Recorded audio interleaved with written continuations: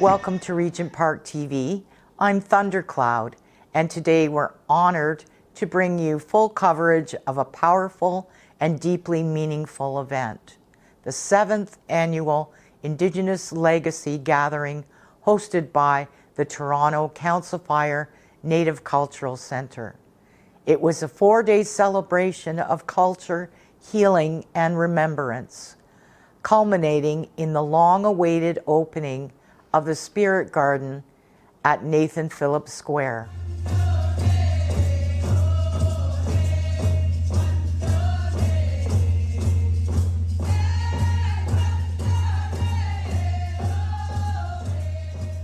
As a proud Indigenous organization, Council Fire has played an instrumental role in supporting Toronto's urban Indigenous communities, including right here in Regent Park. Their dedication to the restoration of identity through ceremonies, languages, and cultural teachings continues to uplift our community.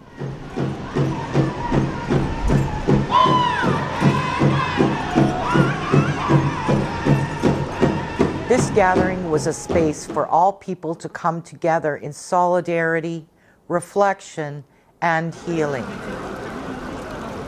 The Spirit Garden, a new permanent space of remembrance, now stands as a tribute to Indigenous people's strength, resilience, and the ongoing journey towards healing.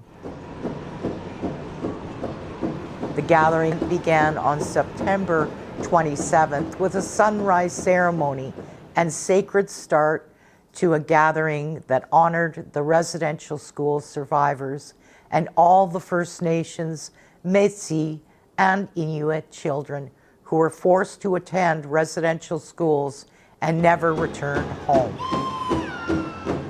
The gathering was a time to recognize the intergenerational trauma inflicted by the residential school system and the ongoing colonial legacy of Canada.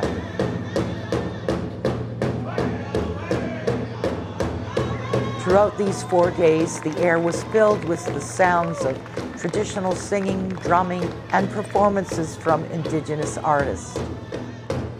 Join me now as we take you through the highlights of this incredible gathering. You'll hear from some of the inspiring voices who were present, and we hope this video serves as a reminder of the importance of truth, reconciliation, and the enduring strength of Indigenous cultures. First, we'll introduce you to the amazing hosts of the Indigenous Legacy Gathering, Ava Hill and Gordon Peters. They guided us through each powerful moment of this 4-day event, bringing warmth and connection to everyone in attendance. Next, let's take a walk through the Indigenous Marketplace, a vibrant display of art, culture, and community. Here, Indigenous artists and artisans showcase their talents, offering everything from handcrafted jewelry to beautiful paintings. Alongside them, supportive organizations provided valuable resources and services to Toronto's Indigenous community.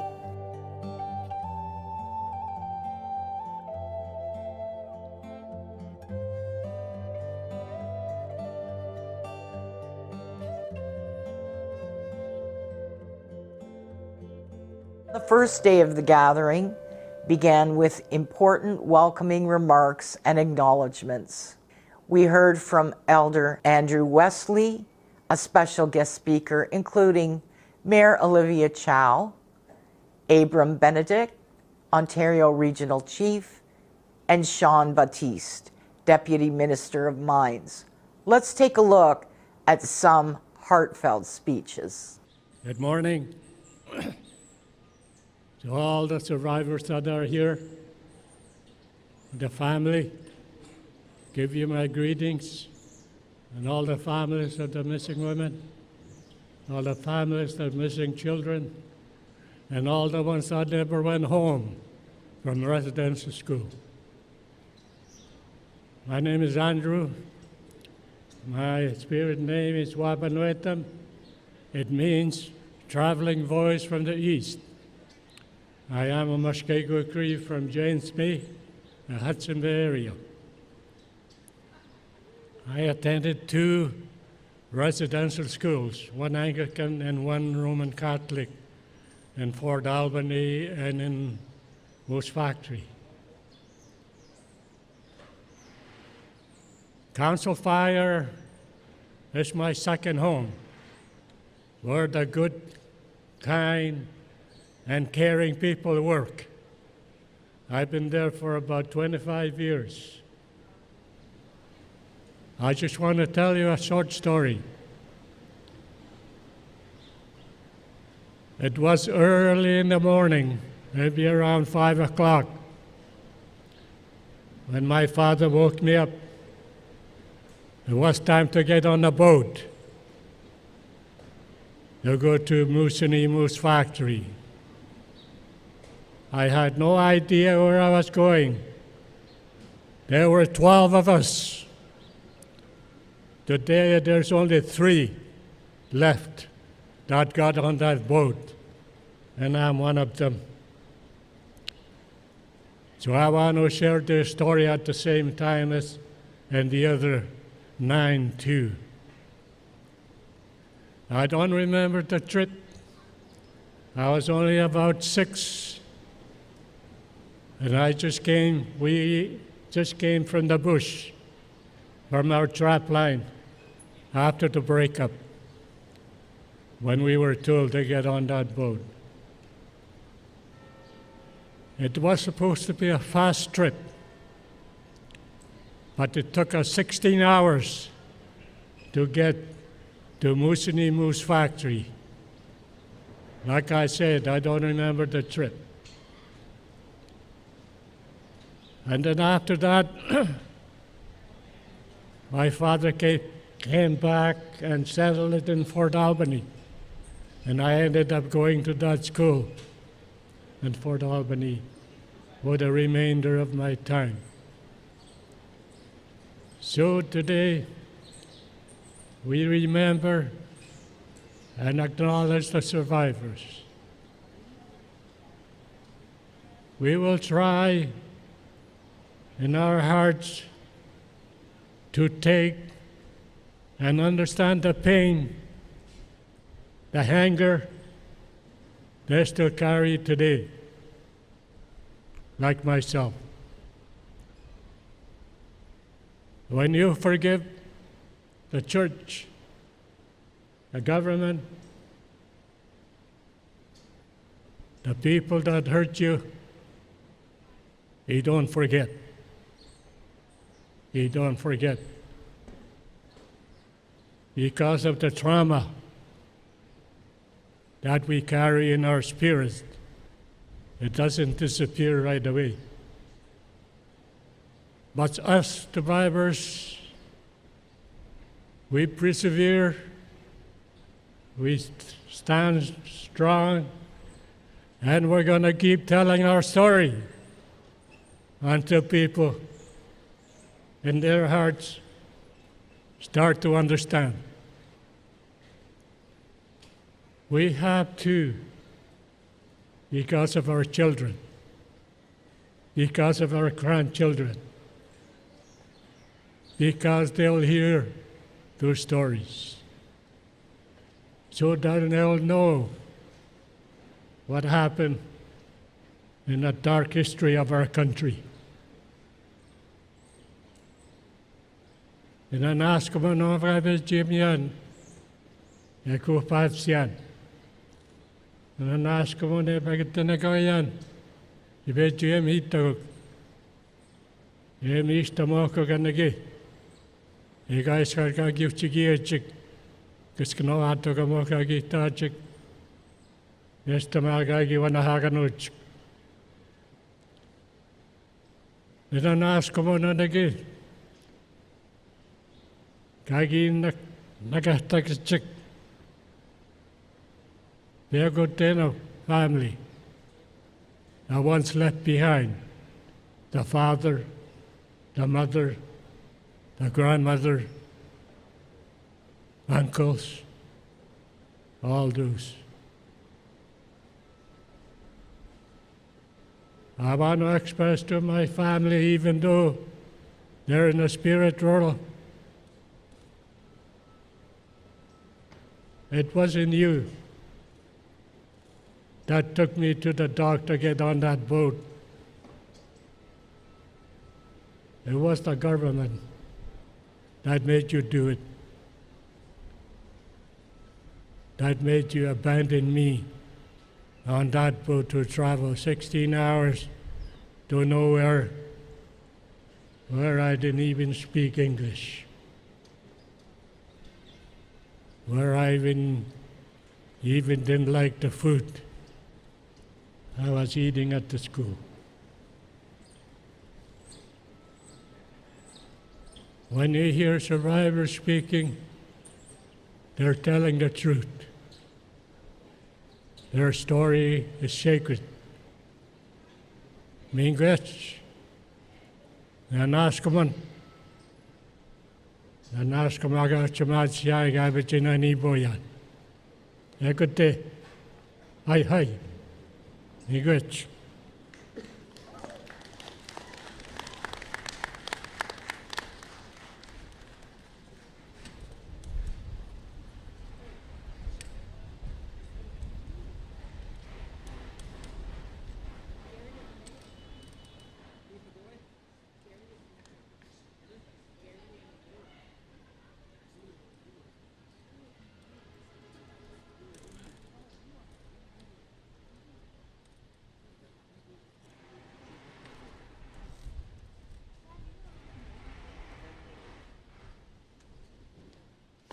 Sorry, we're getting confused as to who's doing what up here already, and it's only the first day. Anyway, we're going to start with a couple of speakers. Our first speaker, we'll start with Mayor Chow, Olivia Chow. She's the 66th mayor of Toronto, first person of Asian descent to serve as mayor, and the first woman to serve as mayor, since the 6 municipalities of Metro Toronto were amalgamated into one. So. I'm not done yet. Mayor Chow, who was born in Hong Kong in 1957, and by the way, Mayor, I visited Hong Kong last year, and it's a beautiful city. She immigrated to Canada with her parents at the age of 13. She has worked as a sculptor, an ESL teacher, and a counselor for new immigrants. She has a lifetime of activism and community organizing, and is a 3-time elected member of Parliament for Trinity Spadina. She also founded the Institute for Change Leaders in 2016, providing leadership training to young activists, and was elected Mayor of Toronto in 2023. Please welcome Mayor Olivia Chow.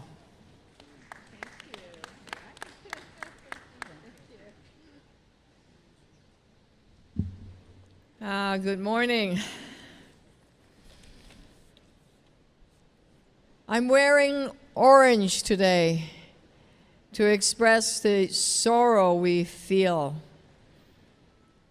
in that terrible history where the government of the day and the church of the day cruelly separated children from their mothers and their fathers.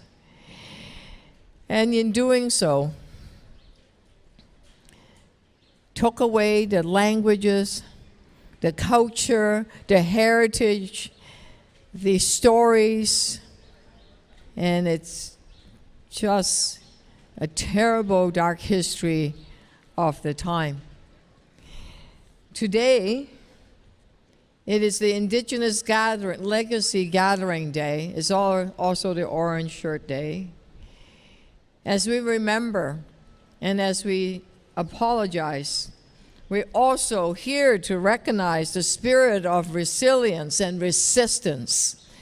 We are recognizing the ongoing struggle for remembrance and reconciliation and justice. And in sharing that history, in sharing the stories, the powerful stories we just heard about a 6-year-old child being taken away, the loneliness, being scared, the kind of suffering, I would think, that they experience. But by reclaiming that history, by reclaiming the heritage and the stories and the culture, the rich, rich history, and by sharing it with all of us, we have so much to learn. And we are so fortunate to be able to share in this space as we all come together and experience the many diverse First Nations, Inuit, Métis cultures, traditions, and artistry. And by doing so, it's making Toronto a more dynamic and vibrant place. And we are very proud to welcome this gathering at Nathan Phillips Square. And thanks to Council Fire's leadership, Toronto, as you hear, will soon have a permanent memorial and Indigenous cultural space to honor those impacted by residential schools. That space is behind us, where we're going to formally unveil it on Monday. It's the Spirit Garden. And we're going to do the opening at the National Day for Truth and Reconciliation. And I'm here today, of course, but also will be there on Monday to stand in solidarity with all the residential school survivors, their families, their communities, and to welcome them and others to the new Spirit Garden. It's a place for reflection, cultural celebration, and spiritual ceremonies, and open to all seeking connections and understanding. I want to acknowledge and thank the staff from the Toronto Council Native Culture Centres, the elders, the knowledge keepers, the water carriers, the fire keepers, and I saw that at the sunrise ceremony, for gathering here this morning and throughout the weekend as the 7th annual Indigenous Legacy Gathering unfolds. So thank you for joining us. Hope you keep coming back. And I can't wait to experience all of it with you. We know there's so much more to be done, whether it's building more housing, supporting art and history and storytelling. There's so much we can do together. I'm here to learn, to celebrate, and as I commit to working with you and for you, with the community, as we continue our journey towards justice. Chimigwich, thank you for allowing me to join in the opening of the Indigenous Legacy Gathering. Thank you.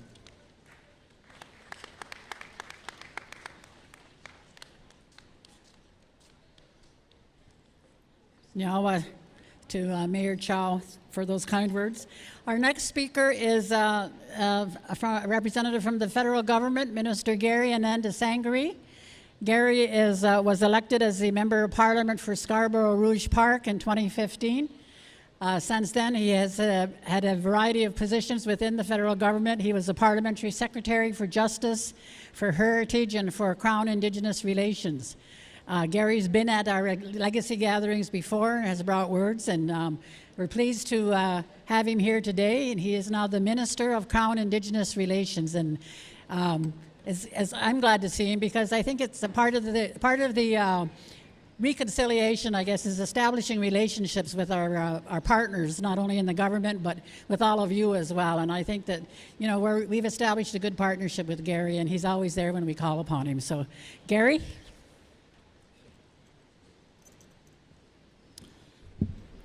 Thank you very much, Eva. I want to, first of all, acknowledge the beautiful ceremony that took place, the sunrise ceremony that took place this morning. And I want to acknowledge everyone who was part of that. I want to thank Elder Andrew Wesley for sharing his personal experience of residential schools and his remarkable work. I want to acknowledge the Chiefs of Ontario, Grand Chief Abraham Benedict, who's here, as well as, of course, Mayor Chow, as well as our provincial colleagues. This is a very difficult week for many in this audience. Many have carried the legacy of residential schools either as a survivor or a descendant of a survivor. The intergenerational trauma caused by residential schools still impact communities across this land.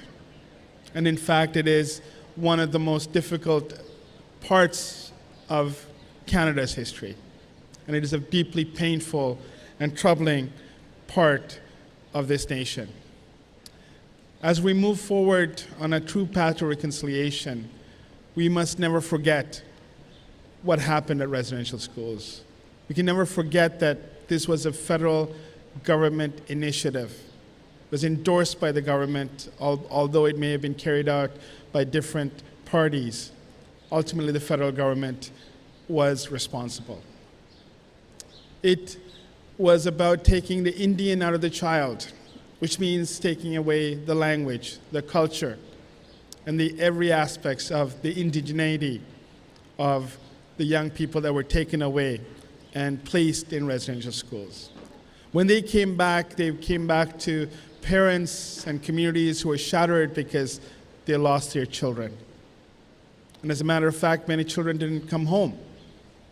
And the real truths are coming out today as we see findings in many parts of Canada. The Truth and Reconciliation Commission's report cited over 4,000 children who never came back. And that search has just begun. So as we move forward on this path, we must be centered on the notion of justice, making sure that we seek the truth, help with the healing,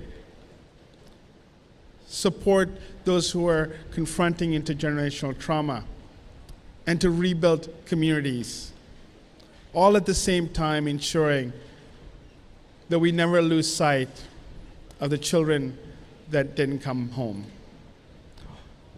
This Monday, we will mark the National Day for Truth and Reconciliation. It is a federal holiday, but it is a day in which I hope that every school in Canada reflects on our individual responsibility towards reconciliation, that we support our neighbors and those in community who are struggling with this day.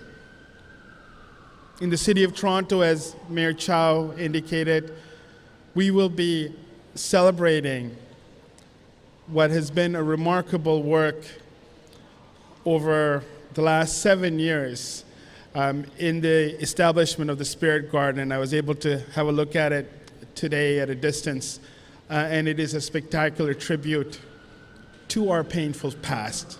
So I want to thank everyone who's been involved in this project for many years.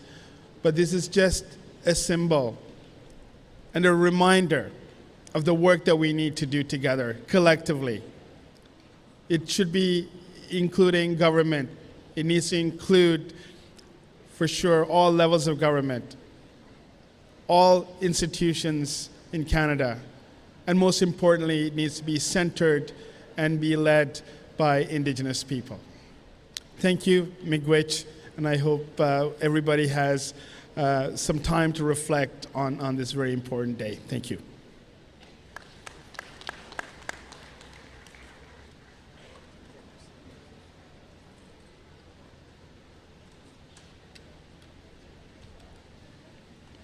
Thank you, Mr. Minister.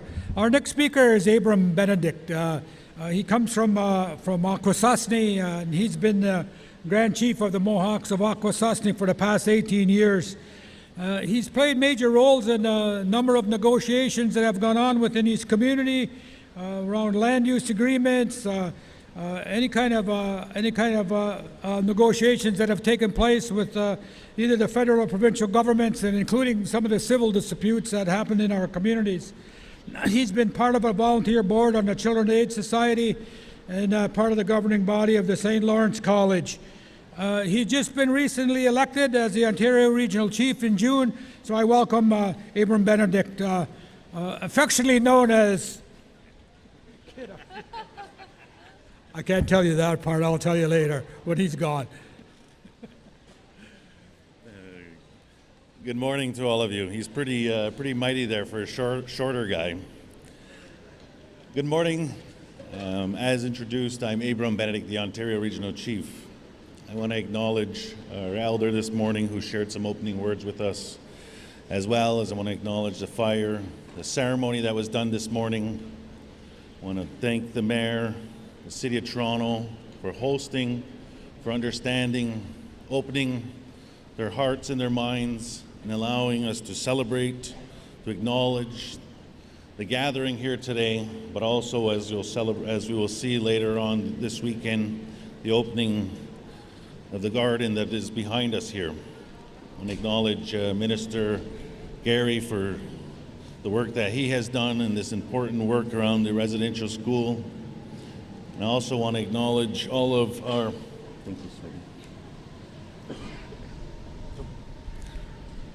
and most importantly, I want to acknowledge all of the survivors and their families that are here today, and those that will join through the weekend to share, to acknowledge, to also bring about stories that are not always of the best, but is important. And I know that some of the previous speakers have spoke about the work that has been done and the work that continues to have to be done in moving forward. As we close out this month of September, there's one thing that always stands with me, and the little one that is here is my little one. And last year was her first year of school.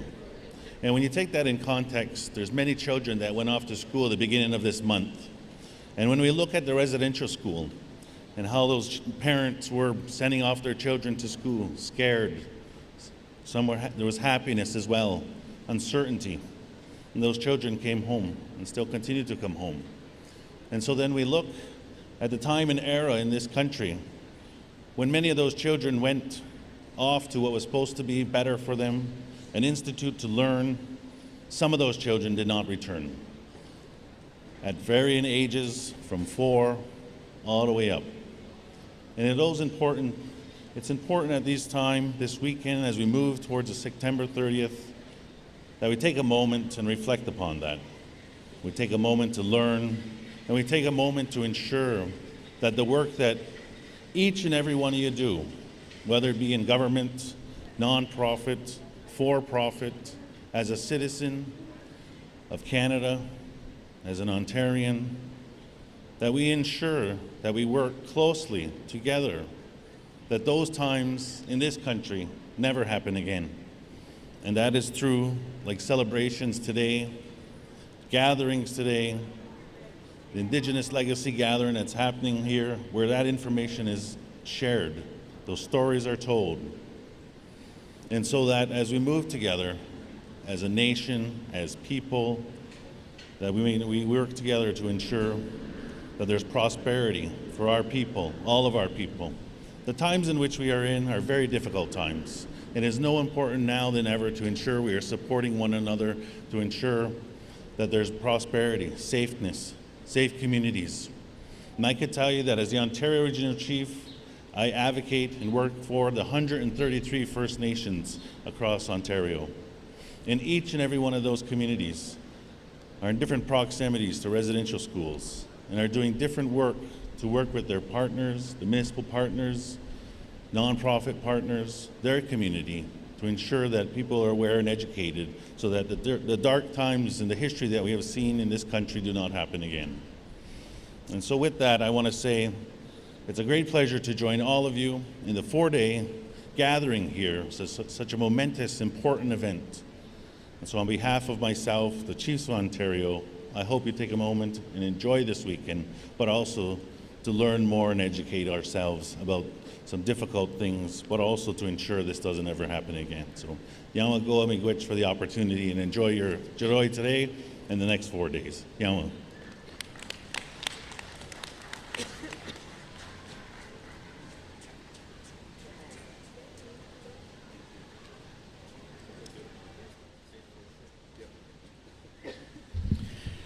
Thank you, Mr. Benedict, for those words. And I'm going to introduce our next speaker this morning. He comes from Tachiwan First Nation, and he's been throughout most of his career. He's been directly involved in policy and negotiations. He's been the executive director of Waban Tribal Council for about 20 years or so. So got to work with him in his early career. He joined the Ontario government in 2018. He became the Deputy Minister of Indigenous Affairs. And just recently, he has been, transferred over to the Deputy Minister of Northern Development. I was trying to throw mines in there, but there's no mines in there today, just Northern Development. And then he became Deputy Minister of Mines. So he's been in government for a while. He's moved around a bit. He's been a strong advocate for our people within the government, and he continues to be able to do that work that he started with Waban Tribal Council to ensure that we are able to make the kind of changes that we want. So, Sean Batiste, Deputy Minister, Ministry of Mines.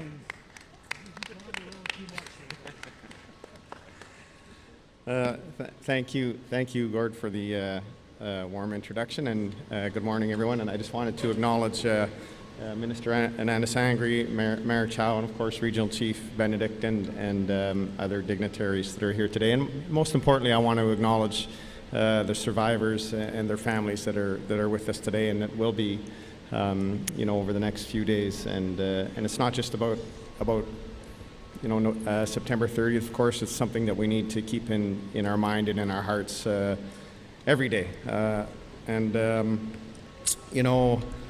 As Gord said, he wouldn't mention it, but I have to say it. I am now the Deputy Minister of Mines, actually, but of the former Deputy Minister of Indigenous Affairs for 5 years. And I did come into the provincial government actually in 2016 to work in and advocate, making sure that the lens for the, and perspectives of Indigenous people and First Nations were at the highest level in government as a Deputy Minister, first as an Assistant Deputy Minister.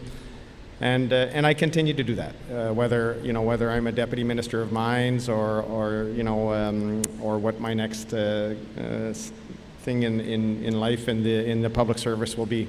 And I just want to talk a bit about, the public service and my role, and of course my colleague there, many of you will know as well, Deborah Richardson, who is now the Deputy Minister of Health, which is a great position to be in for an Indigenous person and carrying our message forward. But we have about 65,000 people in the Ontario Public Service, providing various levels of services into the communities. And this lens, of truth and reconciliation, what's happened in Indian residential schools is something that we put forward in our Indigenous cross-cultural training, and making sure that it's not just a point and click thing. You actually have to interact with others, and I myself have taken it. And, it's the start of a journey. We always encourage, or certainly I encourage, people to get out there and do more and come to events like this where they can learn from and speak to survivors. But over the past few years, we've had this event, an OPS-wide event, virtual, which really helps, of course, where we've started with 1,000 or 2,000 people online, and it's increased every year. Every year we've set records for virtual attendance in any Ontario Public Service event. So this year was no different, and I was very surprised and happy to see that we had over 13,000 Ontario Public Service employees attend that event. And for those of you that watch the media, we all do, I suppose, to a certain extent, it seems that the discourse around this is becoming more and more about disbelief and did it really happen and did all of those things happen, and people are forgetting. And a good example of that is we had Phyllis Webstad, who of course is the reason why we wear orange shirts today. And some of the messages I got back from from some of the people is, she's still alive. They couldn't believe it. They thought that Phyllis Webstad had long since passed and was a distant memory, just like Indian residential schools in their view. So, of course she is. It really wasn't that long ago, that the last residential school closed today, and that we are still feeling the impacts of it. I did not attend residential school, but I can tell you that it has impacted me. I don't have my language. I'm lucky enough to be able to get out on the land and practice some of my traditional practices and cultural teachings from my dad, who is among the last generation of language speakers in my community, the Tatchwan First Nation. But that's the impact that and the legacy that it's left behind. So it's real. It exists, and we need to keep it alive with this events like this. And I'm so happy to see my friend Andrea sitting there, and want to congratulate and acknowledge her too in the work that she's done to make sure this doesn't go away. And when I met her, I met her a long time ago, I should say. But when I started to work with her in her capacity and my capacity in the provincial government in bringing this dream to life 8 years ago, it was just a concept that she started to bring some funding towards, and finally will be a reality this week. And it's unbelievable the work that her and her team has done, and I'm sure we'll celebrate that a bit more on Monday. But I just wanted to maybe end with that and say miigwech.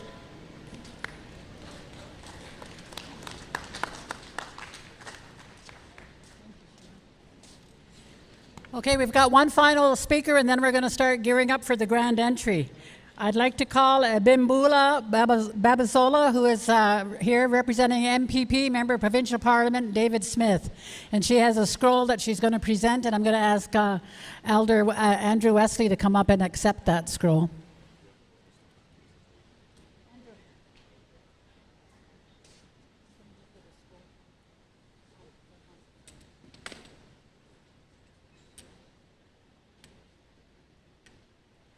Good day, everyone. I'm representing Member of Provincial Parliament, MPP David Smith for Scarborough Centre. Is the Chair Standing Committee on Government Agency. He sends his regards because he takes matters of the Indigenous community seriously, and he said you can reach out to our office for anything. So I'll read out the scroll. It gives me a great pleasure to congratulate Toronto Council Fire Native Cultural Centre on its 7th Indigenous Legacy Gathering and opening of the Spirit Garden. As the MPP of Scarborough Centre, I commend your unwavering dedication to truth, reconciliation, and healing through the teachings, learning, and shared experience of Indigenous residential school survivors. The Spirit Garden opening is a significant milestone, offering a space for remembrance, reflection, and growth. As we honor the survivors and their families, your effort continue to inspire a deeper understanding of the Indigenous legacy and the path forward in reconciliation. One of the most touching moments came when Grandma Renee Thomas-Hill reminded us that love is the most powerful medicine. This was followed by the soul-filled drumming of All Nations Junior Drum Group, grounding the gathering in ceremony and tradition. You have given away your power, and you are blaming other people. Stop it. Stop it. You have that power right here. That's why grandmothers would always go like this. That says a lot. That says a lot. Learn how to take back your power.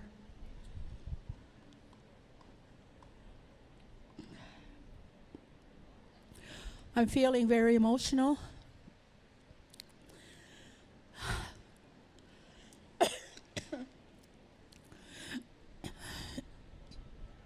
They're reminding me,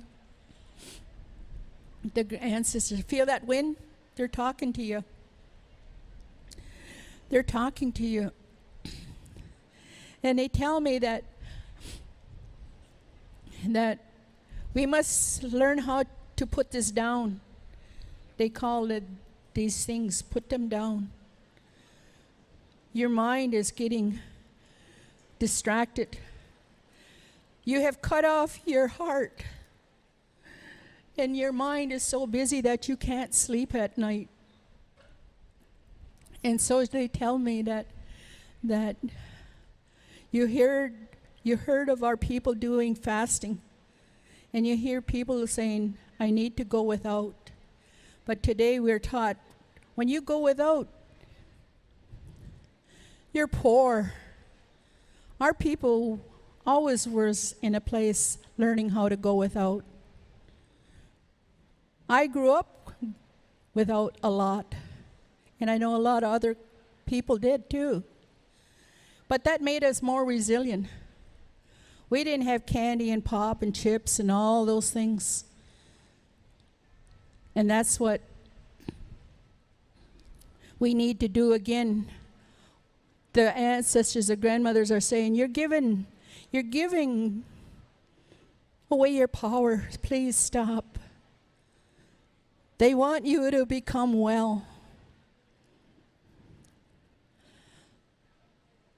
In our lifetime, we are given many, many miracles.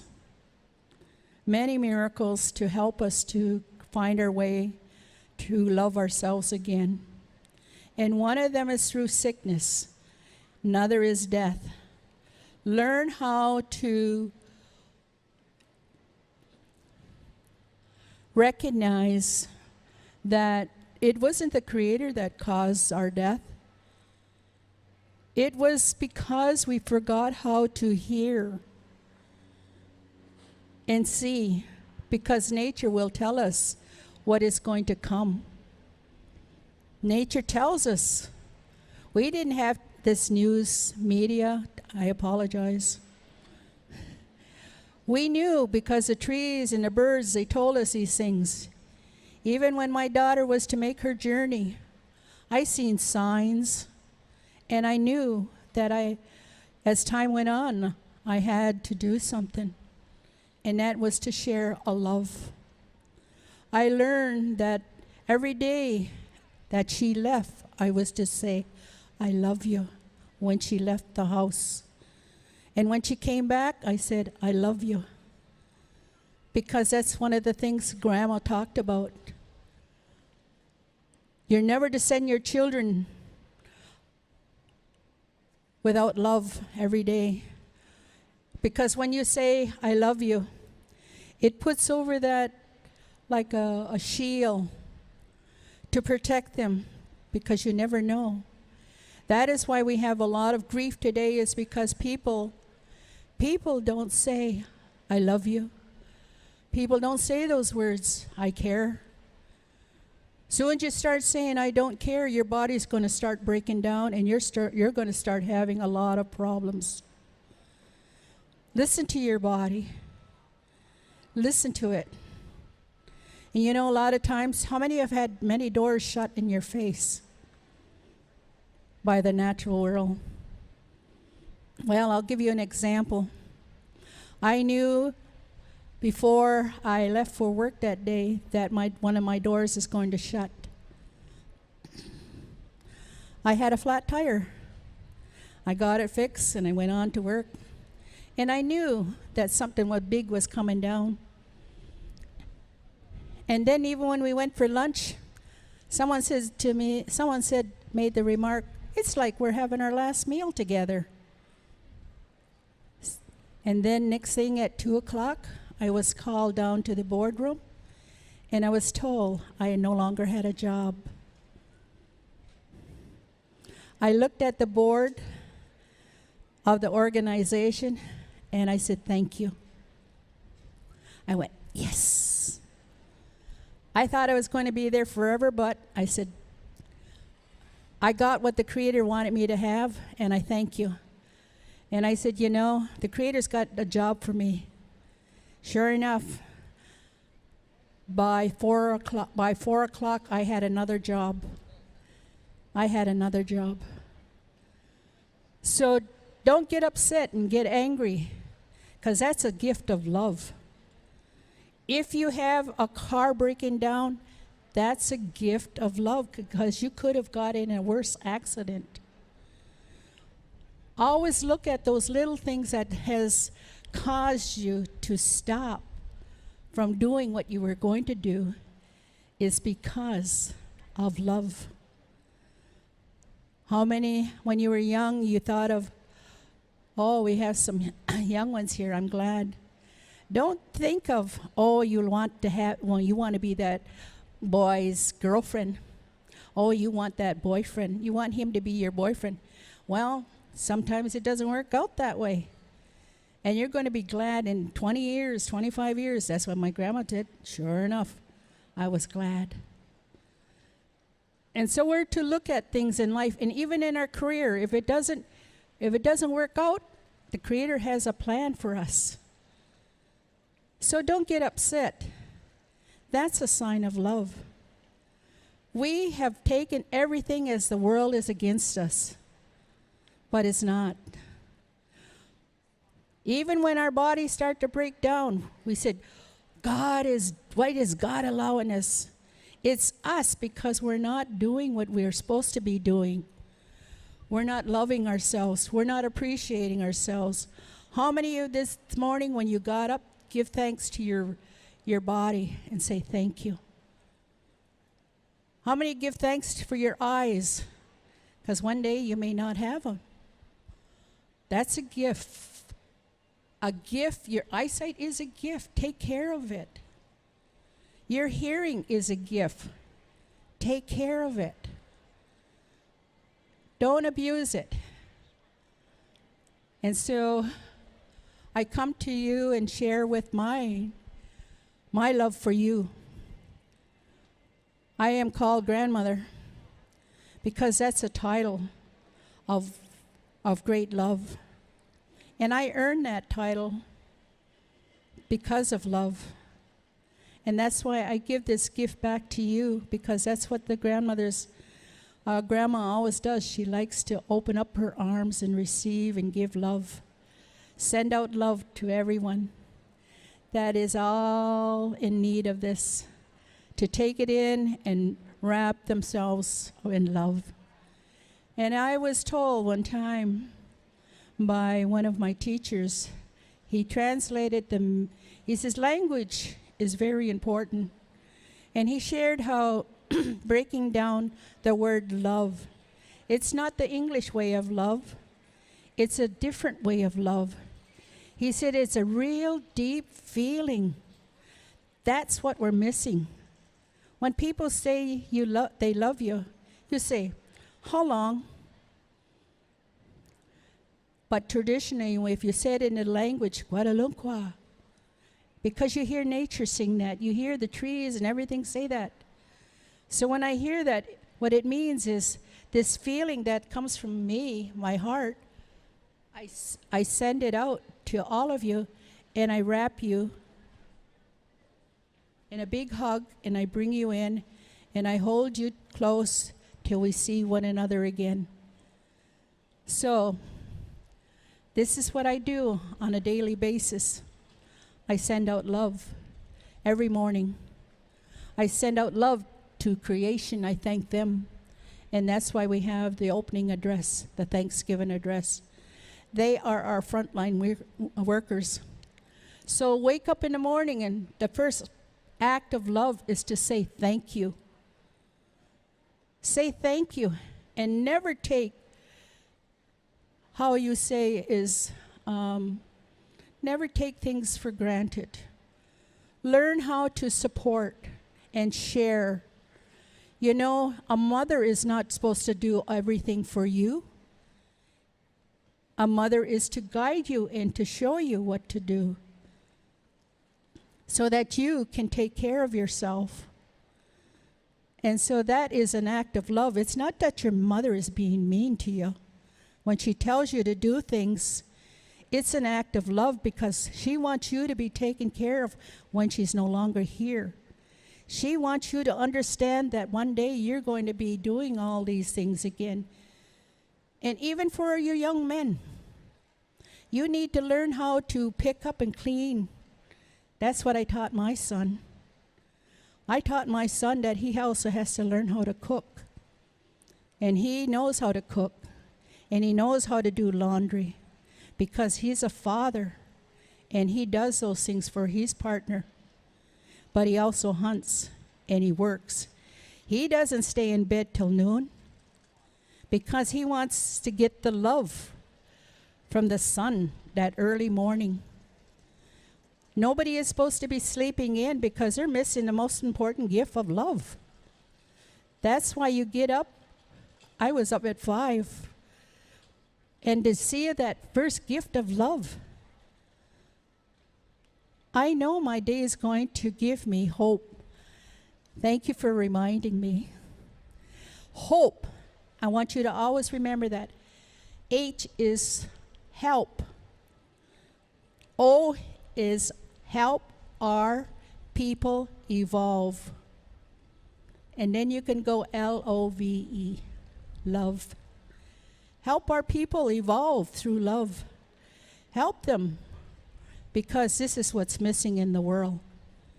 This is what's missing because we have lost a lot of ethics, principles, and values. This is another gift that was given to us. How many heard the word respect? Yes, that is the greatest gift you can give anybody. But you know what? My grandma said it is the greatest gift you give yourself because you're respecting a very sacred gift. That's you. That's you. You're special. So today, enjoy because they're always speaking to you of love. And sometimes when I feel down, I know the wind will come and muss my hair all up. It's like my grandma says, come on now, you'll be okay. And I say, oh, Grandma, push back my hair again. Then she moves it around again. So there are many gestures of love. So another one is being in mud. How many play in mud? Oh, I'm glad. Good, good. What about the adults? All right. You need to get back into that mud. People are paying a lot of dollars now just to get a mud bath. When traditionally, you had water and earth. So you have water, you have mud, and then you get your feet in it, you get it between your toes. Oh, how many got stuck in mud? I did too. What's that sound when you were walking in the mud? Wasn't it? That was Mother Earth sending you love. And it was like she wrapped you. You know, every kid, you'll see that, how kids just run to the water, run to the mud, because they know that's a gift of love. We forgot it because we were taught to be prim and proper, and you don't do those things. But I'm glad your instinct says, come and play with me. And so you go and play in the water, you go play in the mud, and you go rolling down the grass. That's love. All those things are love. So there's much, much more on the language of love. But love is in our ceremonies, in our speeches. Love is to be in our language every day. So it prevents guilt and shame. So I have been taught to start my day off by saying thank you, and I love you, and I appreciate everything you're doing for me, son. I talk to them like they're my family, and to the grass, to the Mother Earth, I say thank you. And I say thank you to all of them because they make me feel good. They make me feel better. But most of all, they help my grandmothers become love again, to feel love and to know love. And so, is there any questions? I'm going to ask if there's any questions. Just come on up and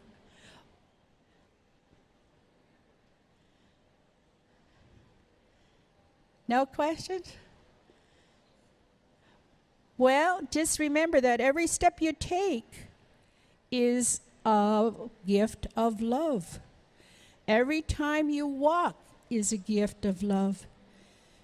Because if you stop crying, you're going to have health problems. And we have 13 moons, and I'm going to go, okay, I want you to count with me. If you don't cry, you're going to have health problems. So here's one. 1, 2, 3, 4, 5, 6, 7, 8, 9, 10, 11, 12, 13. So if any of those parts are aching or sore, that is because you are not releasing the greatest gift of love for yourself, healing. So learn how to let your waters flow. And my grandma would say, when you go to the toilet, do you save your crap? No. So what are you doing to yourself? Why are you saving your crap? Learn how to flush it and let it go. Because we are human, we are sacred beings that we're not supposed to be holding on to anger. We're not supposed to be hurting other people. And this thing called war, that's not us. That's not who we're to be. So let's at this time pray for, just put our hands together, rub them, and put them open. And from that, we send out all our love to all those that are in need of our prayer, support, guidance, and healing. And we send it off to everyone. If we do that on a regular basis, you know what? We're going to put down a lot of fear, and we're going to rise the gift of love to the people again, because that's what the wind just came to take and carry to all those that need of love and kindness again. So as a grandmother, I care. Take care. I'll see you soon. Oh. We're actually in the first part of our session this morning. We've had our grand entry. We've done our honoring. We've heard from people who have been part of the Spirit Garden. We've heard from the architects that help bring the designs to life. We've done a lot of things already this morning to be able to get us started. So before this drum starts this morning, I'm going to ask each one of them to introduce themselves so you know who they are and you know where they come from. Ani Bojo, Jaden Dishnakaz, Wikwemakong, Donjaba. Hi, my name is Jaden Wemagwans. I've been singing with All Nations Juniors for about 10 years, rocking and singing on the Power Trail. I'm happy to be here. Thank you. Bonjour. Malachi Debutch, been singing at All Nations Juniors, one of the lead singers here for about 10 years, along with Jaden and a lot of these boys. So, yeah. Oh, bonjour. Name's Kaylin Boucher. Aho. Dante Toya Amu na business sigasun Kihun Creation Otinia. Hello everybody, my name's Anthony Gladue. I've been singing for about 5 years now with All Nation Juniors.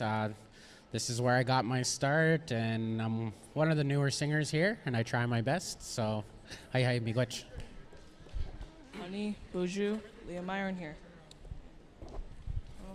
Ani, Kinawea, Dakota Myron. Ani, Joey Myron. Aho.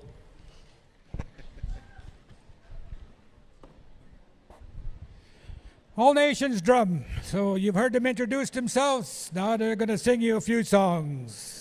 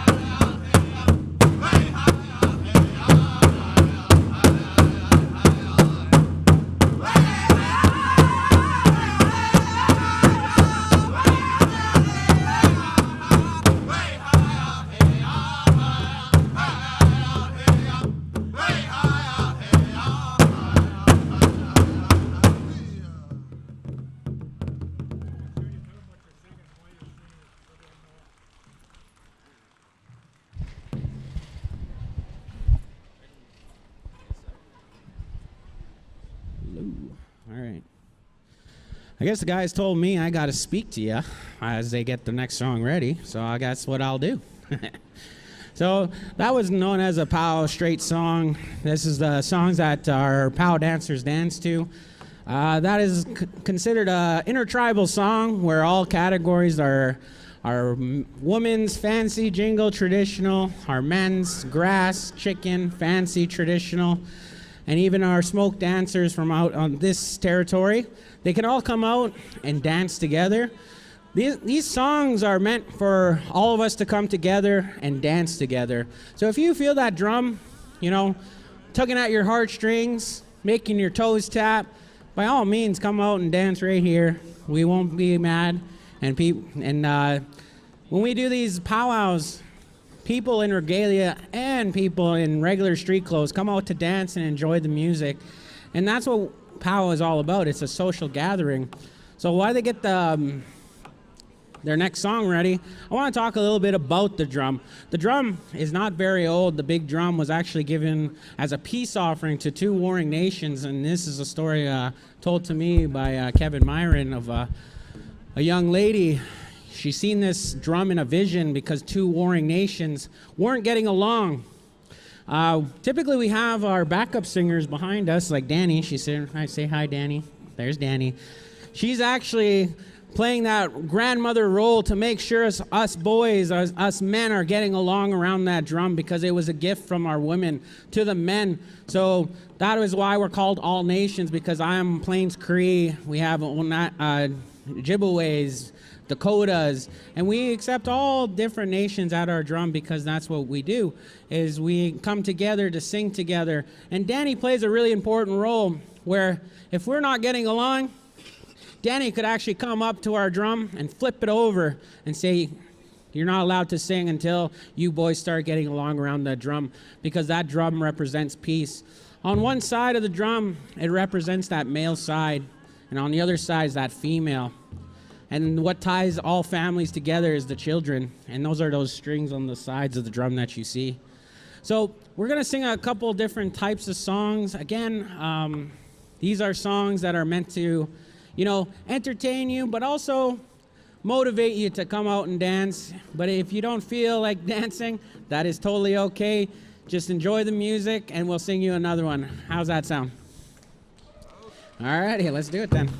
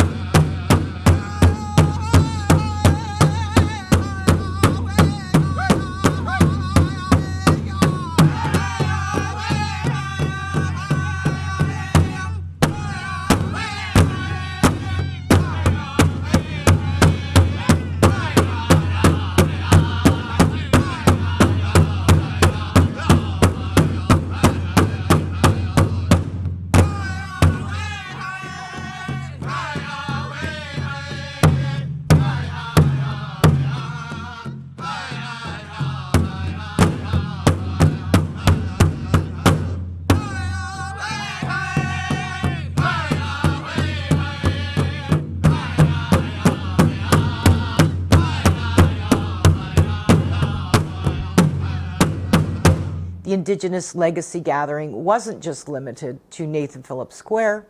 The event also streamed to York University for the closing of the Urban Economic Forum, where Dakota Brant delivered a moving talk on Dish with One Spoon, reinforcing themes of unity and shared responsibility. Toronto is an Indigenous word, for those of you who are not already aware of that. In the Huron and in Iroquois languages, it's the same word. So in Huron, it's Aderundo, and Mohawk, which is very closely related to the Huron language, which is my language, Mohawk. It is the same word, Aderundo. So in a place, it refers to submerged trees. That's what it translates into. So a place not too far from where we're standing today, we're standing on the shores, in the northern shores of Lake Ontario. Not too far from here, there's two stories around the origins of this place name, and one is that there is a very special place along the shore of Lake Ontario that when you go there, there used to be a giant tree where it was submerged in the water, and it was a very special, very sacred place. And so that is one version of this story, of this name. The other version of this name refers to fishing weirs. So archaeologists over the years have found all across the northern shore of Lake Ontario in this area here, giant fishing weirs, which are essentially like long sticks that are placed all around in circles that would serve as a form of being able to catch fish. So fish would swim into these weirs and they wouldn't be able to get that out. So that was a way of fishing for the Huron people in this area. So another way that you might say that is alderundo, a submerged tree. And it's another word for a weir in the Huron or the Mohawk languages. So you might say that this place is also the place of the fishing weir, or the fishing weir people. The people here were known for being fishermen. Also not too far from here, there is a story. In English, we call it story, but for us, it's our history. It's something that happened a long, long time ago. Not too far from here, we had a gathering of the leadership of many, many distinct nations from the north, from the south. If you look at this area on a geographic map, if you're not familiar with this region of Ontario, perhaps those of you online, maybe you're not from Canada, but this part of the world is known as the Great Lakes. And not too far from here is a land bridge between Lake Ontario and Lake Erie. So my people are sort of, our home today, the Six Nations of the Grand River, is positioned exactly between those two lakes. So Lake Ontario is kind of due east to us, and Lake Erie is due west. So between those two Great Lakes, these are inland seas. They're very, very large. We don't play around with the size of our lakes around here. They're great for a reason. But there's this land bridge between the two. And when you think pre-contact, before trains, planes, automobiles, this land bridge between those two Great Lakes, that's the only way you're getting around, north and south. The only way you're getting around.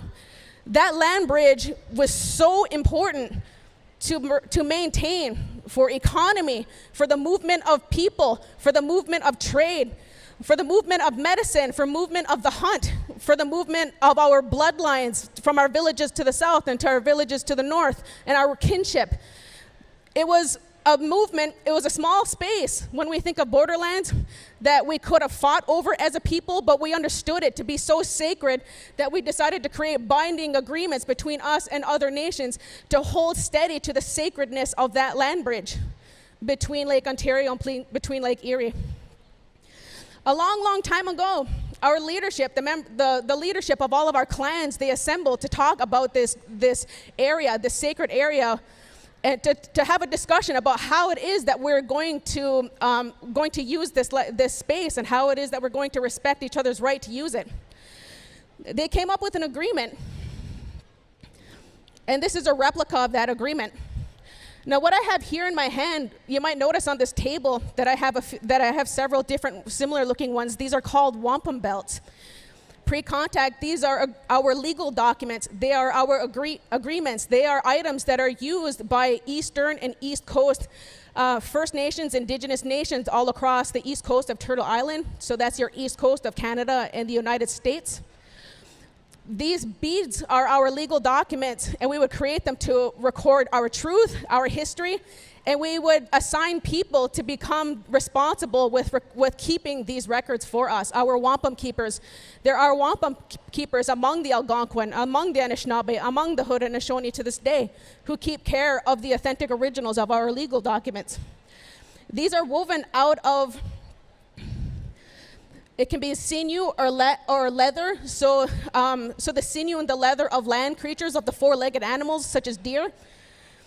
And then the beads that are created out of quahog shell and whelk, which is an ocean creature, an ocean clam. And so we make our original belts out of this beautiful, distinct shell that's made out of white and it's made out of purple. And that's where we get, or in the language we might refer to them as black and white, but that's where we get these distinct symbols or these distinct colors to make our legal documents. So a long, long time ago, going back to this idea of this land bridge and trying to keep sacred that space from the north to the south, instead of disagreeing with each other, we had our chiefs and the heads of our clans come together and come to a consensus, and they came up with this legal document here. What they did in those days, they say that those leaders, the heads of those clans and those nations, they got together and they created a great circle, a great council. a great circle. And at the very beginning of that circle, they created, today we might call it an exercise, a teamwork exercise, we might think of it as today. But what they did is they took a bowl that you see here in this belt. They took a bowl, a physical bowl, and inside of that bowl had a great meaning and representation to it. This bowl represented all of the things that we needed. So you're thinking about the land, you're thinking about the water, the trees, the medicines, the animals, the things that we need to live a good life, that the Creator gave us as gifts so that we might maintain a good life. And all of those things are represented by that bowl. And inside of that bowl, that leadership, they put what in those days they would consider like the most precious food. So you think today, well, what's a precious food today? You might think, oh, you got your caviar, your beluga whale, your beluga caviar, or something like that. Think about like the most precious, expensive. You go to a 3-star Michelin restaurant. What's the most expensive thing on the menu? In those days, for us, it was the tail of the beaver, a beaver tail. If you've ever seen a beaver tail, it's actually like almost pure fat or pure fat. It's a very high fat part of the animal. And because it's high fat, in those days, it's considered very precious, very, very, very precious, very expensive form of meat. And so they took that meat and they put it in that bowl. They chopped it up, put it in that bowl. So now what you have in front of you is a bowl representing everything that is precious, and inside of that bowl, everything that's precious within it.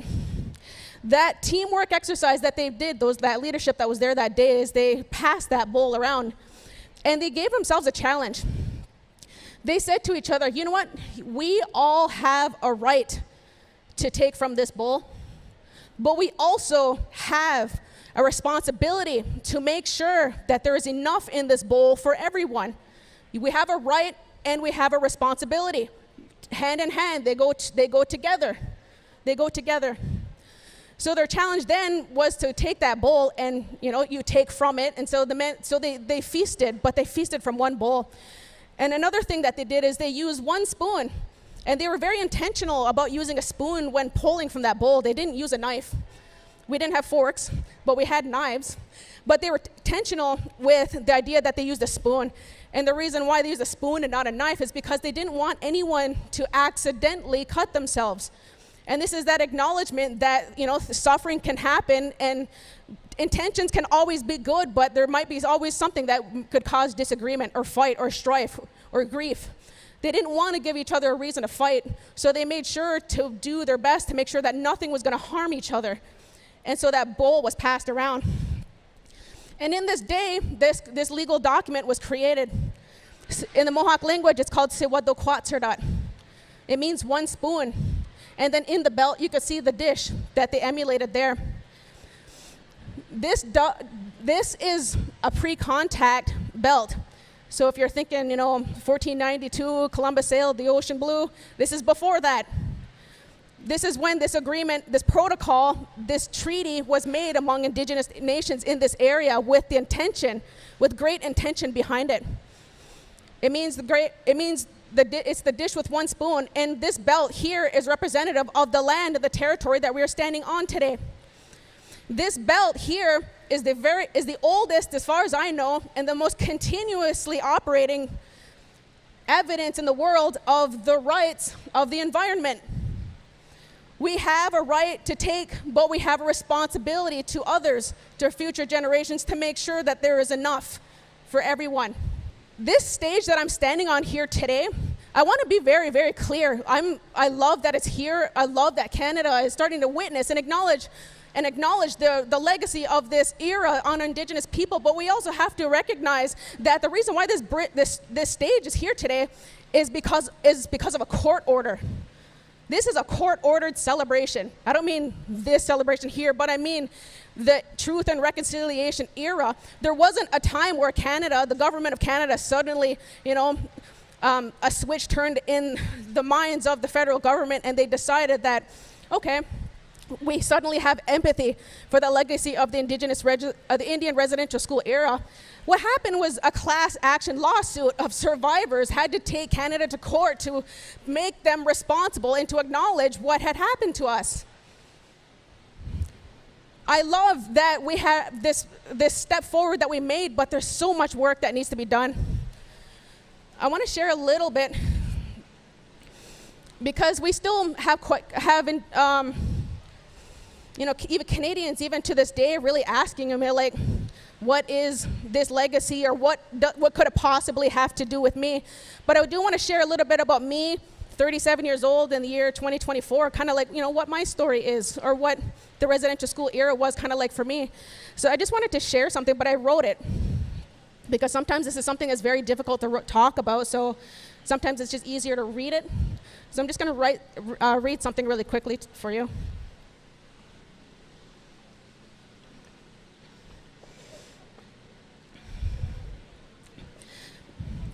So my Dodas, my grandparents, Adokta Gahan, Jim Paulus, my mom's dad, and Ellie Brant, my dad's mom. They were survivors of the Mohawk Institute, aka the Mush Hole. They aren't just survivors, they are the reason that we're living. They are the reason that I'm standing here today.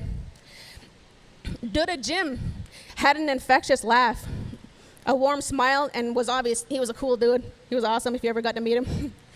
Behind that bright smile that he always had was a little boy who was molested for years and ran away 3 times from the mush hole. His abuser was found guilty posthumously and would never spend a day in prison. His early relationship with his own mother broke down because he told her, my grandma Leah, about his abuser, but my grandmother didn't believe him. She carted him back off to school. Because you see, in the 1940s, it was impossible for a man or a boy to be raped. It's just something that didn't happen. It was a crime experienced only by girls and women. It's impossible for a man or a boy to be raped. That was a crime. His school days were spent in the gardens, collecting apples and eggs for the school to sell, for which he received no payment, but was once beaten within an inch of his life for eating one. He was entitled to 2 eggs per year, one at Christmas and one on Easter Day. By age 14, he left his residential school, took his grade 8 education, which he would never upgrade, and began his career to become a master carpenter and a construction boss. He had such a high-level grasp of construction and architecture. I can only imagine how far my smart Dura could have made it with his education if he ever felt in his life safe within a classroom. My Mama Ellie, my grandmother, was in the same grade at the mush hole with my Dura Jim. She learned to sew, clean, and polish silver. In the mush hole, an Anglican institution, the girls were threatened with hellfire, trained to be God-fearing and domestic. They say the purpose of these schools was assimilation, but that's not true. There was no aspiring plan to make Indigenous titans of industry or to put brown-skinned women into the boardrooms, except maybe to empty the trash. Thanks to the Anglican Church and to the government of Canada, my mama knew she was constantly being watched, even by God, to make sure that her actions and even her thoughts were God-fearing and not her own. Colonization on the mines was the priority for Indigenous girls in Anglican residential schools. My mama left the mush hole and was married and pregnant by age 15 to my granddad, who was 24 years old. After raising 9 children, she was finally able to take her time to finish school and became a psychiatric nurse. And she was so proud of her education and so proud of the education her grandchildren received. But I realize now that she had no childhood of her own. To my family and community, this is what Canada and the church did. Our children grew up not knowing the love of their parents or how to be a parent. It should come to no surprise today that the majority rating of foster children in Canada today in foster care are Indigenous. Residential schools created dysfunction and affects us to this day. Apologies are not enough if justice is not served. If nothing is learned from history, Indigenous children are not seen for what they are, children. It's important to remember that Indigenous peoples are not experts on reconciliation, or even on the residential school era. During the process of the Truth and Reconciliation Commission, a lot of us, including me, were learning all of this at the same time as other Canadians. The things that happened to our survivors Many of us, we didn't know what happened to our parents, what happened to our grandparents until we were sitting in those rooms during the Truth and Reconciliation Commission's witnessing era and listening to them tell their stories for the first time that they never even told their children. We are as new to this trial and tribulation that is reconciliation as most Canadians are. Do not expect any Indigenous people in your life to be an expert or to give you a firm answer on what reconciliation might be and what it might look like.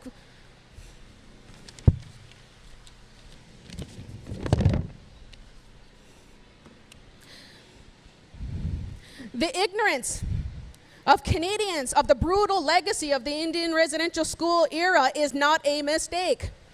It is intentional. Clearing the way for Canada to grow in the era of colonization required an intense lack of empathy for the people that were already here. The easiest way to make an entire population of a country lose their lack of empathy for the kidnapping and industrial genocide of children was to just not tell them about it. And that is why we did not have an education on what this legacy was until there was a court order for it. So going back to this concept that I have here of these profound agreements, this conversation that took place so long ago, it was the driver of nations. It was the driver of economy. It was the driver of trade. And it acknowledged and respected the perspective of everybody who is in and part of this agreement. Everyone has a right, but everyone also has a responsibility.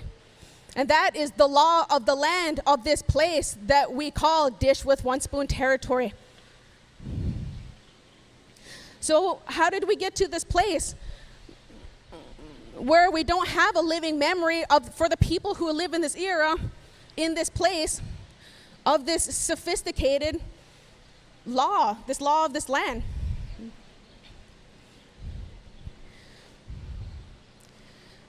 I have a couple of key takeaways that I just want to make sure that you're kind of understanding if you're coming in online.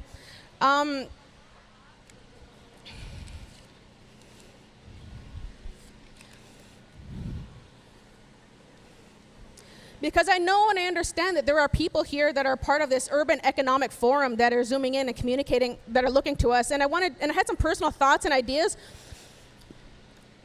when it comes to engaging with the Indigenous people where you come from. And I hope that sharing the story of Dish with One Spoon and how it came to be and how it drives relationships of nations in this era, I hope that interests you into knowing the stories and the knowledge of the Indigenous people where you come from.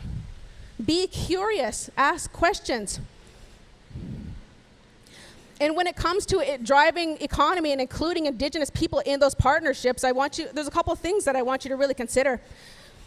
When you're engaging Indigenous people in partnerships, be they for tourism, be they for economy, be they to build the process of reconciliation into that post-colonial era of the country that you come from, ask yourself, are the partnerships that you are trying to build with Indigenous people leading to authentic experiences?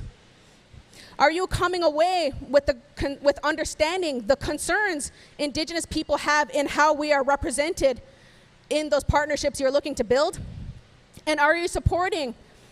And I know a big part of this forum that those of you who are listening in on has to do with tourism and sustainability within the tourism industry. Tourism is huge for Indigenous people. Have you considered supporting Indigenous tourism where you come from post-pandemic? We know in Canada, one of the most difficult industries to come back from COVID, from the pandemic, was the tourism industry. But we know that in Indigenous communities where tourism is basically the driver of community, they were put back 30 years. They're put back entire generations.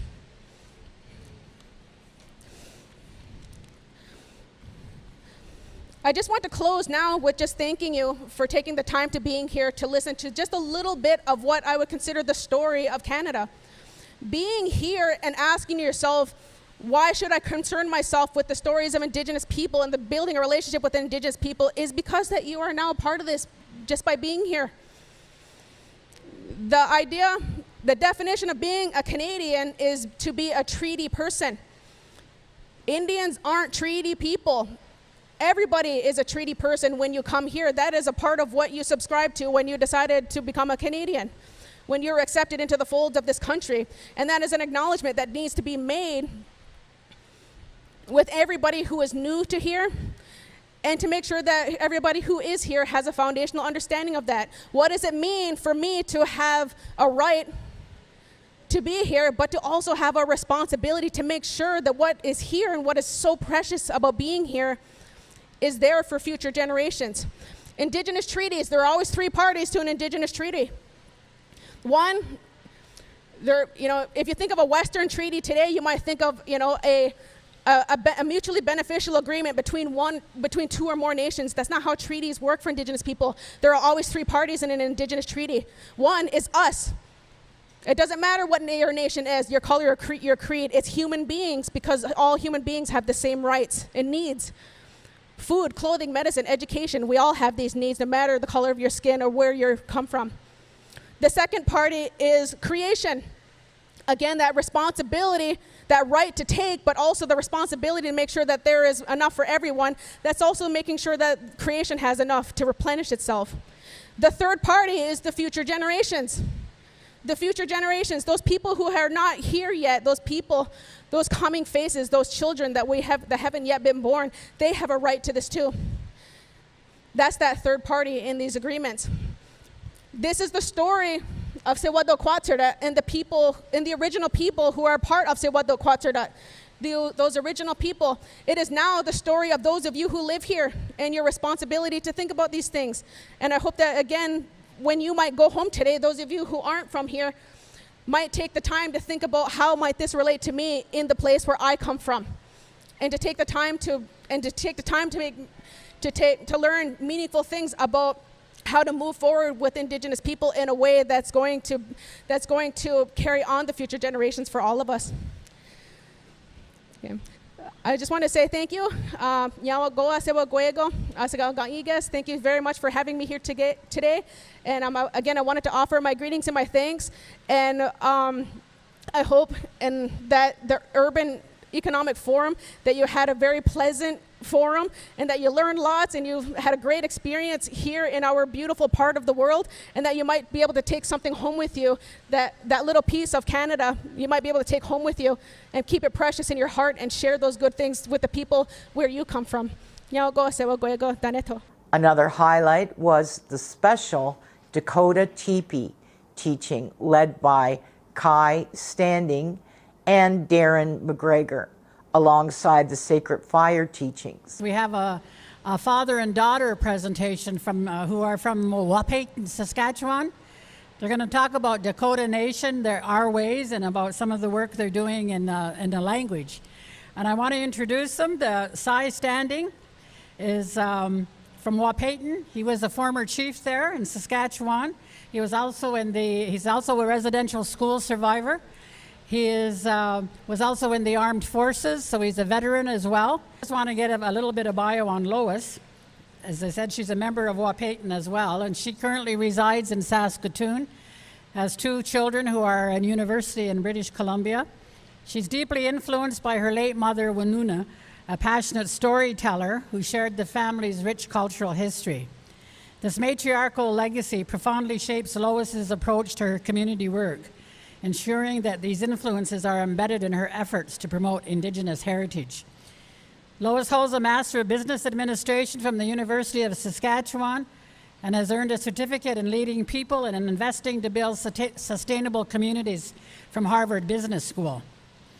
Over the past 5 years, she's been driven by a desire to support her home community, particularly in the area of language revitalization. In collaboration with her dad, as I mentioned, she founded the Northern Dakota Language Group.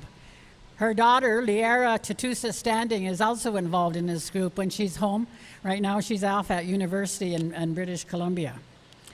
Lois is a dedicated learner. She's also an elected council at the Wapayton Dakota Nation, and she has earned a certificate in Dakota language from the University of Manitoba through online courses, and teaches the language as an instructor at the First Nations University of Canada. So let me introduce the father and daughter duo, Cy and Lois Standing from Wapayton.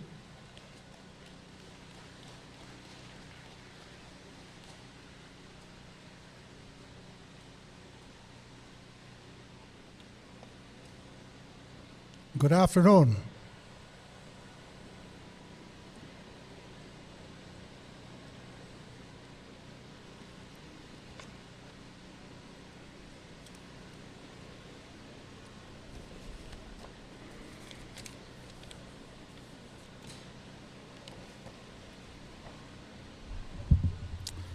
How be talking up? Wakaya naje maki up. I said, all my relatives, I said, Wakaya Naji is my Dakota name. My colonized name is Sai Standing. And I just want to say that Chate Washtea was Napech Yuzapi. And that translated means, with a good heart, I shake all your hands. So I want to start my presentation. I was fortunate and happy to attend the sunrise ceremony this morning, where prayers were said, and we had a strawberry ceremony, and that kind of helped me with what I was going to speak about today. And your theme, restoration of identity through our ceremonies and languages, that's excellent theme. I will cover the area of our identity and who we are as Dakota, Ocheti Shakoi people, Dakota, Lakota, Nakota people, and my daughter, Wichach Biskawi, Lois Standing, will cover the areas of what we're trying to do in our teaching Dakota languages in our home community. So, and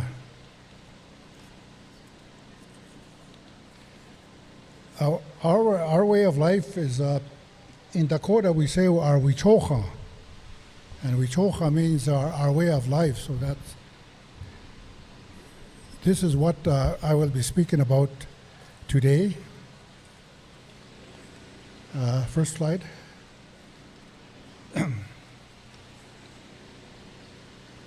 Next slide. Yeah, I'm from Wapayton, Dakota Nation. Next. Yeah, we're just a small group of people. There's only a population of about 600 or 700.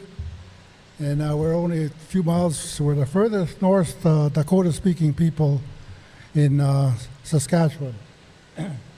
And these are our 7 Oyates, we call it, or our nations. And next slide.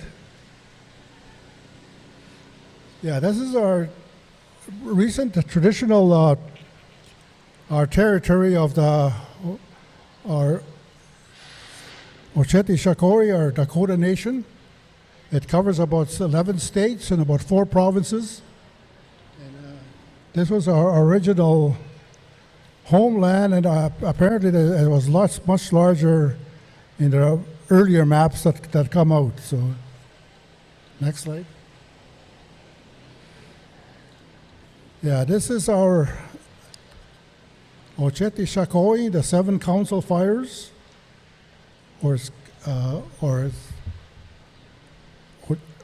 and I'll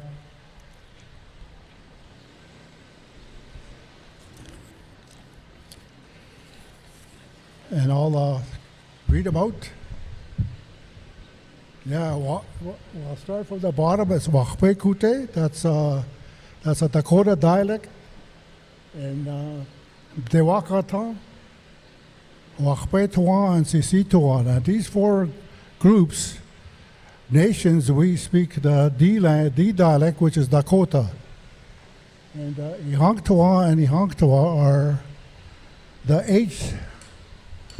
They use the N dialect. This is Nakota.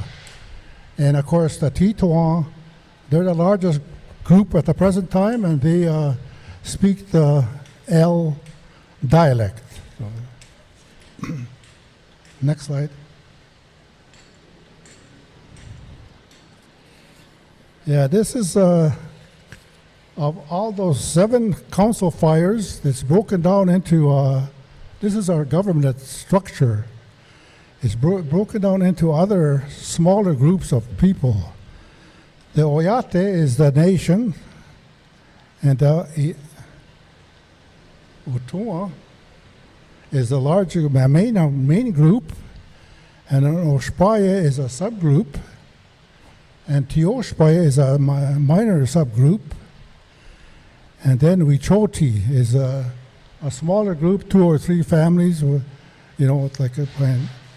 And Tiwahe means 1 household, and of course, Wichasta is the individual, and that's how our governing structure is set up. Next slide. And this is our present day location of our Ocheti Shakoi, or Dakota, Lakota, Nakota Nation. It goes down to Nebraska and way up to the 4 provinces, and covers the Rocky Mountains all the way down to the Big Horn Mountains. In this, and we have gatherings every. Originally, all our 7 groups of people, and we usually meet in Rapid City, South Dakota, because that's the main group of people. And then, and we also have our major language conferences that are held in our Rapid City, South Dakota, and there's one coming up this month. And our Ocheti Shako usually meet in December, also in Rapid City, with all the Oyates that and gather. Next slide.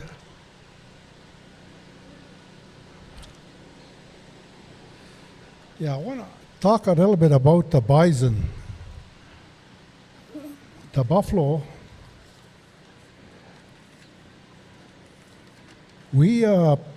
Our creation stories, our original stories, say that the bison and ourselves, the Tatanka, we came on Earth about the same time, maybe thousands of years ago.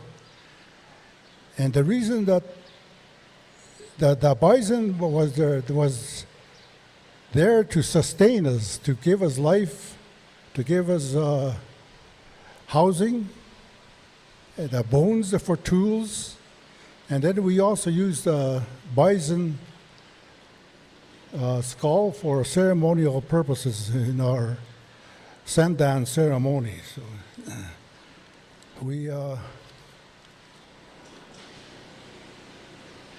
and this is where the bison area is about the same area that our original people lived. And there's many Siouan languages all over the United States, because all the Choctaw and the Cherokee, Osage people, it's all Siouan language, so we're all related, and this it's part of our nation. So, next slide. Yeah, some of our teachings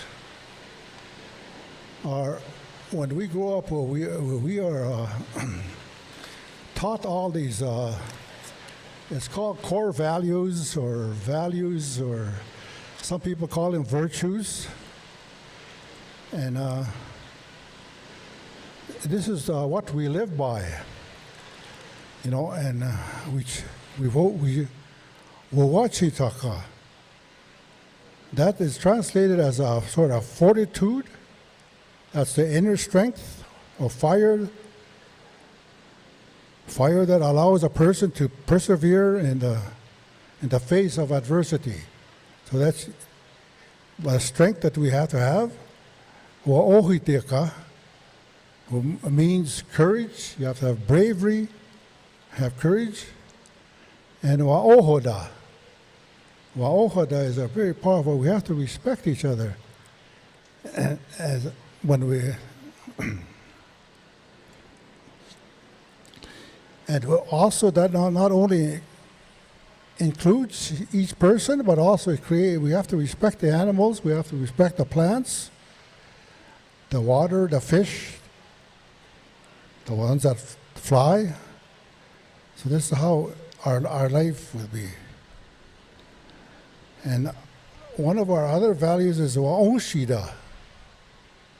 And you have to have care for people. You got to be kind. And this is, and another virtue we have is wa'ohida. That's being humility, being humble. And another one is woksape. That's a person who, you have to have wisdom and ability to make the right decisions. And our seventh value is wa'ohokida. And that means you're generous, you're helpful, you give away possessions, and assist the poor, the younger people, the aged, the elders. So those are the 7 core or 5 values that we as the Dakota people are taught, and this is what we live by. You know. Next slide.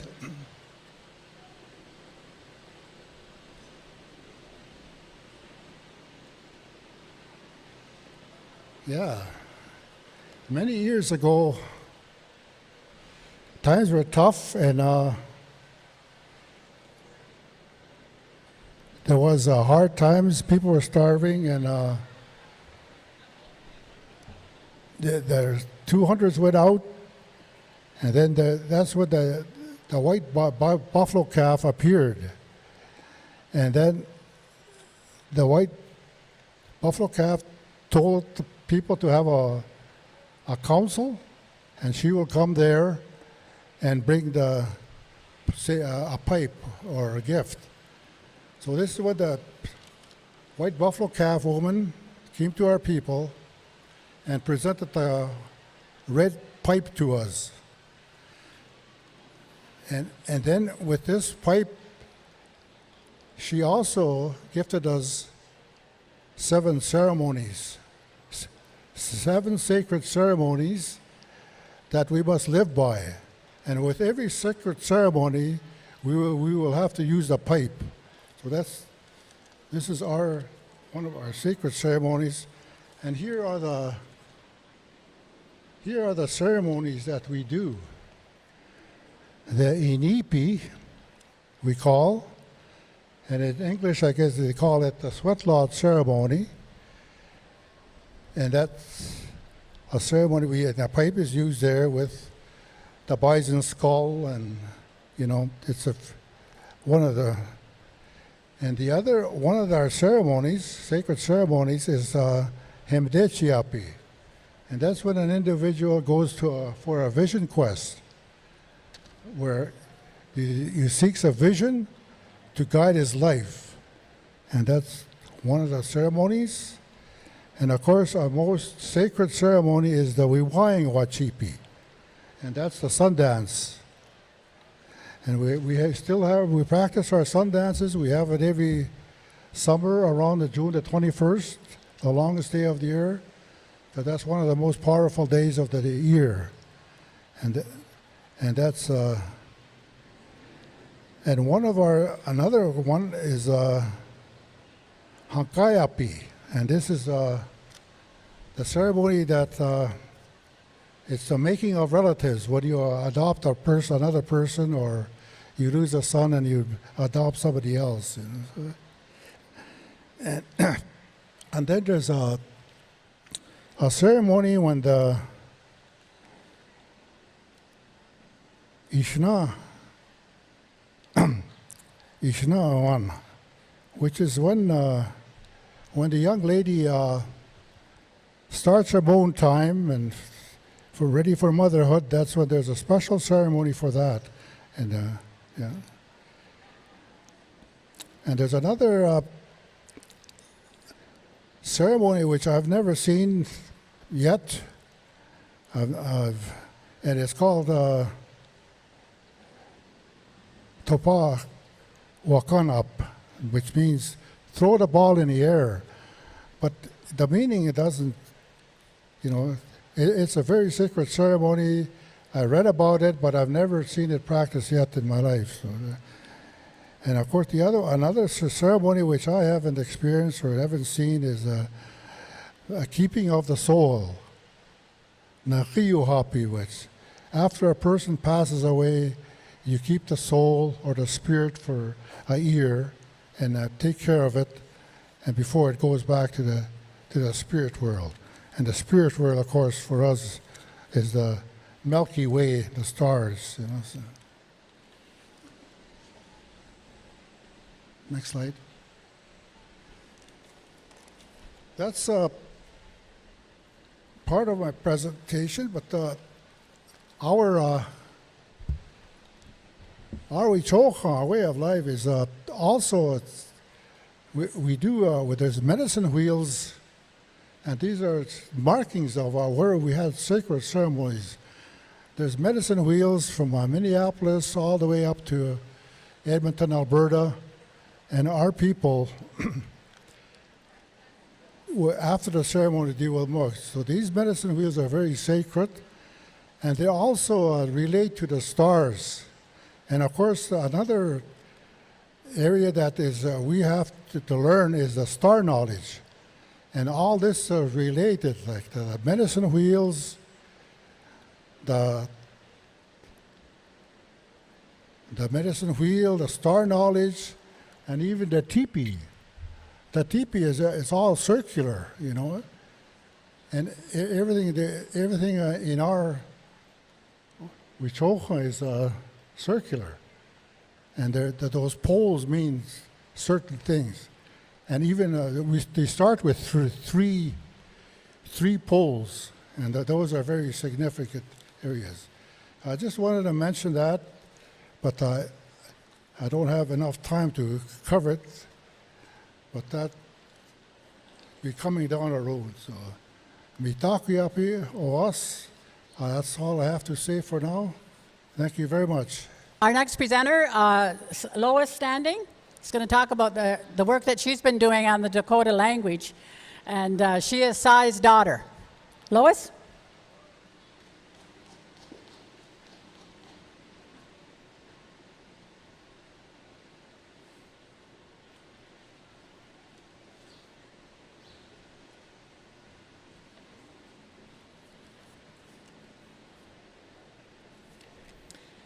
Hamitakiapi.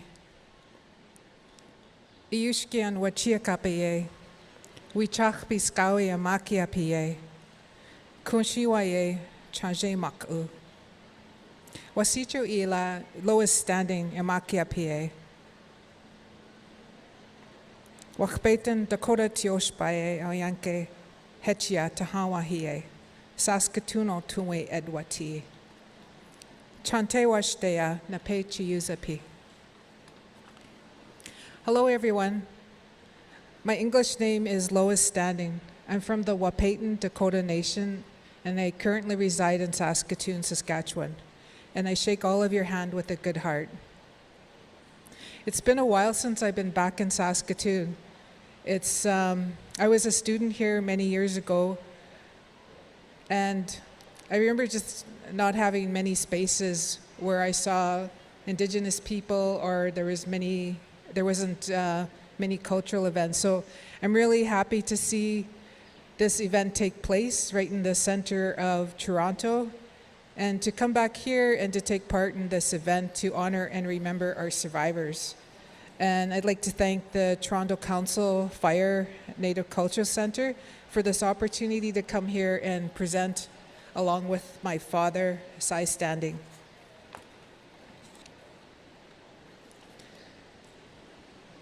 I'd also like to thank those that said the prayer this morning for this event, and the organizers of this event, so that we could come and present a little bit about some of the work that we do in language reclamation in our community. This is an important event to help us honor our residential school survivors and those impacted by this horrid time in history. So these damages still continue today and have impacted our language transmission to each generation. But some of the work that's happening in language reclamation is addressing some of this interruption and help to revive our traditional systems, like my dad has spoken about prior to this in our Dakota Wichocha. My own family hasn't been impacted by residential schools. Both my mother and grandmother were stolen from our people. My mother spent 10 years in residential institutes. And hearing my mother's stories, I have come to realize that these were actually not schools, but as she had mentioned, they didn't have qualified teachers and they were made to work part of the day. So really, I guess I would refer to them more as residential institutes. My mother had many memories still of growing up on the White Bear First Nation, and I was fortunate to hear my mother, a proud storyteller, talk about our family's history. She spoke of life when she was a youth among her relatives who practiced their culture and spoke their languages. Hearing my mother's stories have deepened my connection to our Indigenous cultures, languages, and practices, and my desire to support language revitalizations. These stories that she told and helped me today and have inspired me to honor my mother and to continue to keep and seek ways to invigorate our language and our traditional knowledge systems. Through our language learning, we are brought closer to our culture and core of who we are as Indigenous people. It's important we honor the memory of survivors and our collective loss and try our hardest to learn our Indigenous languages. As residential institutes was one of the methods, but there were many other impacts, but a lot of energy went into to kill and destroy us and our sacred ways. We believe our languages were gifts from the Creator, and the residential institute's purpose to take away who we are as Indigenous people and take away our lands and languages. So when we speak our language today, it is a victory. I also have a matriarchal influences, strong women in my life, both on my father's side and my mother's side. My paternal grandmother, Kushi Salome Ironside, I have fond memories of her, and this is where the language lived for me, where there was a wood stove, I remember golden fry bread, and my Kushi's love, and where I first heard her speak our Dakota language. And on my mother's side, she was a Nakota fluent language speaker. However, my mom didn't have the opportunity to learn her Dakota language due to being stolen from her people and taken into these residential institutes. So the opportunities I have now to learn and teach my language and work with first language speakers today has been a blessing. With language, we learn our values and important lessons and how we are connected and related to one another. And I want to keep working in languages and support my children so that they continue to learn and reclaim our language, our stories, and our cultural ways. So with all these inspirations and things that I've learned from my own language, my own family, my own community, it was important for me to work in language reclamation, and just learning that there was only about 8 Dakota language speakers remaining in our community was something that was really scary for me to hear about. So my father and I started a group just with the goals of creating more speakers in our language. So our group is small, so we started today. So I have some slides just to talk about some of the projects that we've been involved in. There is with our Northern Dakota language group. So I work with my father, but we also work with other First language speakers in our community.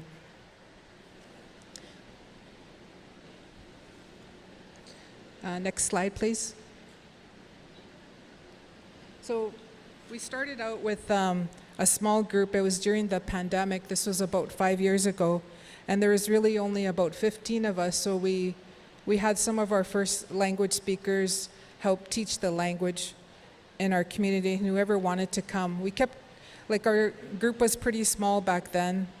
And it was a good time to get together, gather, to speak the language, to practice the language with each other. We weren't having many events at that time due to the pandemic, so this was really, really a wonderful time to be together. We also have gone to visit other communities, other Dakota communities in Minnesota and Manitoba and locally as well in Saskatchewan. And we were able to learn about some of the strategies that they were doing in language reclamation and learn and share what we were doing. And that was inspirational as well to bring back some of those strategies into some of our own projects that we were doing. So with our language gatherings, we spent time, could you go to the next slide, please? We spent time doing a mapping exercise. Next slide, please. Where our first language speakers were able to show us in the mapping exercise where people lived in our community. We were told through them that most of the people in the community spoke our language. But now today it's different. Like there's 8 remaining first language speakers left. And we want to change that now, and we want to help increase language speakers in our community. So our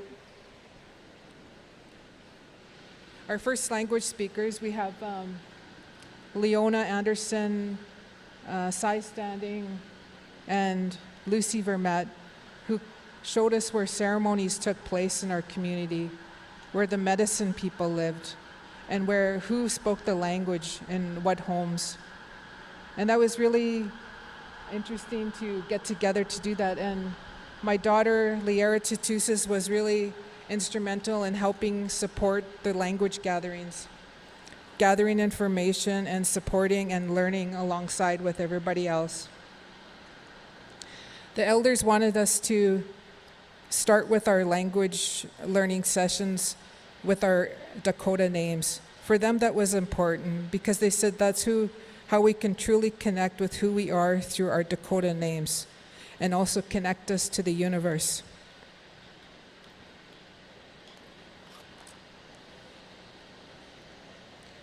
These gatherings during the pandemic helped to bring our language speakers together, and it was a joyous time.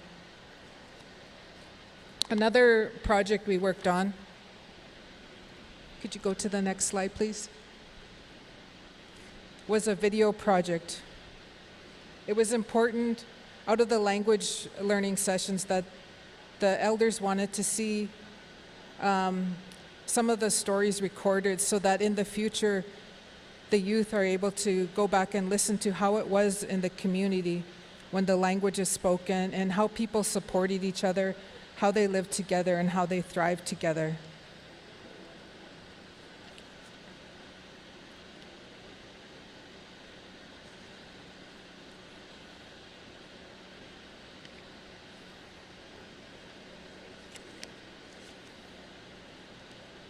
And next slide, please.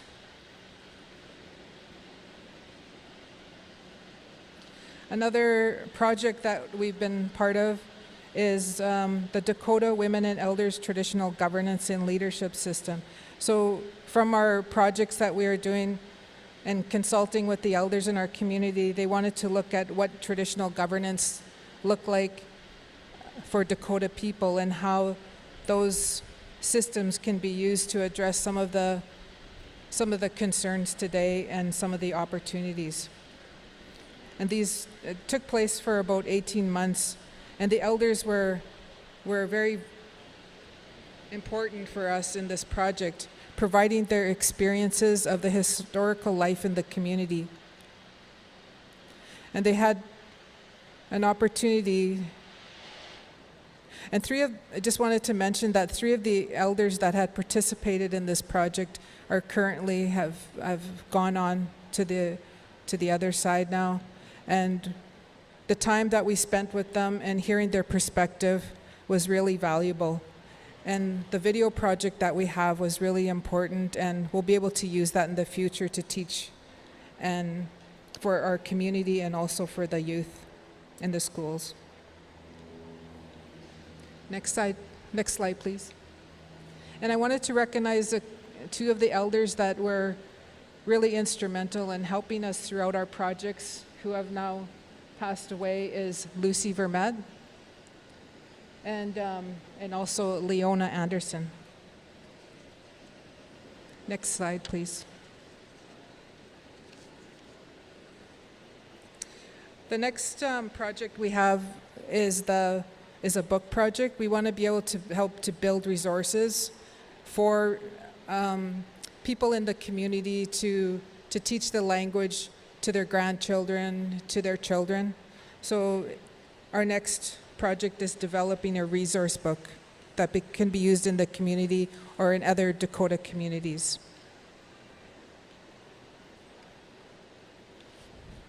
So in conclusion, I'd like to thank the organizers for having us be a part of this event, and just to share a little bit about what we're doing with Dakota language reclamation. And we're always interested in visiting other communities and learning about what people are doing to revitalize the language. We've gone to other Dakota communities, other Indigenous communities, and we've also recently, a couple of our members went to New Zealand to learn from the Maori and learning about what they were doing and how successful they have been with their language work.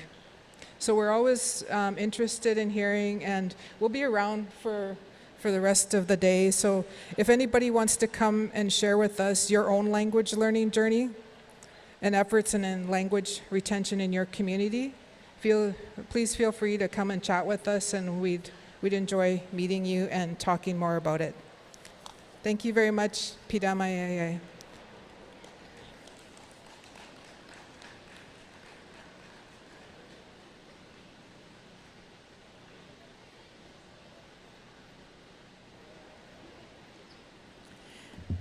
Thanks, Lois. And so you can see that there's, when our children were taken away, they weren't allowed to practice their language in the residential schools. And now, not only are elders that are hanging on to it, but they're passing it on generation to generation. And the younger people are really wanting to learn the language, not only here in Toronto or in our own communities here in Ontario, but all across the country. So, and I think it just makes our heart sore that, we're getting that language back that we weren't able to use and that our ancestors weren't able to use. We're going to move on. We're a little bit ahead of schedule, and so, but we'll go to our next presenter, who Gord will introduce, and then if we finish a little before 3, we'll just take a little bit longer break before we continue with the presentations after the small break. Gord?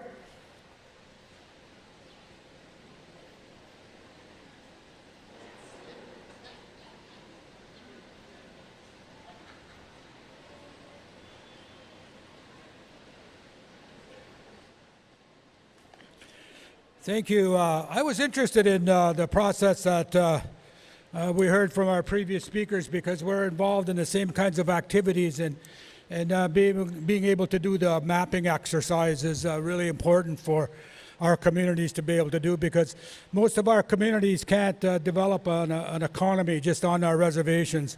We need to get back on our traditional territory and our treaty areas, and in order to do that, we need to start mapping And we need to map all those lakes and rivers, our ceremonial places, our hunting, fishing, trapping places. And we need to start being able to identify those in our languages again as well. So it's be very helpful for us to do that. And I think the other thing that is really important to us is to be able to acknowledge the change that's taken place. I saw the 7-year in review, how fast that 7-year video went this morning, to talk to our people in the community, our older people, about what they've seen in their lifetime, what has changed, what are birds and animals that no longer exist in our community, what other things are now in our communities that were never there before.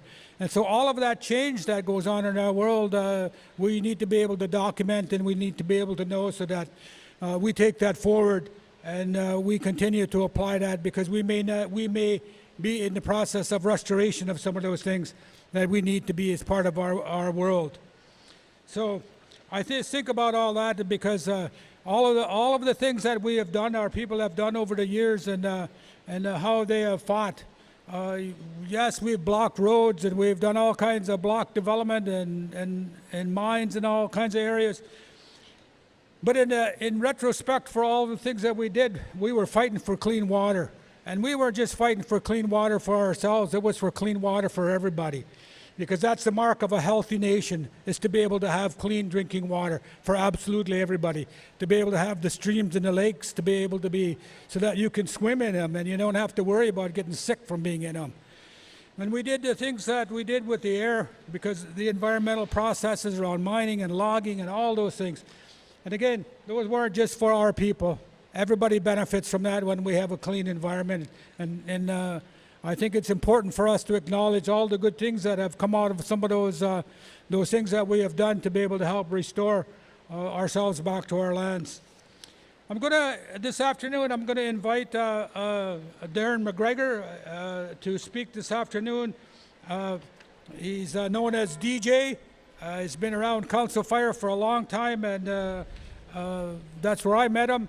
He's been there probably as a singer probably for the last, I don't know, probably at least 3 decades. He's been there, maybe longer. He's been a knowledge keeper. He has a lot of knowledge that he's acquired over time. He's been involved in all those kinds of ceremonies because of his gift of being able to sing.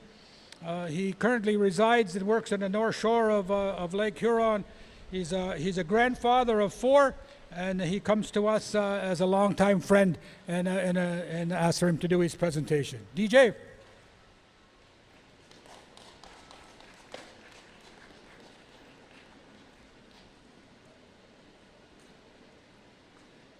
Is there a Michael here? Michael? Can you put up your hand, Michael? Okay, mic check is done. Perfect. Just kidding. Oh, the MC's like that. They're going to steal that one on me, I think. I'm going to start off with a song here, just to get us in the zone.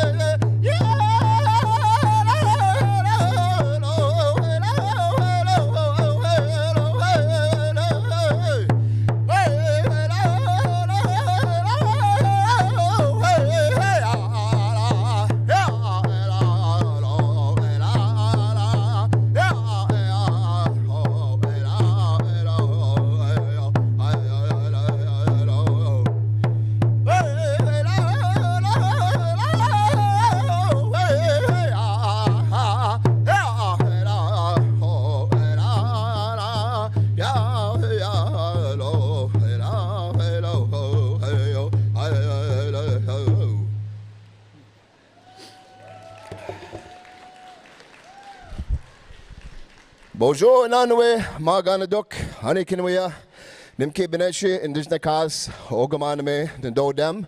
Sagamuk, Dunjaba, Apagona Shin Migach Manado, Minobimadzuin, meanwhile, Minagishigago Jing Nongo, Mojo Wabanong, Jaunong, Nigabinong, Gi Wadenong. Ooh.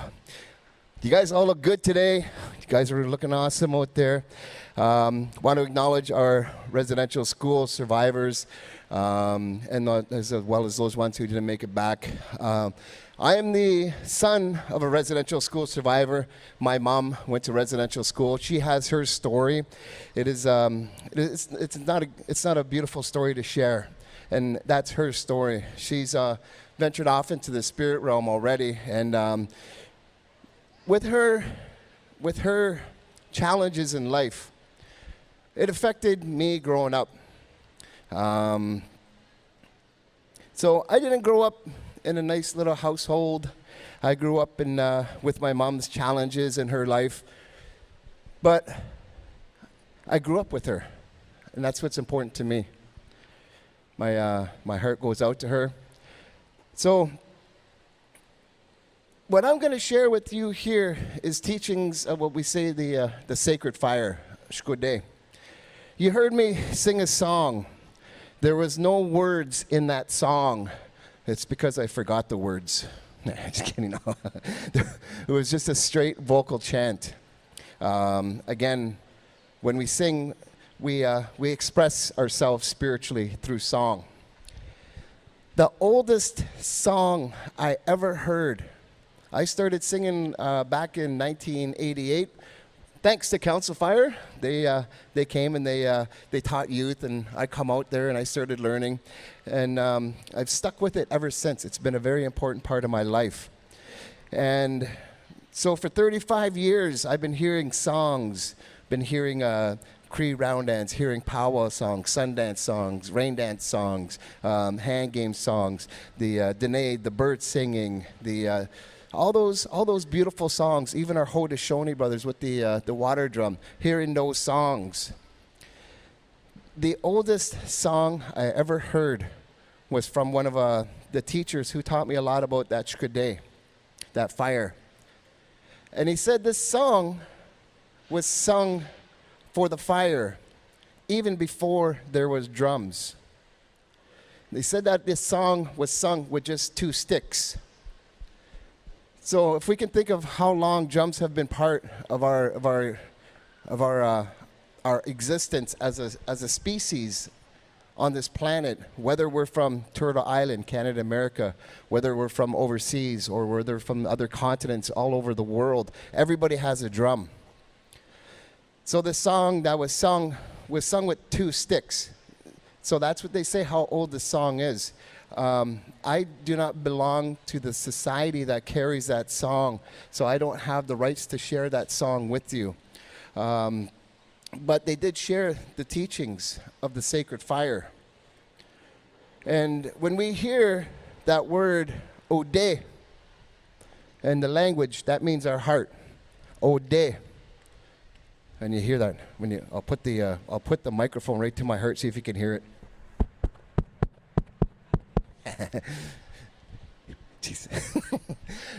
So Ode is heart, right? And then you hear the word in the Ojibwe language, Shkode. You can also hear that inside, that Ode, and part of that word, Shkode. We all have a fire inside of us, right? Some would relate that to Manado. Some would relate that to spirit. And when your own fire is dim, you can feel the cold. You can see the dimness. But when your fire inside of you is burning bright, people feel that warmth. People see your light. So always telling everybody, take care of your fire. To take care of your fire, you need to feed it with goodness. You need to fill it with positive. You need to activate love, right? Zalgadwin. When you came into this world from that eastern doorway, they say when that sun rises, that eastern doorway, all the spirits come into this world and they find their mom. And they go inside that very first lodge, the mother's womb, surrounded by that water. And your very first teacher when you come into this world is your mother's heartbeat. So when you came into this world, Creator gave you a bunch of things. Creator gave you what's called Zaga Dwin. Creator gave you love. That love will never, ever disappear. You were given an infinite amount of love, just like a bank account that never goes to zero. That love inside you is always plentiful. So we always say, use that love as much as you can. Love your children unconditionally. Love your grandchildren unconditionally. Love your family unconditionally. Under no conditions, always love them. Love is such an important medicine in our life that you would hear people say the opposite of love is hate. I heard an old guy tell me that's not true. He said the opposite of love is no love. When we're in that state of feeling that no love, it is a very dark and scary place. But we have to pull ourselves out and remind us that everyone around us is full of love. That we can go to somebody that we know, that we care about, and that cares about us, and give us that heart-to-heart charge, that boost of love. So, fire, our own fire. There was a little thing that happened today. A little Quezens, a little girl. She came separated from her aunt. Her auntie was busy visiting this and that, and then turned around, couldn't find her. That little girl knew what to do. She went to that fire right away. She went to that fire and sat there, and then she told us she was alone. So we found her aunt, and her aunt come over.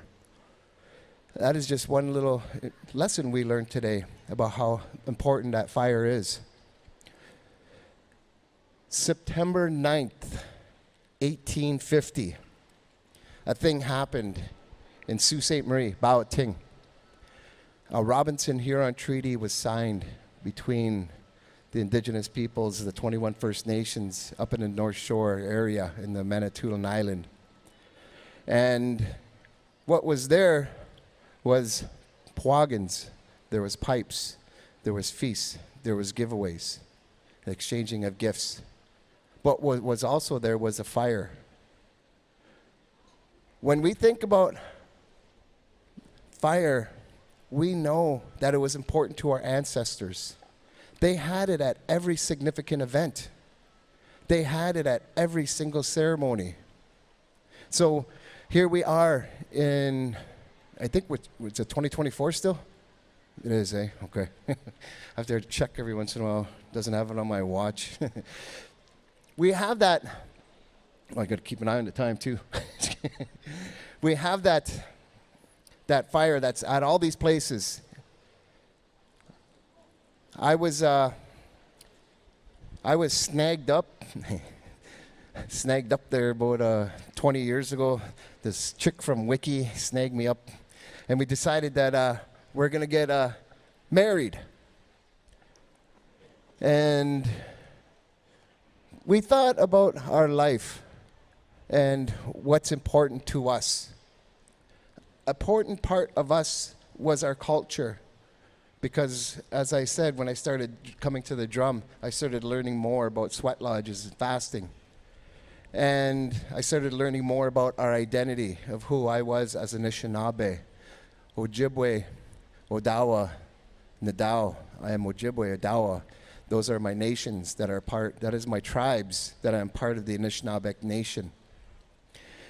And my wife as well understood her own identity. She was on her journey. She was a jingle dress dancer. She gave up, partying and stuff like that, and started learning more about the medicines, started learning more about the sweetgrass, sage, tobacco, cedar. Started attending sweats, going out fasting. She's a rain dancer. She's part of a rain dance lodge now. And for us, we knew that when we did a wedding, we wanted to do it the way our ancestors had done it. A lot of our family members are still Christian, so we did a different wedding a little bit later. We did that other one. But the wedding ceremony we did, it entailed a fire. And I was instructed that I could not light a fire with a match. I could not light a fire with a lighter. That I had to do it the traditional way. I had to get a metal striker. I had to get a flint stone, not Barney or Fred. And I had to use that spark. And that spark had to ignite a fire. So there was a medicine that's out there that grows on a birch bark tree called, people call it chaga. And in our language, we call it shkatagan. And inside that shkatagan, inside that chaga, there's some orange. And that orange is like, some people even call it a birch or a pumpkin. Birch pumpkin, just because it's orange on the inside. And it's like a little sponge. So when that spark lands on it, it ignites that little orange. And it's like a bigger flame, or a bigger, it's like a smoldering ash red. And then we would put that with lichen, caribou moss. Today, when I did the sacred fire, I did the same thing again. I struck it, but this time I didn't use caribou moss. I used sage. I put that little chunk of chaga in some sage, and I wrapped it in birch bark, and we fanned it. My buddy Kevin fanned it, and it ignited, and then that's how we got the fire going. So the part of that traditional commitment ceremony is that fire. And being new to the to that style, it was very, very intimidating. And the Olin said, you have to get that fire going, because it proves that you can take care of your wife. It proves that you can take care of her spirit. So you need to learn how. So one of my spiritual advisors took me under his wing, and he showed me the ropes. It was 2 strikes, 1, 2, and it landed on that birch pumpkin, that shkatagan, that chaga. And I got the fire going. I was so relieved. I heard stories of other guys who couldn't get the fire going, and they had to do the ceremony the next day. One of my friends, he had to do it out in the rain, and him striking, his knuckles were bloody, and it took him about 2.5 hours. Another one of my cousins there, he did that ceremony as well. And he had to do it on top of, well, he didn't have to do it. He got married on top of a mountain without realizing it's going to be super windy. So he's got all these guys trying to block the wind from trying to get this fire going. It took him a while, but it got going. So that pressure's on you, right? I was thankful that my spiritual advisor, he shared with me a little trick that some of you guys are wondering what it is. And that chaga, that shkatagan, it has to be the right type of corkiness. It's just like cork. If it's too hard, the spark's not going to land on it. It's not going to ignite. But if it's too soft, it doesn't ignite either. So you got to find that right shkatagan. So the spirit, you know, we always hear about those fires being all over the place. So there was at my wedding. It was at the Robinson Huron Treaty, the gathering. If you go to a sweat lodge, you're going to see that fire. If you go to a full moon ceremony, you're going to see that fire. If you go to a powwow, more so often a traditional powwow, you're going to see a fire. And the term is sacred fire, because that's what we want to ensure, that fire is a sacred place. We want to make sure that people who go there they know that it's going to be a good spot for them, because they may be going through a hard time. I know when my mom had passed, we had a fire going for 4 days.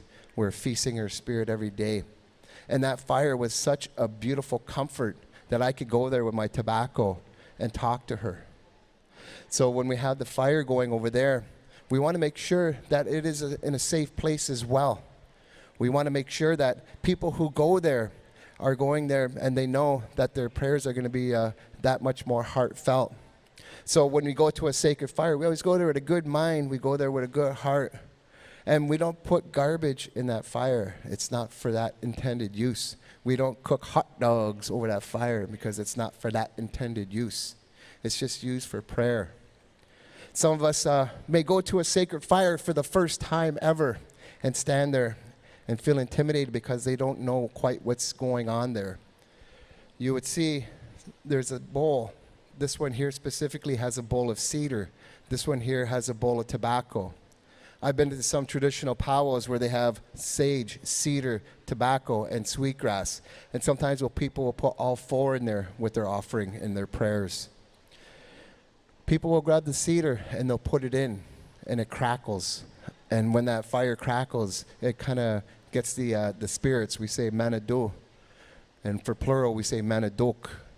So it gets the manadok, gets their attention, and that prayer is offered. When Mother Earth, you hear grandfather sun, you hear grandmother moon, and you hear Mother Earth. Right away, there's a teaching involved in that. Grandmother Moon sits off far away, and Grandmother Moon doesn't have that life on her anymore. She bestowed that responsibility on Mother Earth. So we say that Mother Earth is a child of those two. And we are all children of Mother Earth. So we always say to our friends who feel lonely that you're part of the original family. Your mother's here. Your grandparents are there. They're always with you. And just like women, before they became a woman, they were a young girl. They're kwezens. And when they are kwezens, they don't have the ability to sustain or give life yet. It is until they reach that point in their life where Nokomis goes and visits them for their very first time. So grandmother has that very first visit with these girls, and that time there's ceremony done for them. And as they grow older, that's when they start having that ability to carry life. Just like Mother Earth, she was a young girl, and she was not able to give life at a time yet. It wasn't until Mother Earth grew up to become a woman. When she became that woman creator, Gjemanado, he went back to that spirit realm. And he said to all the spirits in that spirit realm, Nada Moshin, Kwezens, who here can help this young girl? She's going to have life. Who can come over and help her? The old ones would tell us that there was a very, very lengthy period of quietness. And we don't understand time the way spirits understand time. Our minds are very, very, I don't know. Some of us have really super bright minds, but then there's guys like me, a little dull. But our ability to understand time is past, present, future. And we can never escape the present. We're always encompassed in this present. And we're all of us here are encompassed in the same present all the time. And we say that in that spirit realm, time is different. We don't understand, we don't have the ability to comprehend how time can be there because we only understand time in our own existence, right? So a long time for the spirit realm could be millions of years. A long time could be a millionth. Did I just make up a word? A millionth? A little 1/1,000,000th of a second? We don't know. But it was that Shkode. One of the spirits came up and told Creator, Gjemanado, that I am going to help this young girl. So that spirit had to travel from that spirit realm, had to travel through that water realm, had to travel through that star realm, and then eventually made it to the Milky Way. and then through the Milky Way came here. And they say that that spirit, do you guys ever watch that Superman movie where Superman kind of spins around the world so fast and spins back time? Whenever I hear that story, that kind of reminds me of this. But they say that that spirit circled Mother Earth, not just in one direction like Superman, but in all directions. And when that spirit was doing what it was doing, spirit had threw little balls of fire into her in all different regions of the world. I know up in my traditional territory on the north shore of Lake Huron, you go walk out in the bush, you see there's mountains around. There's going to be places where it looks like a hole was drilled into the ground. And they say those are those entry points of all those sparks. And when that fire was all inside Mother Earth, that's when they say Mother Earth gave life. That spirit, they say, traveled to the north. And it sits there and still helps Mother Earth. And they say that's that North Star. What I like about that story is when we're doing our fire, and I was talking about that spark with the stone and the striker, you see those sparks landing. And it reminds me of that.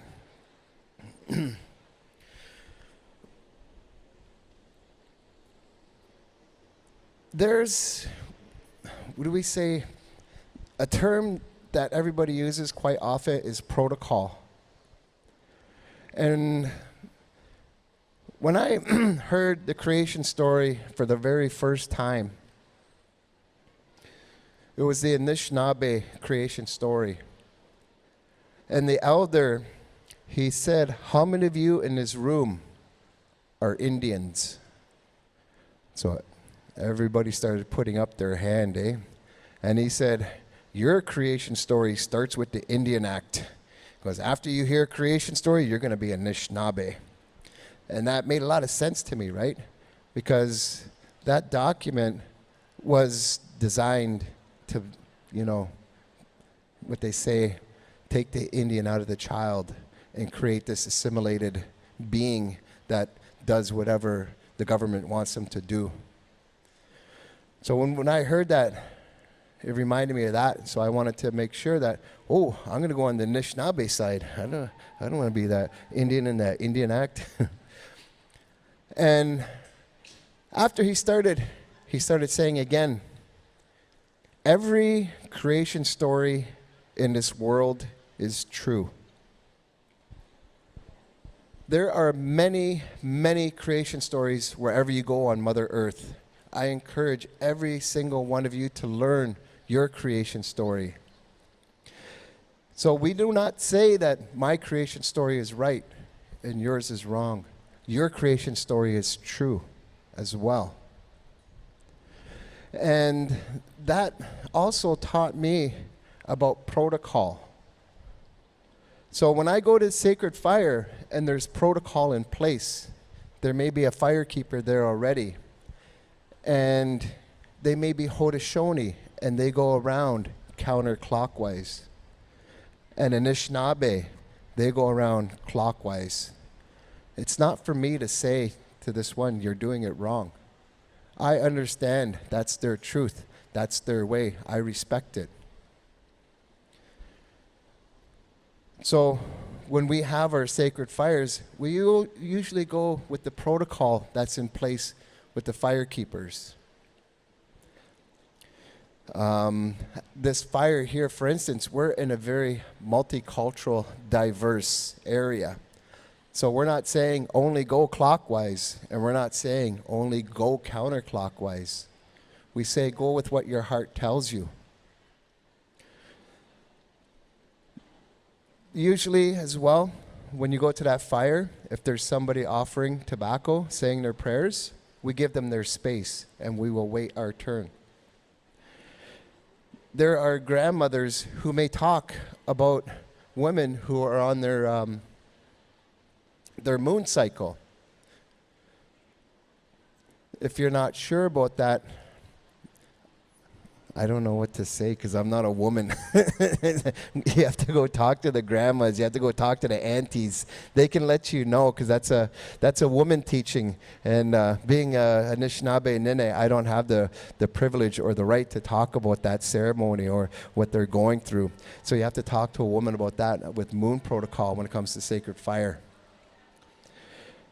I've heard stories from other fire keepers that would say, if you're going to do a sacred fire, you're going to do a sacred fire over here because you need, keep an eye on time here, you need to make sure that fire pit moves to other places. It would say if you're going to do, you got your spirit name and you have to feast your spirit name. Usually people say the best place to put your feast food is in that fire. But that's not the only place, right? Sometimes people will put that feast food out in the bush and they make sure that the dogs don't get at it or any other critters. That's because that's for spirit. And then that place where you had your little sacred fire to do that you wouldn't use that for anything else. You hear about women doing their full moon ceremonies. They have a fire keeper that takes care of the fire for them. So that's men usually take care of that fire. Right now, if you go up north, you're going to see something beautiful. You go up to one of the highest points up north and you look in the bush, you're going to see all the leaves are orange, red, and yellow. And when that breeze comes by, it almost looks like fire, a big giant fire. And what's happening right now in this time of season is the men are going out and they're harvesting moose, they're harvesting deer. And that in itself teaches us a little bit more about the original instructions from Creator. You know, everything in creation lives the way Creator instructed them to. Birds, animals, insects, even the plants. It's only us human beings on Mother Earth that don't live the way Creator instructed us to anymore. So we need to go back to those original instructions that Creator gave us to love, take care of each other, help out each other. So women are the ones that take care of the water. They carry that water.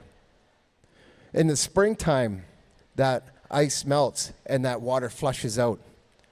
Just like when we're born, that water flushes out and we come into the world. New life starts coming in the spring. Women are the life givers. They're the ones that give life. And it's usually a powerful time for them in the spring. They do lots of water ceremonies. And on the other retrospect of that, we say that the men are the keepers of the fire. So when you look in that bush, it's all covered with fire, right? And when you think about it, men are the life takers, life givers, life takers. They're the ones who go out and do the harvesting. So the women take care of the water, the men take care of the fire. So that's why they would say that it's mainly a man's responsibility to be a fire keeper. The one thing about being a fire keeper, you don't want to get fired. I've been helping out with a lot of fires over the years at powwows, and one of my favorite fires to watch over is when we go to our fasting ceremonies, and how important that fire is for those ones who are in the bush. I went for 4 years consecutively. I went no food, no water for 4 nights and 4 sunrises. So for 4 days I gave up food and water and I just sat in the bush and I talked with creation. I talked with Creator. I had my dreams. I did it again the year after and the year after and the year after. What made it easy for me to do that was that fire. There was a sacred fire that was burning the whole time. And that fire, my spirit was being fed. When they would have their feast, they would put that food in there for my spirit. So whenever I'm helping out at fasting ceremonies or doing that fasting ceremony for others, we're always ensuring that that fire is going. When we're in the bush and we are alone, we can be so far that we may become lonely. We may become disoriented. If we get a fire going and that fire is burning, there is something so magical. Magical? I just made up another word. I'm just making up all of these words today. It's so cool. Anybody recording this? A magical moment when that fire goes. You're sitting there. You're feeling that fire. It's like you're being there with somebody.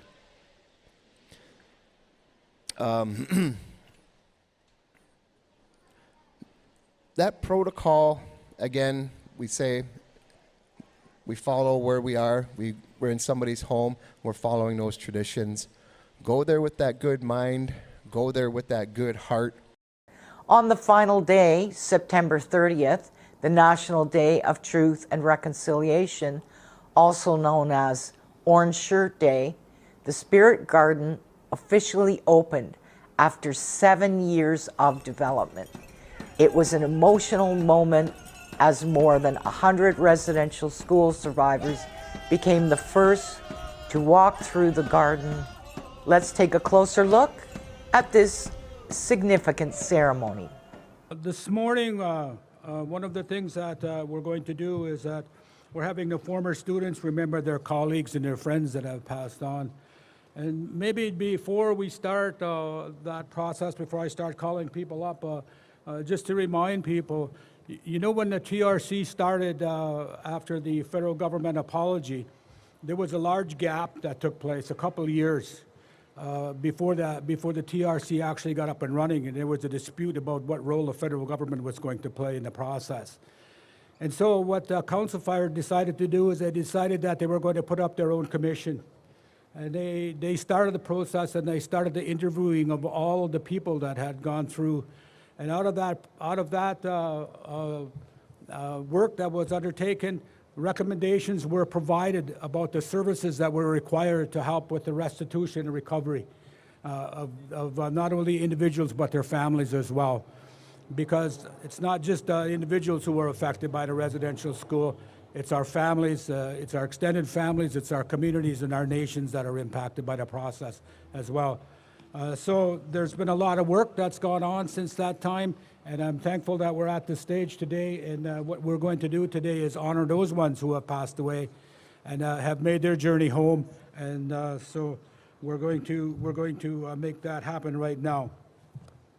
Mike China. My name is Michael China. I'm a survivor of the residential school system, and I grew up on Treaty 9 territory up in James Bay.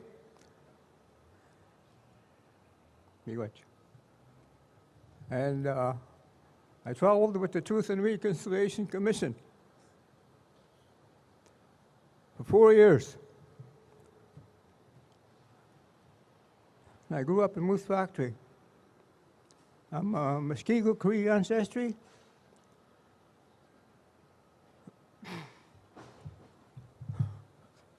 The residential school system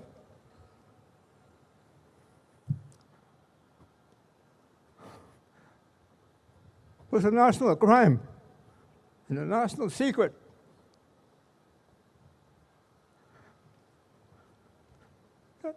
That Canadian flag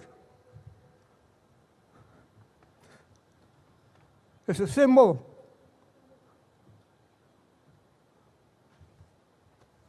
of prosperity and pluralism, and also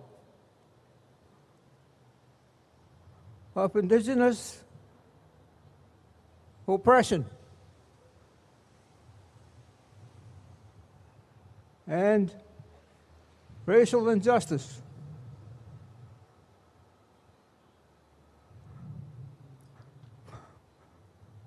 I want to recognize the survivors, the courage of the survivors.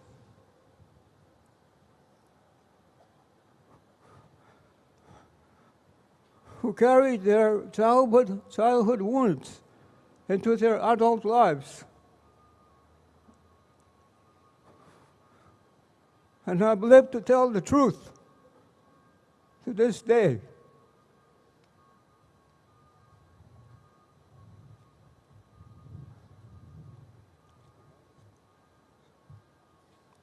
The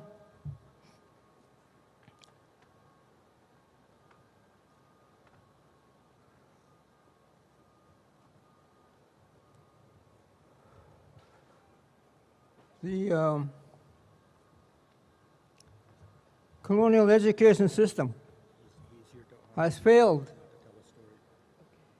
to raise awareness of the truth on this topic and other relevant issues.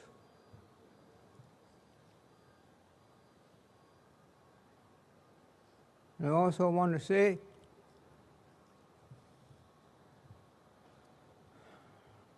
that I'm glad I survived the residential school system.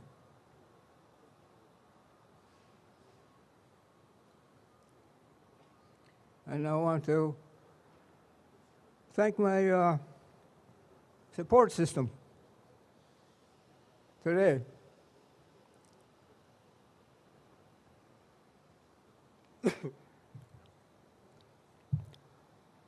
I've been clean and sober for 33 years.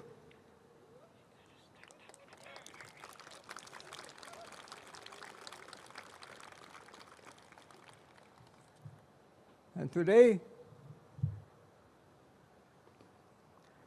I want to thank St. John's Norway Anglican Church and Reverend Molly Finlay, my support system, and Council Fire, and the Healing Circle for my healing journey.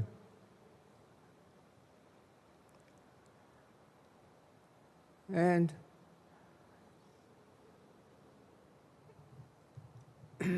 the Duncan Campbell Scott have several roles with the colonial settler government, such as being the former treaty commissioner of the Crown.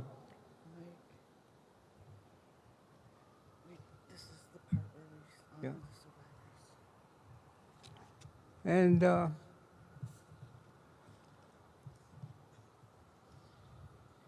the Minister of Indian Affairs and the architect of genocide, and institutional assimilation.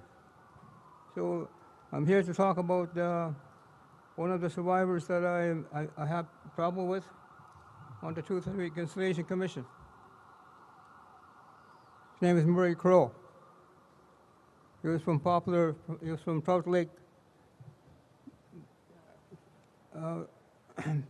Trout Lake, up in Northern Ontario, non-territory.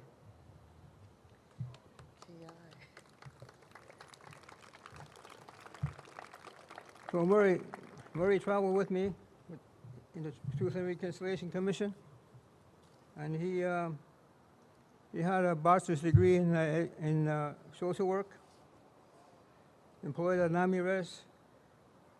He retired from this agency, but continued to provide his support by providing healing circles, individual counseling, and community outreach. He dedicated his heart and soul to this organization. He is a residential school survivor. He spoke at many Truth and Reconciliation conferences across Canada. He bravely shared his own experiences of residential school at these events. He was a major part in establishing a residential school survivors healing circle at Native Council Fire Native Cultural Center. He has strong ties to this organization and considered in his family. He was inspired with many working groups in Toronto and spoke at churches and York University. A very proud grandfather, father, brother, uncle, and loving husband. He will be missed and forever remembered as this caring and remarkable man that he was. We miss him very much.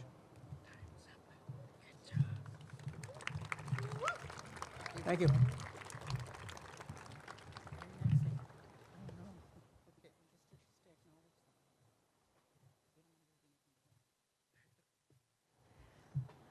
Okay, next I'm going to call on Pamela Carter. Okay, thank you. I'll stay here with you. Okay. Omatakia pe wakan tonka takashla wian pajutaluta hemiahechea. My spirit name is Red Medicine Woman, and I'm Simshian and Nuchan, all from the coast of BC. And it's been my honor to work with the survivors for the past 9 years as health support counselor, advocate. The one memory that I have of Marlene Cowley, which was always open and excited to attend ceremony. So I brought her to Six Nations, and we spent the full moon ceremony at your mom's house, actually.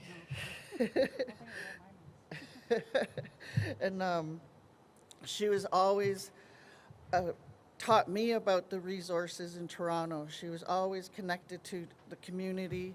She supported sistering and did a lot of volunteer work at sistering.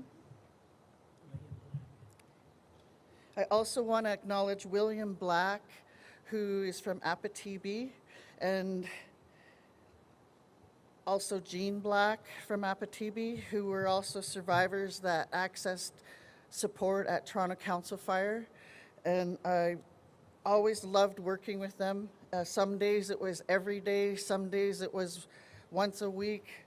The other people that I supported was Caroline Rickard, and mostly what I spent a lot of time getting her ready for was the individual assessment process, which was the hearing that a lot of survivors had to go through. And that was where our stories were first starting to be told. And even my parents are both residential school survivors, and I didn't hear about the school, what happened to them, until I was in my 40s. So this IAP process was the first time where survivors shared their stories, and it was very hard. So that's why I'm acknowledging all the health supports across Ontario that helped each and every one of our survivors through that process. All my relations.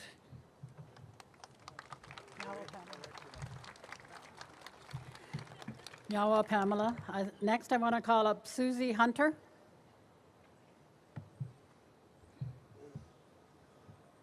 And Annie, are you bringing an Annie with you? I just want to point out, as Susie, come on Susie, as Susie's coming up, notice their t-shirts as well. They've got the Gaswenta. This is the Gaswenta down here, which is the 2-row wampum. And their shirts are replicas, and it says, "Stay in your lane." Because in one of the purple lanes is our people in our canoe. And the settlers are in the other lane in their boat. And we're supposed to travel down this river together and not interfere or try to take control over each other. So stay in your lane.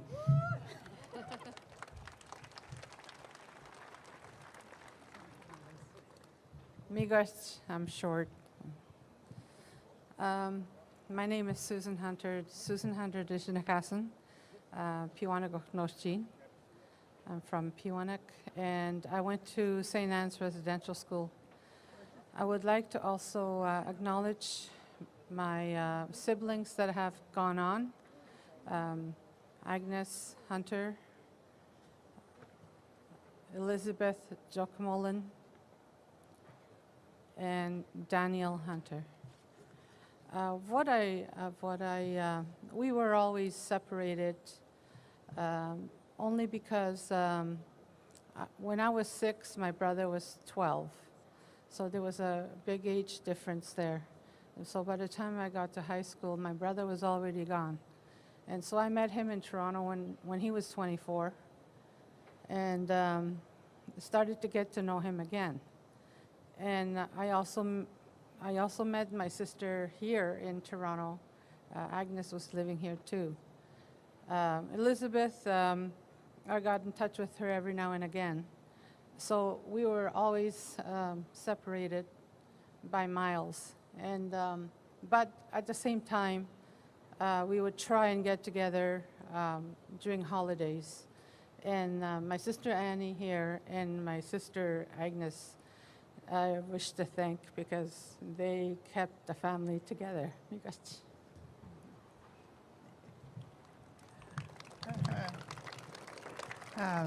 Good morning.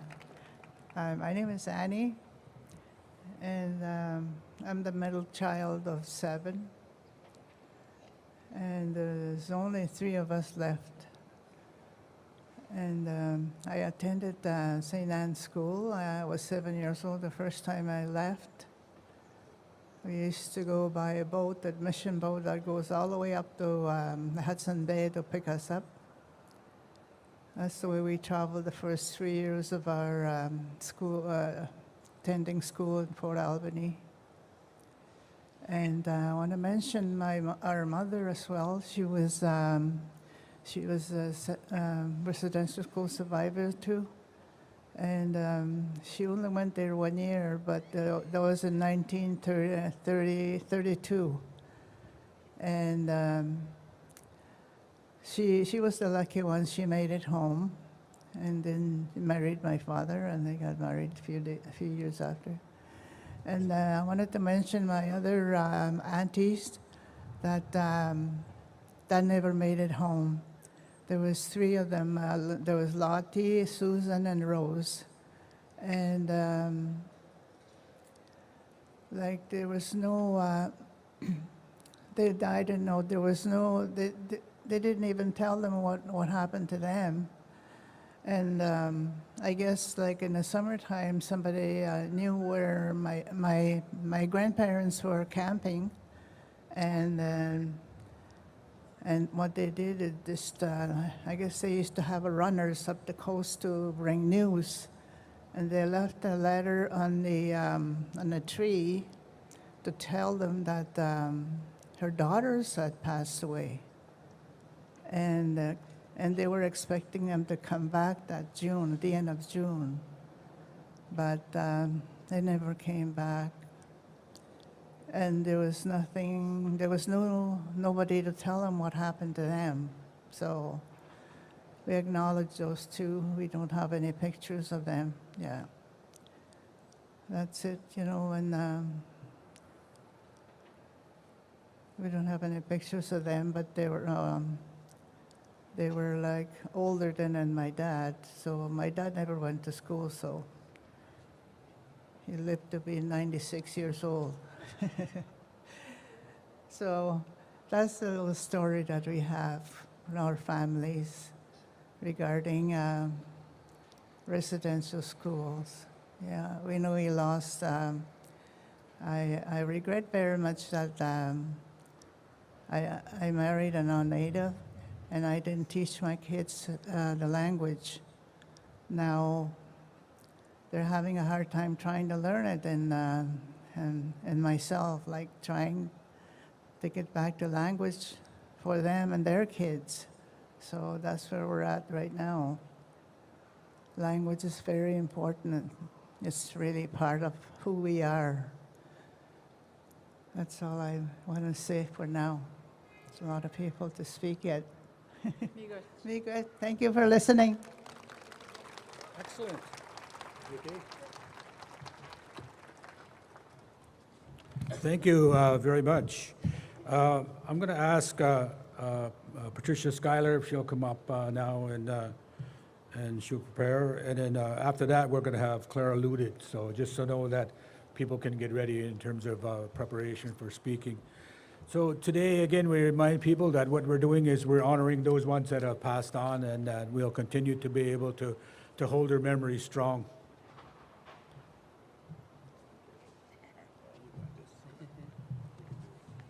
Saguli, everyone. I'm Patricia Schuyler, and I'm from Oneida, and I'm from the Bear Clan. And I actually got my Oneida name from one of the beautiful clan mothers that is here today. So I proudly say I'm Gani Kwatnigao, Young Gyats. So I had the honor to work with several residential school survivors in the early 2000s. Can't believe it's 2024 now. But in that time, I got to spend time with a really beautiful lady. Her name is Clara George. She also is from Oneida, and she was a big part of the survivors group at Council Fire. And she had very serious health issues. But the one thing about Clara was she was always in a good mood. She was always really outgoing, and she kept the party going in the craft room all the time. She never had woes about being down on anything, or she always just was concerned and wanted to make people feel good and happy. And so everybody who ever knew Clara George knew that she was really fun, really silly, and she can take any crowd and make everybody happy. So she's very charismatic and very outgoing. And I always remember that because when I have my health issues that I have to deal with, and you get sad about those types of things, I always remember how cheerful Clara was. And she just went right through life with a really good attitude. And that really helped a lot of people around her. It was really nice to be around Clara. And these two lovely young ladies, this is Pearl Martin. She went to Chinook in Sault Ste. Marie. And this is Stella French. She's from Chippewa, and she also went to Chinook. And they were friends from Chinook. I didn't meet them until about 2006. But when I met them, Stella was driving a scooter, and Pearl was standing on the back of the scooter. They were cruising pretty fast. They were like the little dynamic duo. They were really strong ladies, really, really tough. And they were very stern and very, they had like a protective shell around them all the time. But once in a while, they'd let that little guard down, and you'd get to feel the really warmth of them that they don't really show very often. So that was also a really good gift for us, that people that spent time with them, because the outside world only got a little bit of them because they had to be tough. They had to protect themselves their whole lives. Pearl physically was a lot shorter than everybody, but she was really fierce and she was real tough. She didn't take nothing from anybody. She didn't take crap from anybody.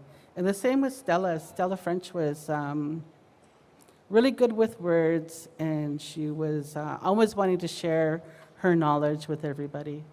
I remember the first time we went to the opening for the TRC, and we had made all the plans. We gave everybody, make sure they had a copy of their flight ticket. We went through all the rules, what you can take with you, what you can't, what has to go in the belly of the plane. And we went over it 10 times.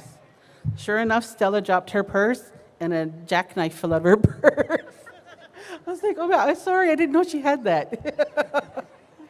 And yeah, she's like, oh, have it, I got more at home. But she was just, she always carried a bundle buggy with her. She had everything with her all the time. I got glue, I got a stapler, I got this. She was just so great, but that's her survival mode, right? No matter what she had to do, she always made sure she had their things that she needed to get through the day. She was just really very inspiring, all three of them. And they really left a really big legacy at Council Fire, a very big footprint at Council Fire. And Pearl lived into her 90s, and she was still very bright. She was volunteering at Council Fire. She even volunteered with the finance department, and she just loved it, and she took her job very serious. And if it was time for her to shred papers, she was going to shred those papers. You get out of here, I'm shredding papers right now.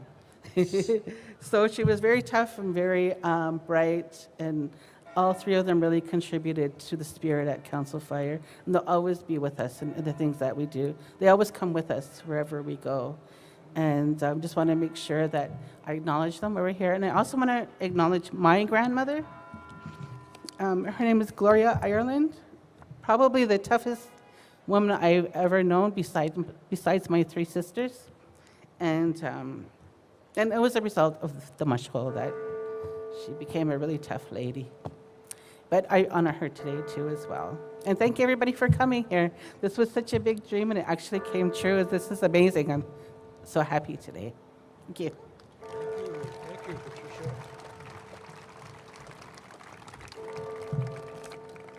Our next presentation and memorial is coming from Clara Ludid. Where is she? I just saw her this morning. Oh, there you are. I was kind of looking around for Elvis Presley too, you know.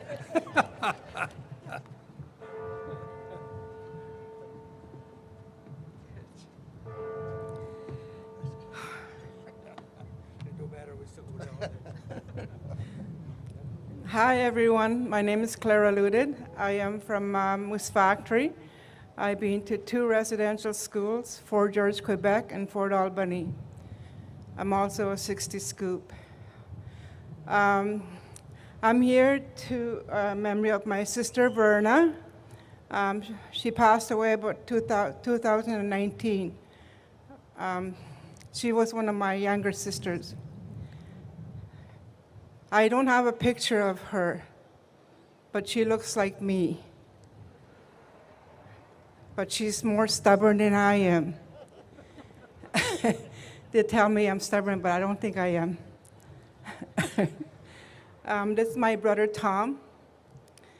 You know, when I talk about my sister, I only met her back in 1985. She was taken away in 63. Most of my siblings were taken away after coming home from the residential school.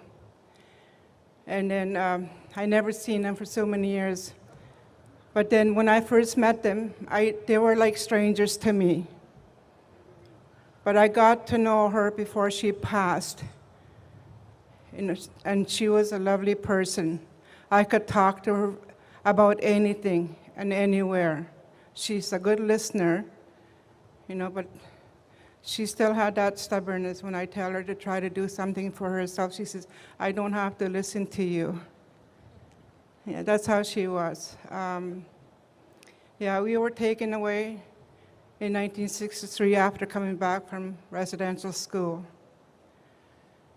Residential school is where I lost my language, and I only got it back in the 90s when I first met my mom again.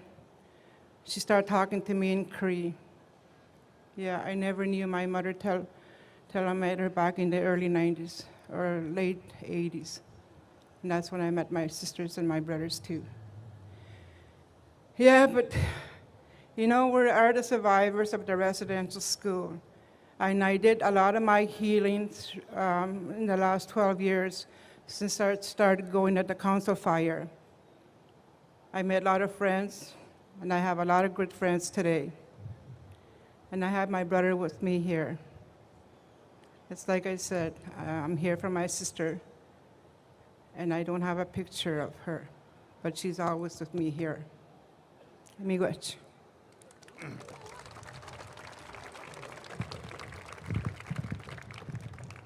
Hey, watch it. Metekanabel, doesn't cause Moso, do them. Moshexane, Bonshi, Tabachamuyan. I always hold this tobacco in my left hand. That's where the teaching I got. It's the first medicines that I learned. Is always ahead. Tobacco. Tobacco, I use asking a favor to be listened to. That's what I do. And when I go out, pick medicines, the tobacco is always ahead. That's what I learned about the stem out. Tobacco.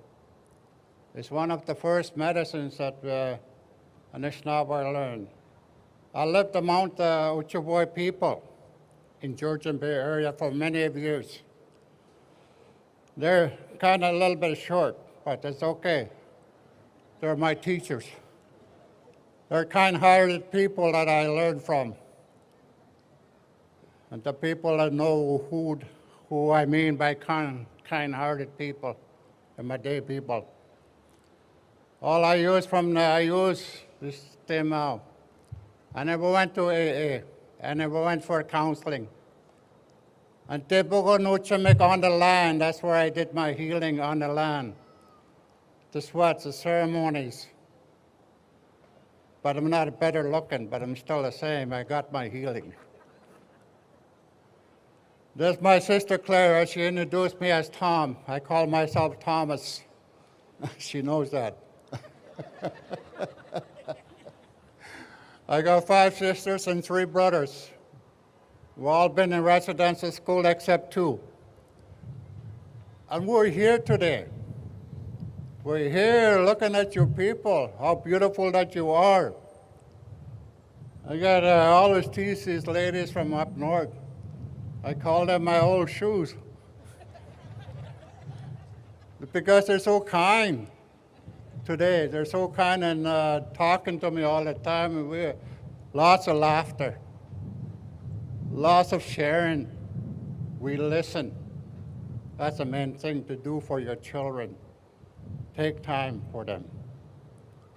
Take time and listen. That's all they need. Watch it.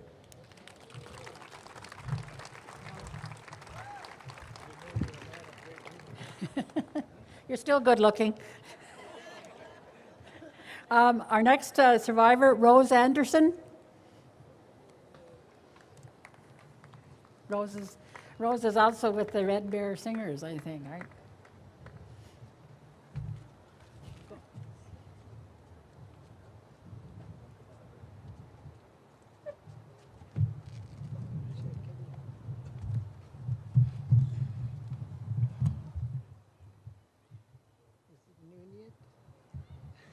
I don't think I'm going to make it.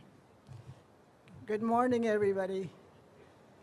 My name is Rose Anderson, Ojibwe. My residential school was in Spanish, Ontario. We were orphans when I lost my parents very young age, under 5 years old. And I was at the residential school for 8 years. And, and then after that, I went home back to Wiki for the holiday, but I never returned back to St. Joseph at the age of 15.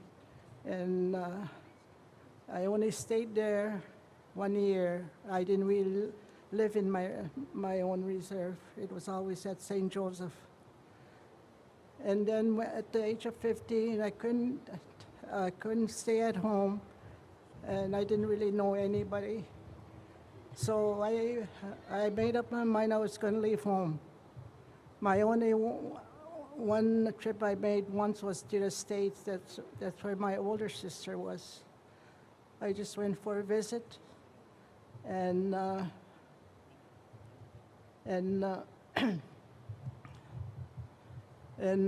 ended up coming to Toronto because I knew one girlfriend here in the city. She kept on calling me to come to Toronto and live because she knew the city already, even though we were almost the same age.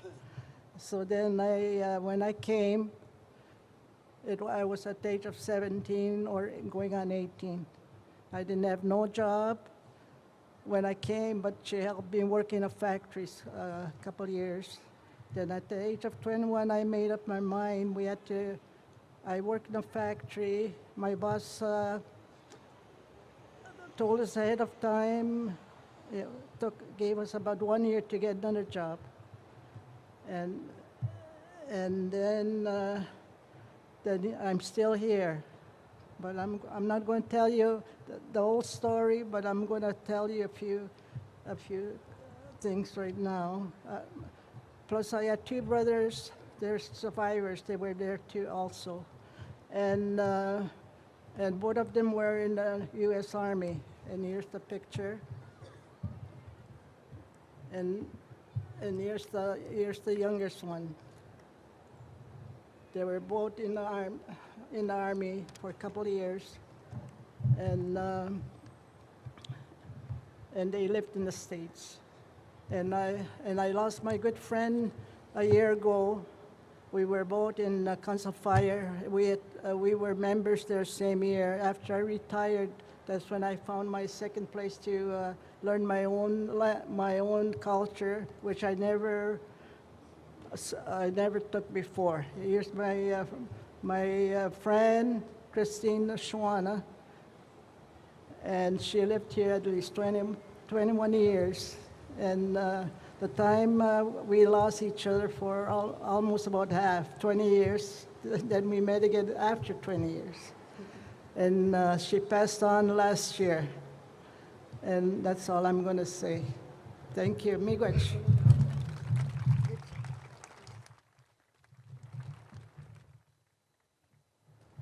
Thank you, Rose. Our next speaker is Charlie Miller. So, he's got one of those beautiful shirts on, too. Plus, he's got other shirts on and everything. Oh, miigwech.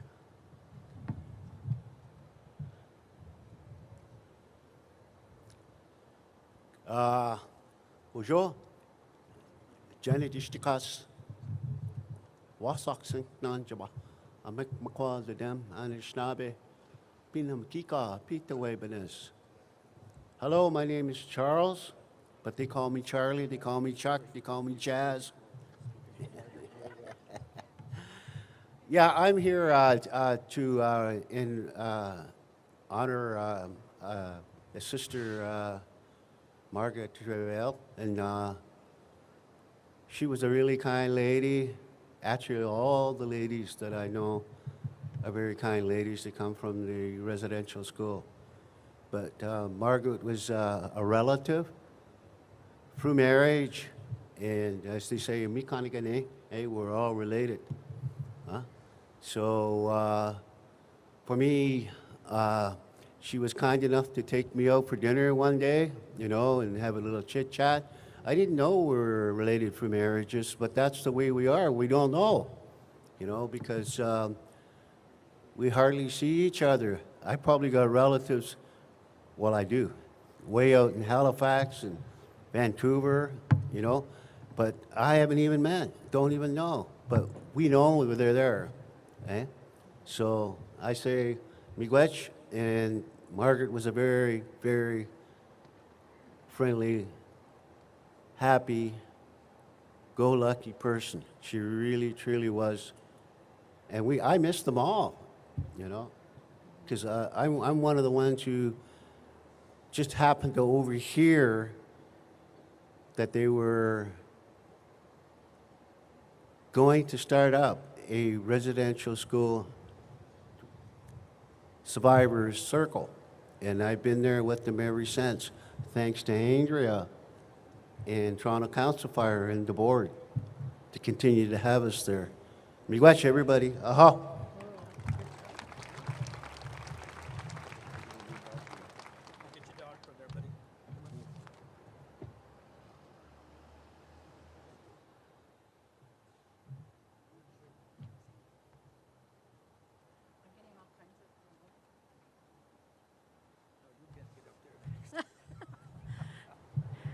We just have a few more survivors. I'm going to call up Nicole Scarlett to honor about 2 or 3. Is she out there? Oh, here she.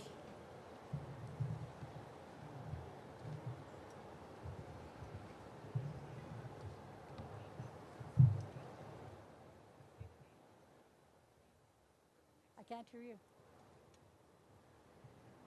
Well, let's go to the next one while we're getting organized. Marie Godet.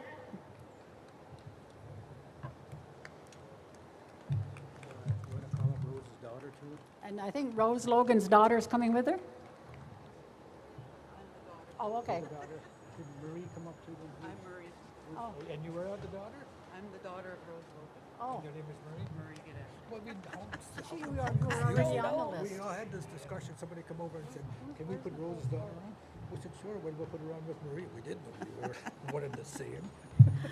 Ani bojo kinoya menadora makwen edition cause majika dodem. Minogishep. My name is Marie Gadet, Turtle Clan, and I am the daughter of the late Grandma Rose Logan Ba Piduanquit. She was originally born and raised in Wikwemekong, Kaboni, and raised by a very a family of a long line of medicine people. And so I'm honored to come up here and speak in honor, in her memory, in her honor, and you know, she has a story. I can't tell her story, but what I can tell you is that she shared a lot of those stories with us as we grew up, and we didn't understand because we were children. And she shared these stories, and they were not nice stories, but if you know my mom, she was a very kind and gentle spirit. So she told us these stories in a very kind and gentle way. So, and then the one thing for sure is that when her mom passed when she was 10, and so the officials got word that they were motherless, even though there was her father was there and her grandma was there. They went, and what they did was they kidnapped my mother and my uncles and took them to residential school. And my grandfather remarried after a few years to get his children back. So there was an arrangement made with a beautiful community woman by the name of, okay, I don't know my grandma's maiden name, but her name was Mary, and she married my grandfather so that he could bring his children home. So I very appreciate that. And I also have other relatives on this banner that I was really proud to see. Well, glad that they are being honored. My late cousin Isaac Pitoanaquit Ba, who I grew up with, who actually lived with my mom's, with the family, and so he has stories too. I was communicating with his daughter this morning to let her know that his name was on here, and so she feels very honored about that. Also, my late uncle Derek Pitoanaquit's name is up there as well. Him and my mom were the two youngest, and two of the ones that went to residential school. Very active with the medicines, the sacred medicines, and harvesting medicines and treating people. Also, my mom's late husband there too. I will acknowledge him. Not my father, but Bob Logan, so from the Muncie Reserve, which is who my mother married into. Anyways, I just don't want to say too much. Miigwech for this beautiful, like they would never believe 20, 30, 40 years ago that they would be honored like this in this beautiful space. Like, you know, my mother's picture happened to be on the streetcar and riding the route that she used to ride as a young woman. And she would have never believed that 40 years ago, 50 years ago. Why would my picture be on the streetcar? So very beautiful that, thank you to Council Fire and this residential school survivors group. My mom used to go there and she liked going there, you know, when she could get there because she was always working. So yeah, so miigwech, have a good day. Yawa Marie, your grandma was really honored in this community. Nicole's not here, so I just want to read the names of the other survivors she was going to recognize. Kim McDougall, Verna Bellew, Phyllis Jones, and Philip William. The next one I'll call up is Eva Scott, and then we just have two more after that.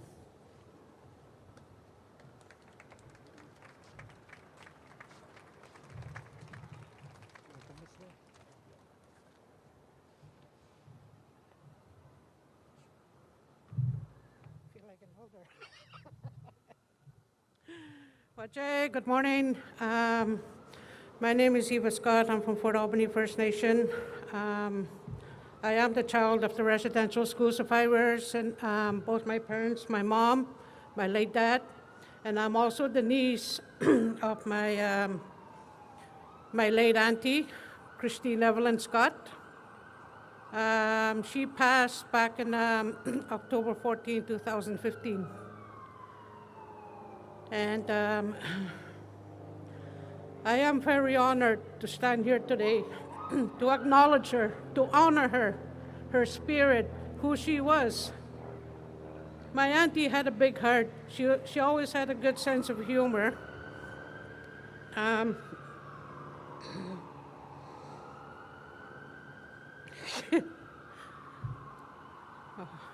My auntie always hid her pain.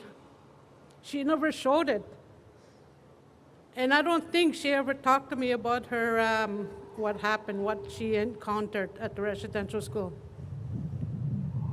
But she was a strong woman. And I never questioned her about it either, because that's how much love and respect I had for her. So today I honor her, because I used to travel with her every year. We used to travel up north together on March break to go see her parents, my grandparents who had raised me. And I'm also here to honor my mom, who's sitting right in front here, Marie Jane Spence. Love you, Mom. Yeah.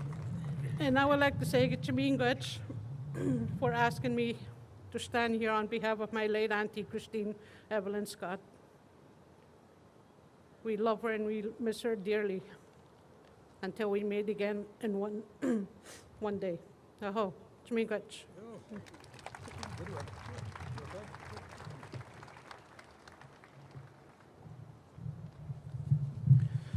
I've got Erica Monaco that's going to come up next. I just saw her somewhere. Oh, she's back there. Erica, please. We have 2 left after this, and then we'll get back into some other business. And we have some artists here yet today that would like to be able to speak. Who do you have? You've got Albert Roy. No, it's actually Pamela. Sorry.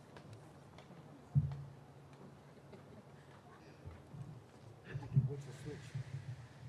Are you going to talk about Albert? Yeah.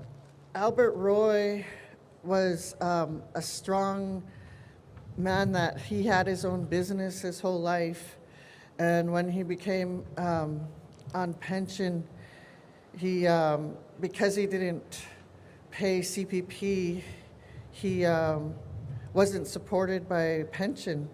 So he was, he really made his way to Council Fire in his wheelchair just to get support. And he was a fighter. If you didn't clean his place right, you would know. He always gave his PSW such a hard time. But I remember him being at the Legacy Gathering, and I remember all of the times he was just happy to see somebody. And one time I was bringing him his Valentine's gift from Council Fire, and he had 4 of them behind him. That's how loved he was. He was such a happy, social person and very vocal about what he needed and wanted. So it's my honor to have known Albert Roy and his family, Alma Relations.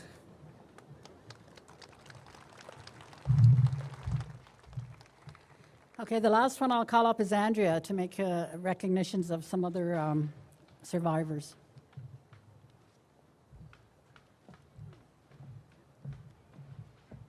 Excuse me.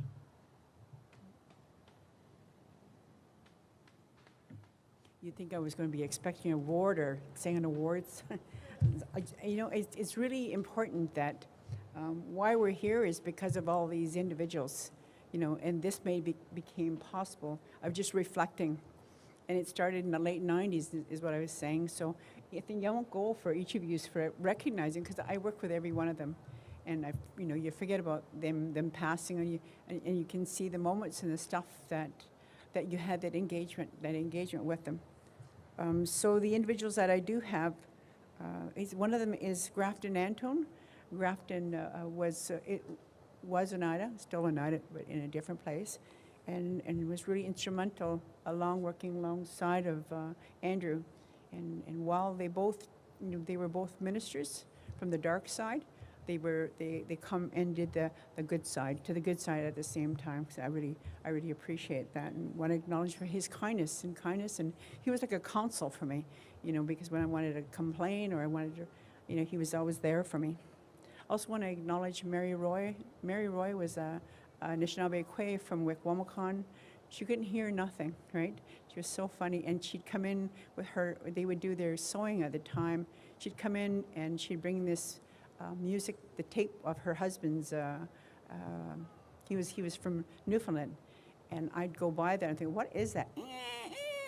And he was fiddling. I mean, but they were really enjoying it, the women, and then so I acknowledge her for that too as well. Dave Bocash had gone to war, and he's seen council fires. He's home, and he would come every morning, and he would ensure that he'd make the coffee and tell us what we should be doing or not doing. And he brought with him the gift of being a carpenter. And so we had the ability before he passed to reintroduce him to his sons, because he had been separated from his family as being with the war, and he got a chance to meet with them. And we knew his time was coming, because he'd come early in the morning. It was actually still midnight, and he'd come in to make coffee, and he was not happy that the doors were locked, right? So, but he was just very instrumental. Gus Bocash was also an Anishinaabe. He come from Nipissing, and he would sit and within our gathering place, and he would have a cup, and he would make sure everybody would put a nickel in there, because he wanted to help Council Fire ensure that we continued the service that we had, and he knew that the funding was critical. So I want to acknowledge him for that. Bruce Ross was from the East Coast, and a very gentle and kind man, and he hung around the likes of Mike Chena Trouble and his other colleague Murray, and they were a really good duo. So they had traveled together. So I want to make sure that I also acknowledge him. The other two have been acknowledged, and I want to acknowledge Marie. Your mom. We call her Grandma Rose, and she's the reason for so many of our agencies. She's extremely humble and kind. And when she'd call and she'd say, Andrew, can I come in to talk to you? I always thought I was going to be in trouble, And she was kind. She wanted to know can I bring some of my grandchildren to the Christmas party, or is there other things I can do? So I was really she's a beautiful, beautiful lady, and that it is actually part of the whole process of us looking at recognizing something that was symbolic of everybody in the turtle, and so that's who she was. The last one, he's here with us, but we wanted to make sure that want to recognize your dad. Come. Oh, your mom. Okay, where's Sheila? Sheila Wisk. Okay. Oh, yeah. Okay. Come on up. So John Wisk, I've never ever met him. 5 years ago, he ended up going to the hospital, and he's still there. And this is his daughter, and I wanted to make sure to share with you how bold our extended former students were. And so he had gotten sick. He'd gone to the Bickle Center. He had to have therapy. He's still there. He wanted to come today so bad, but it would create a lot of issues, because he's on an oxygen machine, and he has a lot of issues that's around. So I did tell him that. I did let John know that it'd probably be best, John, if you don't come. You need to be safe, but what I will do instead is I'll bring your daughter. I'll have your daughter come, and she'll walk with everyone. She'll wear the skirt, and we'll get a hotel room for her. He said, a hotel room, okay. He said, I got family in Cochrane and Timmins. And I said, settle down. We'll just bring your one daughter. And so I just want to make sure that we do a shout out, because this is live. And her dad's going to be watching this. So I just want to make sure that we do that shout out to John. Yeah. Miigwech, thank you. Yeah, good. Thank you.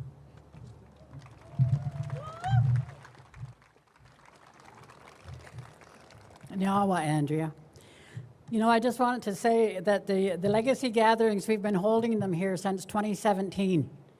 And they've been held to honor these residential school survivors, those that are here and those that were mentioned today that have gone on. And I always want to acknowledge them and raise my hands up to them and their families, because we have many intergenerational survivors as well. But I want to thank them for their courage and their determination to tell the Truth and Reconciliation Commission that traveled across this country for many years about what happened to them in those schools. They told the truth, and I want to thank them because it's because of them that we're able to have gatherings like this. It's because of them that we see our issues more amplified in media, and it's because of them that our younger people now have more hope and inspiration. So let's give a big round of applause for all of these survivors.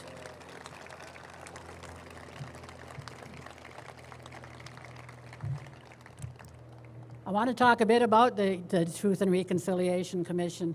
I think it was on June 11th of 2008 that Prime Minister Stephen Harper stood in the House of Commons and made an apology about the residential schools. A year later after that, His Honor Mary Sinclair was appointed as one of the commissioners of the Truth and Reconciliation Commission. And between 2007 and 2015, the Government of Canada provided funding to support the TRC's work. They spent 6 years traveling to all parts of Canada and heard from more than 6,500 witnesses. The TRC also hosted 7 national events across Canada to engage the Canadian public, educate people about the history and legacy of the residential school system, and to share and honor the experiences of former students and their families. One of these events was held across the street at the Sheridan Centre, and it was hosted by Toronto Council Fire. The TRC created a historical record of the residential school system as part of this process. The Government of Canada provided over 5 million records to the TRC, and the National Centre for Truth and Reconciliation Commission at the University of Manitoba now houses all of the documents that were collected by the TRC. In June 2015, the Truth and Reconciliation Commission held its closing event in Ottawa and presented the executive summary of the findings contained in its multi-volume final report, including 94 calls to action to further reconciliation between Canadians and Indigenous peoples. Call to action number 82 reads, "We call upon provincial and territorial governments in collaboration with survivors and their organizations and other parties to the settlement agreement to commission and install a publicly accessible, highly visible residential schools monument in each capital city to honor survivors and all the children who were lost to their families and their communities." This spirit garden is in response to this call to action. This call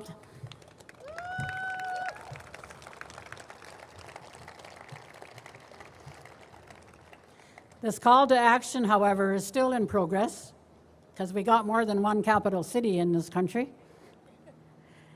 As work is continuing in other cities, we do, however, want to acknowledge some of the cities who have done work to answer that call. Winnipeg already has a monument in place near the Canadian Museum for Human Rights. Whitehorse unveiled a monument on October 28, while one is currently in process in Edmonton. And Saskatchewan has plans to build a residential school monument at the Government House in Regina. As I said, other cities have projects and commemorations in progress and are being planned. So now that the survivors went and told their truth, it's reconciliation. A lot of people say, well, what is reconciliation? Come here and learn. Education and awareness is a big part of reconciliation, so that you can become aware of the struggles of our people that we've had to face in the past, such as colonization, theft of our land, and the impact of the residential schools, and the racism that many of us continue to face today. But for any type of reconciliation to happen, there must be an awareness of the past, acknowledgement of the harm that has been inflicted, atonement for the causes, and action to change behavior and attitudes. Because to build for the future We must learn to and look from the past. Nyawa.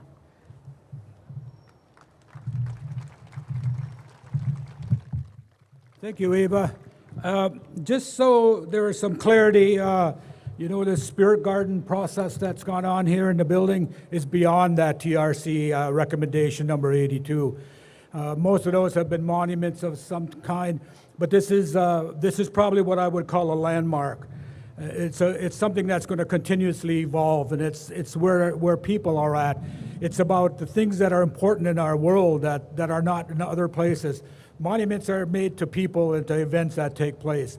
This has to evolve. It has to be interconnected with history, and it has to be a part of everything that all these people have stood for and what they have endured and what is going to happen to our families in the future. This morning, I have been asked to be able to do a little bit of the history with respect to residential schools. And to be clear, residential schools were established for one purpose and one purpose only, and that was to speed up the assimilation process. There's absolutely no doubt about that in being able to recognize that the separation of children from families is what they wanted to be able to do and to be able to make that happen. It's been a long, long time because most people don't recognize that the first residential school, while it was called a boarding school, opened in 1831. So there's a transition that takes place after the War of 1812, where there's a decision not to support the treaty process anymore. And once they stop the treaty process in place, they then begin to figure out how they're going to access lands, and lands are being accessed through the process of assimilation. So by 1880, the federal government is now funding these residential schools. They're funding them, and amazingly, the churches say that they're not part of the process, and there's no accountability with them. It's not until the Royal Commission comes along and they find documents in the archives that set that process up where they hold legal liability as well with the federal government. One of the important members that you'll find after the 1880, about 30 years later, is a gentleman named Dr. Bryce. And what Dr. Bryce does is he is the medical and health officer for the federal government. And he writes a report. And in his report, what he says is that the conditions in the school are so bad, overcrowding, poor ventilation, that disease is going to be rampant in the schools. He is not able to get any politicians to be able to accept his report. Duncan Campbell Scott's response to his report is very simple. Yeah, we're going to lose some children in the process, but what the goal is to be able to educate children. And so there seems to be no concern at all on their part exactly what they were going to do. So Dr. Bryce decides that if he can't get politicians, then he should go to the Canadian public. He labels his report a national crime, and he issues the report. He issues the report to the public, and the public he's not well received in the public either about the national crime. He continues to push. He writes publicly that based on what he has seen in the school system, the overcrowding, the ventilation, the disease, he estimates at that time of his report that probably 50% of the children that go to residential schools will not return home.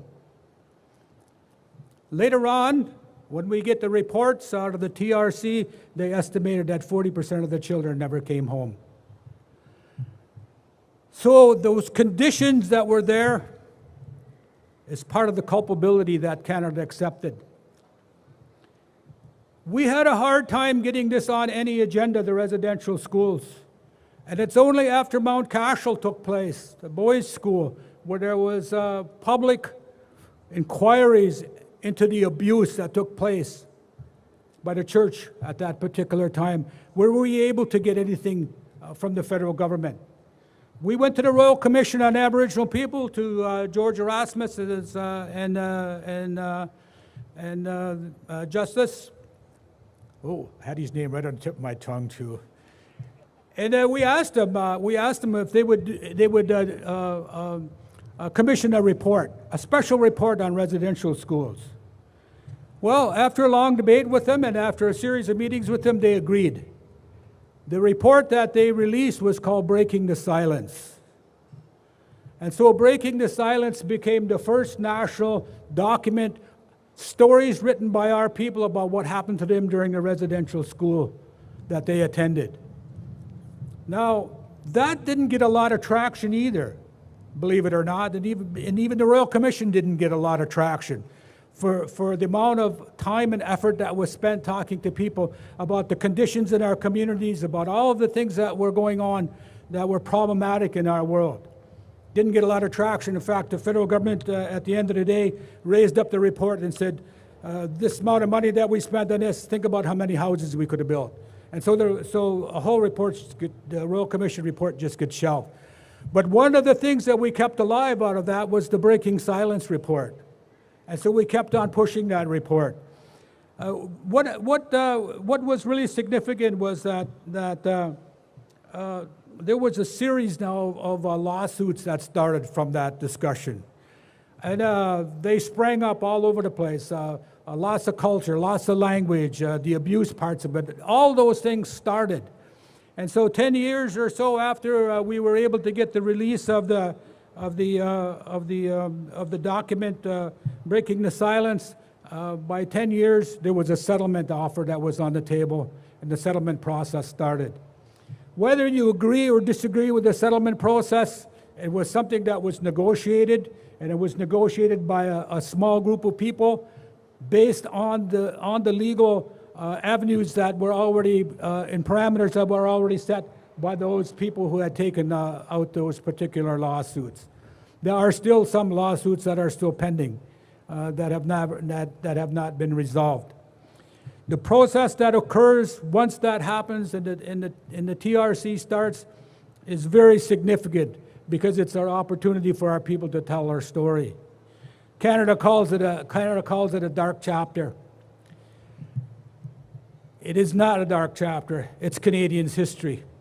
And Canadian people have to accept that history, and they have to change that history.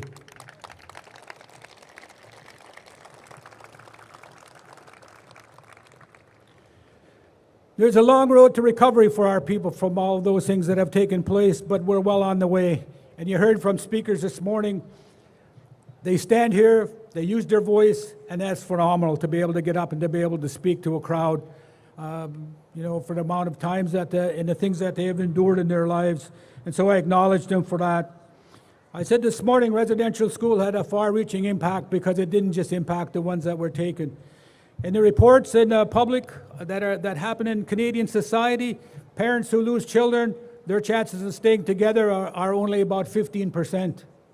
So if you think about all the children that are taken out of our community, how many families broke up because of children that were taken? What was the mental health issues that came into our communities? And I can tell you, alcohol was one of the first stimulants that was used to be able to deal with that, with those mental health issues. It's been a long road to recovery. We are still recovering. We are still doing a tremendous amount of work out there. But we have a lot left to do. And we need partners, and we need people to be able to join us on this journey, because it's not just our journey. This land of ours that we have, it's got to be able to support everybody. And we know that it can support everybody. And all we need to do is to understand a very simple concept, and it's called sharing. And if we're able to share the power and responsibility with governments, we'll find our place, and everybody can live on this place, and there will be lots of better things that will happen for us in our future, because all of our stories and everything that we're told in creation, everything that we go through our ceremonies is about our children, it's about tomorrow, and it's about 7 generations ahead. And if we can continue to plan for that and we continue to work for that, we're going to be okay. And we're going to do more than just survive. We're going to grow, and we're going to be able to take our place.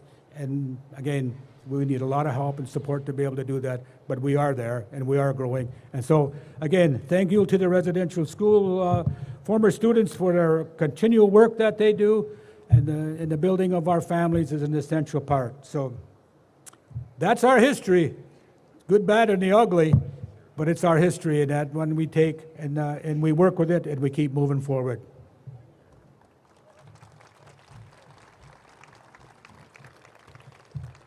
Okay, I'm going to, today is called, Canada's calling it Truth and Reconciliation Day. It's a statutory holiday, but I think a lot of these offices are open. So we still got a lot of work to do. And we call upon all of you, all of the powers that be, to ensure that all of those calls to action, because very few of them have been implemented, of those 94 calls to action in the TRC report. Very few of them. So we call upon you. We've got a lot of politicians here and people with a little bit of power. We call upon you to make sure that all of those calls to action are implemented. But as I said, it's called Truth and Reconciliation Day, but we call it Orange Shirt Day. And I want to acknowledge everybody that's here in an orange shirt. And I'll give you a little bit of a history as to why we call it Orange Shirt Day. It's a legacy of the St. Joseph Mission Residential School Commemoration Project and reunion events that took place in Williams Lake, BC, Canada in May 2013. This project was the vision of Chief Fred Robbins, who was a former student himself. It brought together former students and their families from various First Nations, along with the Cariboo Regional District, the mayors and the municipalities, school districts, and civic organizations in the Cariboo region. The events were designed to commemorate the residential school experience, to witness and honor the healing journey of the survivors and their families, and to commit to the ongoing process of reconciliation. Orange Shirt Day is a legacy of this project, and as a spokesperson for the union group leading up to the events, former student Phyllis Webstead told of her first day at residential school when her shiny new orange shirt, which was bought by her grandmother and which she wore to the residential school, was taken from her as a 6-year-old girl, and she was never given it back. And one thing that happened with Gordon and I when we were, I just have to tell this story, we were on the mall, on the square, walking around talking to people, and there were a bunch of kids that their teacher had brought.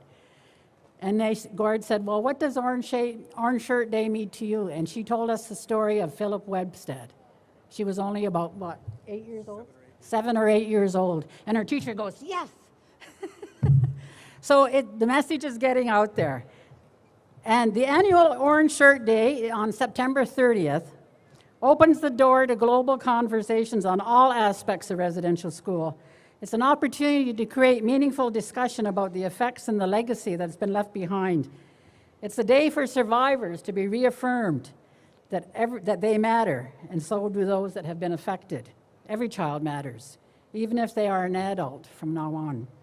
The date of September 30th was chosen because it is the time of year when children were taken from their homes to residential schools, and because it is also an opportunity to set the stage for anti-racism and anti-bullying policies for the coming school year. It is an opportunity for First Nations, local governments, schools, and communities. Sorry. Get my pages mixed up here. A good sign to shut up. And for communities to come together in the spirit of reconciliation and hope. So by wearing an orange shirt today, you make a statement to support reconciliation, and you commit to enduring that truth that every child matters every day. So congratulations to all of you that have orange shirts on today. And I also just want to acknowledge the many, many events that we know are going on across this country, from coast to coast to coast, in little towns and little villages and big cities. And some cities have multiple events going on. I think they are here in Toronto. It is a day when Indigenous people and non-Indigenous people can come together and celebrate together in a demonstration of support for reconciliation with Indigenous people. So now, we're going to talk about the Spirit Garden. We're going to get the artist to come up and talk. Okay. He's kicking me off.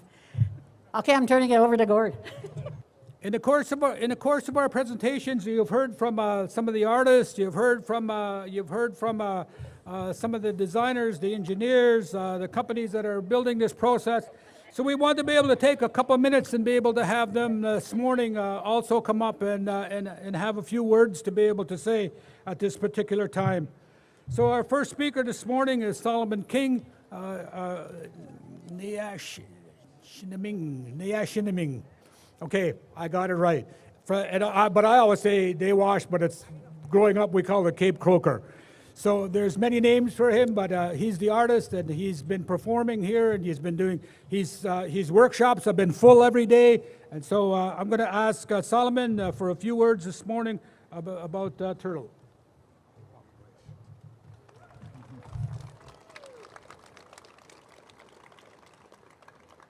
Good morning, good afternoon, everybody. My name's Solomon King, and I'm from Chippewas and Nawash, Neashingaming, and the old style name was Cape Croker. It's about 4 hours north of here.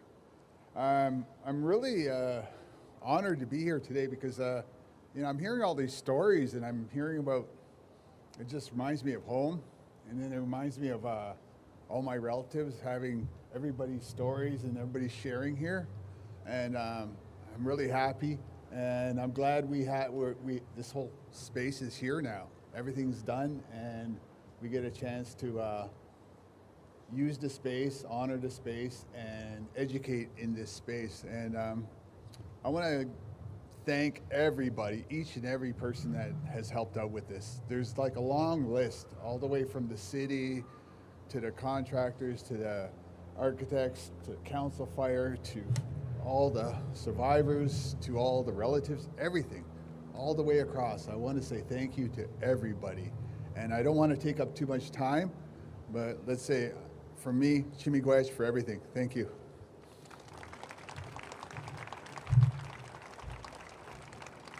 Thank you, Solomon. Solomon has been doing creative workshops too, and having the kids make ceramic turtles over in the square throughout the day. But isn't that turtle wonderful? It's beautiful. It's been the mainstay of all our legacy gatherings over the last 7 years. I want to next call up Brian Porter, who is with Two Row Architects and also one of the principal architects for the Spirit Garden. He's going to talk about the Gaswinta.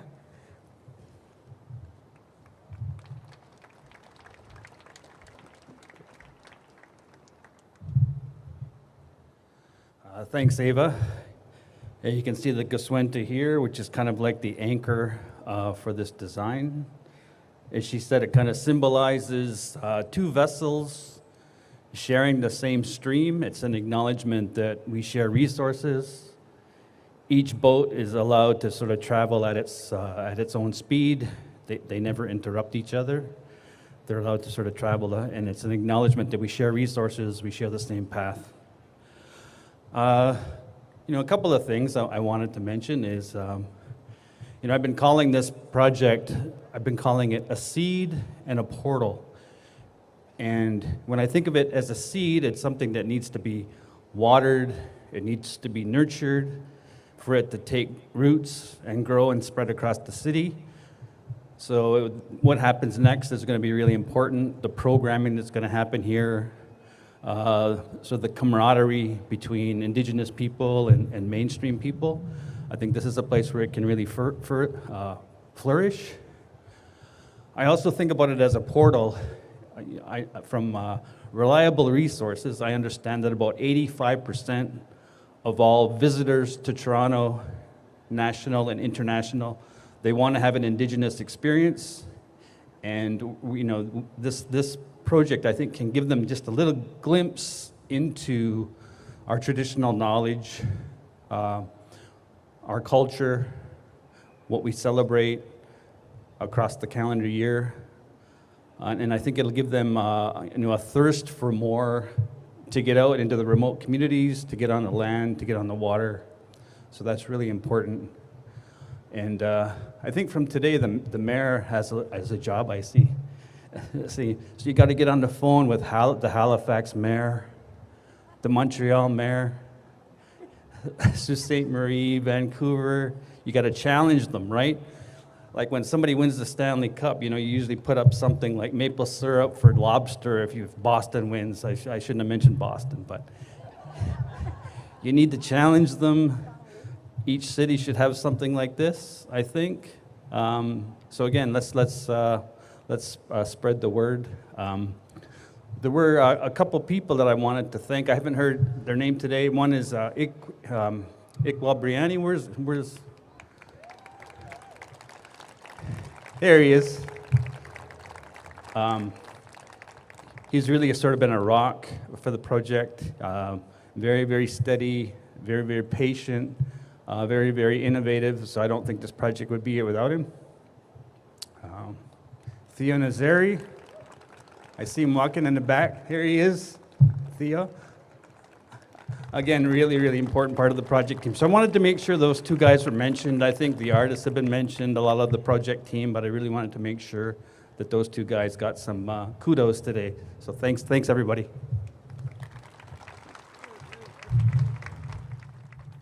Yeah, Brian. Now at the end of, I think it's down here. It's hard to see with all the people. I want to call up Henry Kudluk, who is going to talk about the Inukshuk.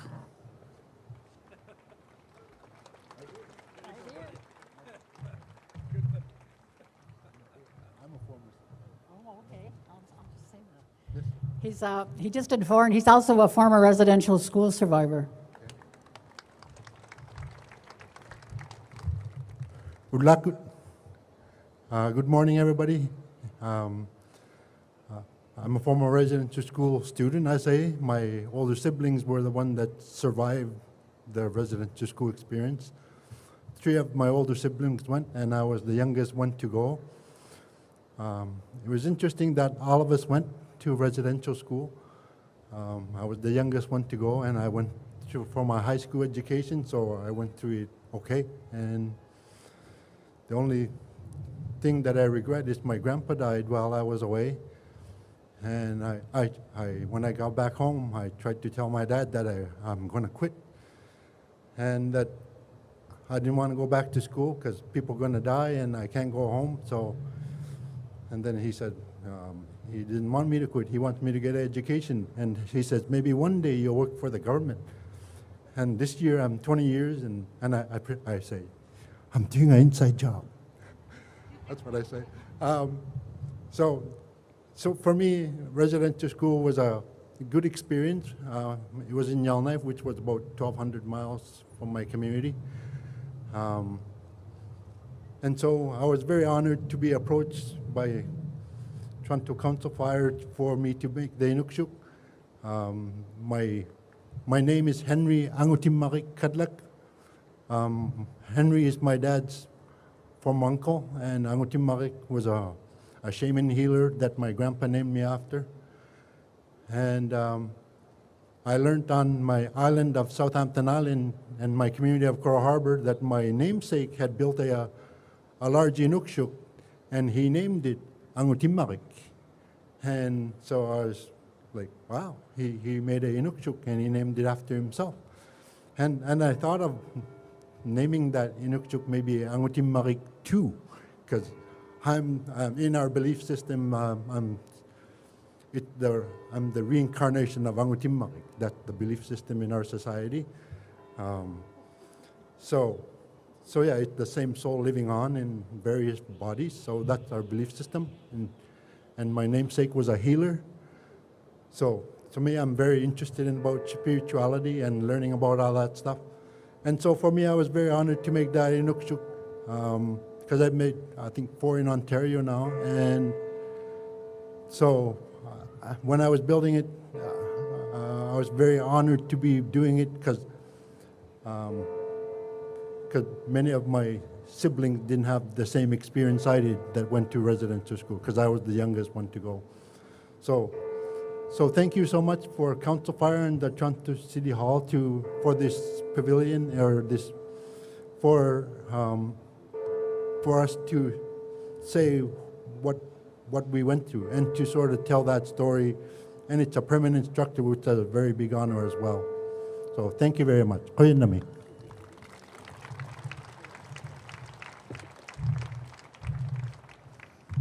Thank you, Henry. We're glad you could be here with us today. The next one I want to bring up, another Haudenosaunee, Raymond Sky. Raymond is an artist from 6 Nations, and also we'll talk about the 3 sisters. Here he comes.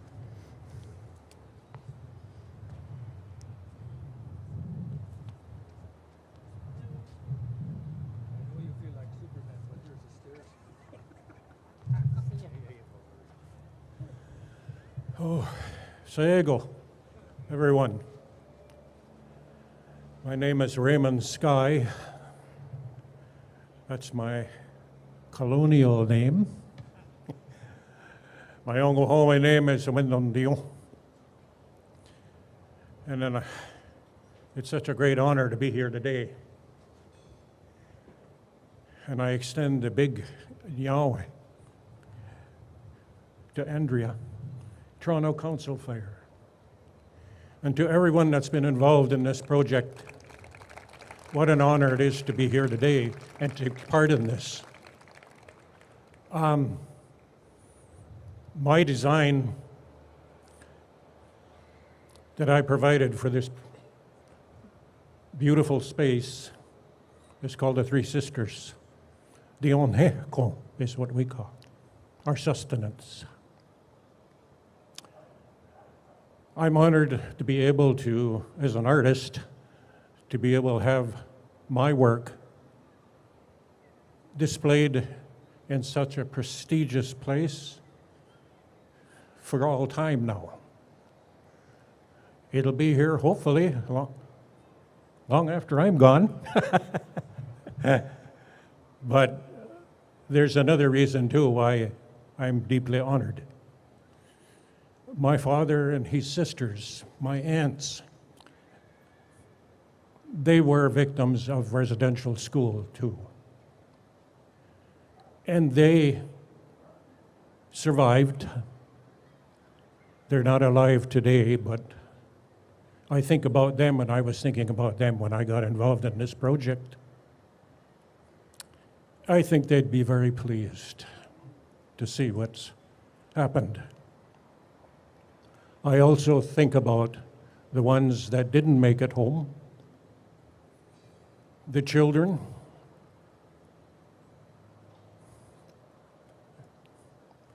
and the parents of those children. I've been thinking just recently about what they would be if their spirits are here with us today. They'd probably be saying to us, we've been waiting. We've been waiting a long time. And finally, the truth has risen. And with that truth, we can now go home. We can all go home. Thank you.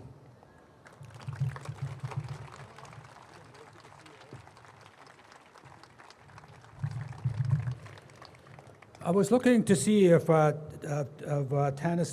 Nelson was in the audience, Tanis Nielsen. If she's here today. Tanis, anybody seen Tanis today? Okay, let me tell you about her. Well, let me tell you about her artwork is probably the better way to describe her.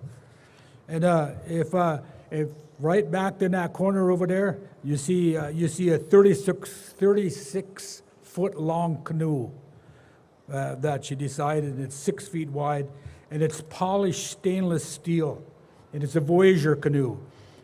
And they sent us pictures of what it took for the cranes and everything to get it put in here. And it's the most beautiful piece of artwork that you're going to see. So later on, when we're strolling around here, after we take a break, make sure you go over and see the Spirit Canoe. And it is something I think that's been part of many histories of our peoples, not just with the Métis, but also with our First Peoples as well. And so I'll acknowledge Tanis for the work that she did and the design that she's provided, and it is spectacular work, as with all of our artists that have completed work, and to make this place as beautiful as possible.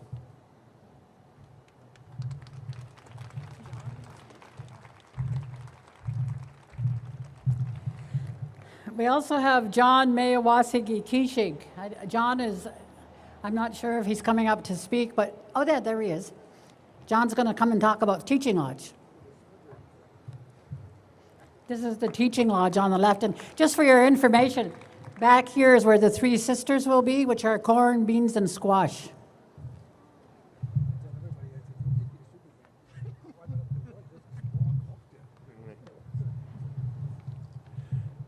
We win the bajo. Mayawasage in Disnakas, Maingan do dem. They were sing the ming in Dojaba.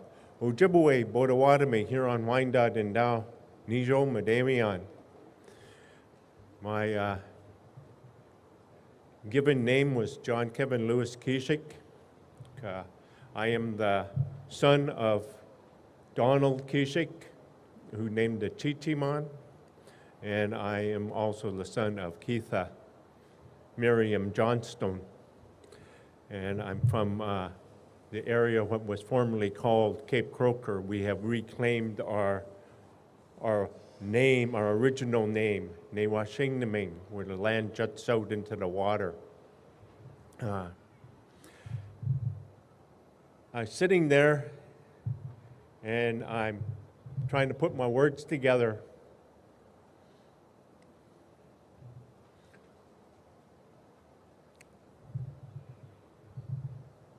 I see my mother.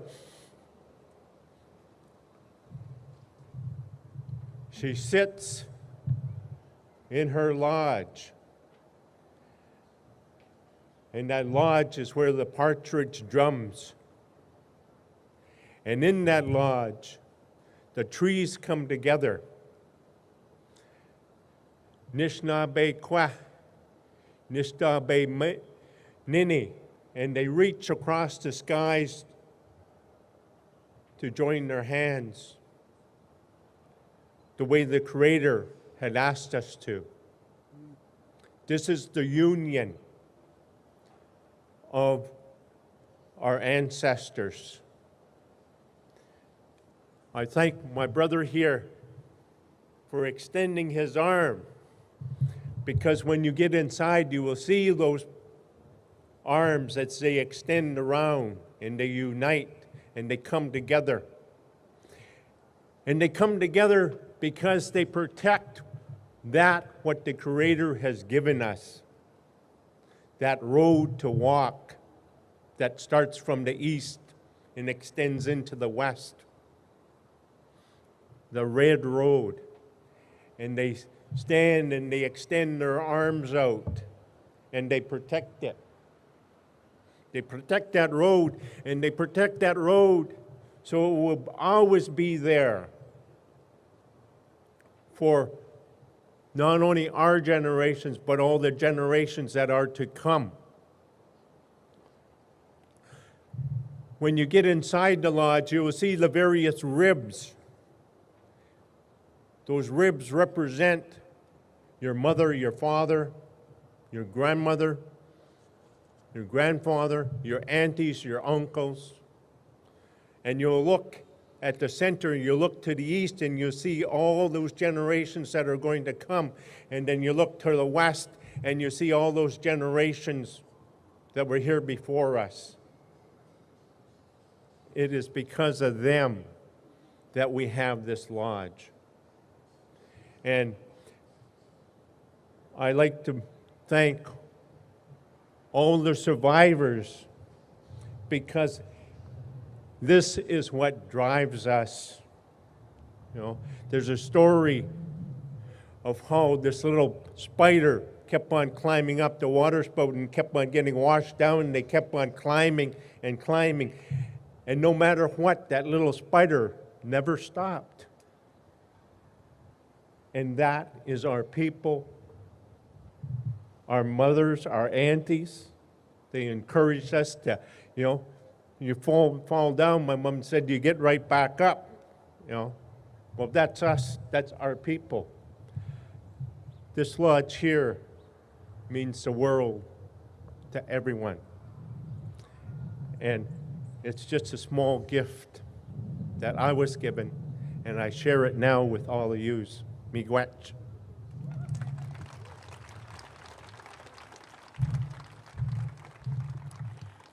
Okay, I want to call up Andrea for some closing remarks. And then Gordon and I will make a couple of closing remarks, and then we'll let you roam around and view.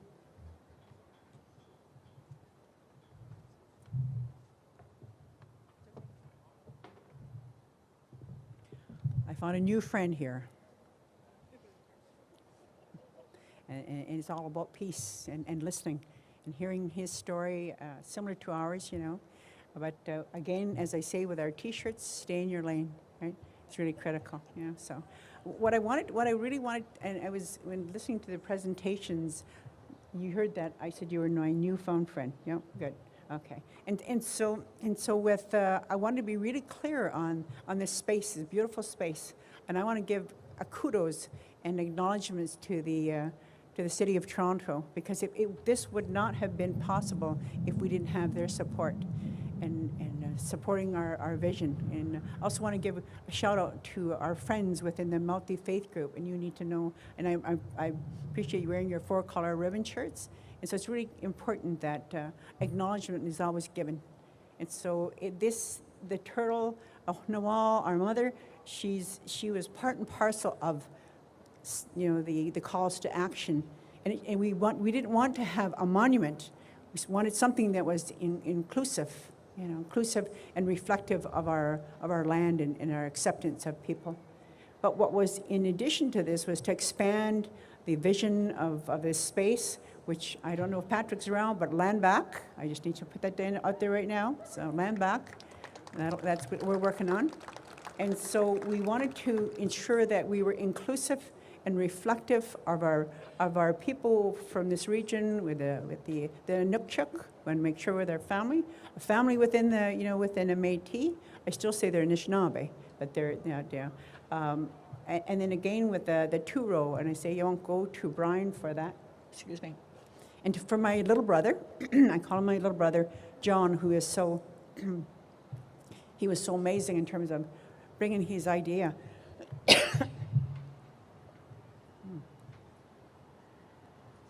And if elected, it's really important that I just want to acknowledge everybody. And in terms of the space that we have here, and to be really clear that this is not one of the calls to. This is beyond the call. This is beyond. This is for all of us, right? So you won't go.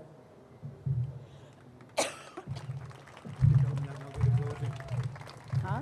You could tell them that, and then I'll do the closing.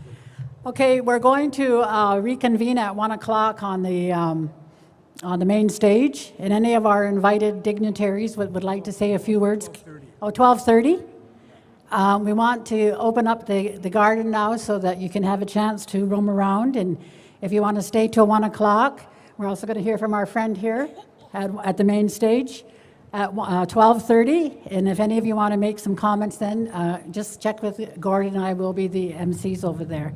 And I just want to thank everybody for coming. It's been a whirlwind trip for me, but it's just so emotional, and I just thank John and Raymond and all the artists for their fine work and echo the words that Raymond had to say. So, Yawa.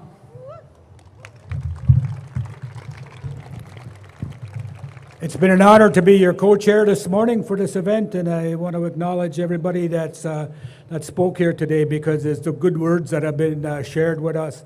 And it's good words that'll stay on these grounds and that they'll be part of everything that occurs in the future. We're always told that we're supposed to bring our minds together. And they tell us when we gather like this, we're bringing our minds together. And when we bring our minds together, we can do some great things. And so you see all of the great things that have been done here because people have brought their minds together. So today, as we break from here, we'll release the strings of your mind so that you can go about your business, and that we will continue to be able to carry on the work as we go our separate ways. And as I started this, I acknowledged people and I asked them about your health and the health of your families. And we reiterate when we leave today that we wish you well, that you are healthy and strong, and that your families are healthy and strong, and that we carry on our responsibilities in the best way that we can. Anishik. Bye.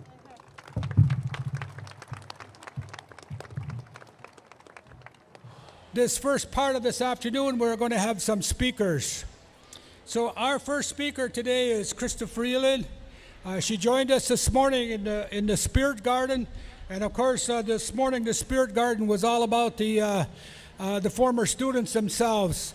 And so because of that, we didn't have any dignitaries speak this morning. We just acknowledged them, and we thanked them for their attendance at this gathering. So this afternoon, we're giving them an opportunity to speak. So Chrystia is from Northern Alberta. She is currently the Deputy Prime Minister of Canada. And I got to tell you, she's short, but she rocks the world, okay? Chrystia.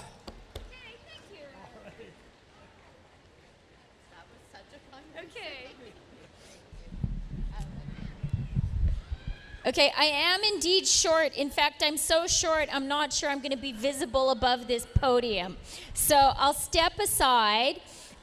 Good afternoon, everyone. I am really glad to be here with my colleague and fellow Toronto MP, Julie DeBrusen. And it's been great to be here with other members of our caucus, with Rechi Valdez, with Marco Mendocino, with Nate Erskine-Smith. It is a privilege to be here today at the Spirit Garden on the traditional lands of many nations, the Mississaugas of the Credit, the Anishinaabe, the Chippewa, the Haudenosaunee, and the Wendat peoples. And I do want to thank the Toronto Council Native Fire Cultural Center for all the work they have done making today's event happen and making the Spirit Garden happen. Yeah, let's give them a hand. Miigwech, merci beaucoup. I just want to take a moment to talk about grandmothers. And a remarkable grandmother I had the chance to meet this morning in the teaching lodge in the Spirit Garden. Her name is Joanna, and she was here with 2 granddaughters. I learned in talking to them that it was Joanna who sewed the ribbon shirts that the members of the Multi-Faith Council that was part of building the Spirit Garden are wearing today. But what I learned, the way that I learned the most about Joanna and her contribution and the contribution of our grandmothers, and especially of Indigenous grandmothers, was from talking to her 2 granddaughters who are 7 and 9. And they were taking such pleasure in identifying on the floor of the Spirit Lodge, of the teaching lodge, there are paw prints of many different animals, of moose and of bear and of wolves and of heron. And those 2 little girls were taking such joy in identifying which print belonged to each animal for everyone who was there. They were so proud of their knowledge and so proud of themselves.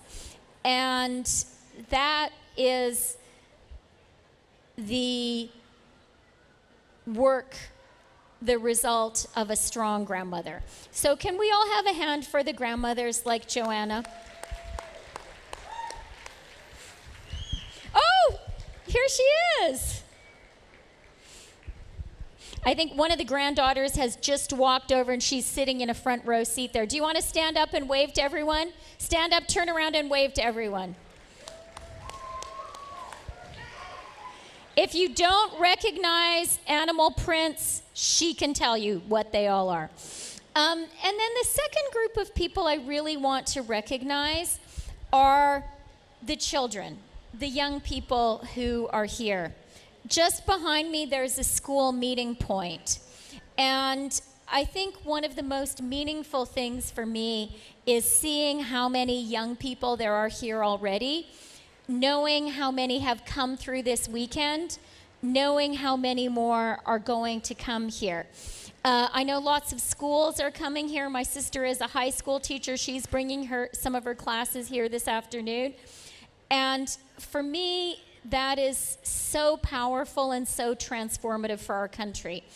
Alors, je voudrais aussi remercier tous les jeunes et surtout tous les enseignants et enseignantes qui sont ici avec eux.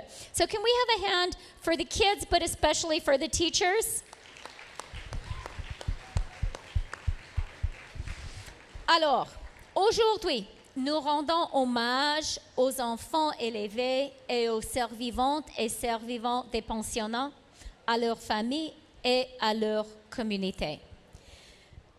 Today, it's a beautiful sunny day. I see people having great snacks. I see people enjoying community, and that's great.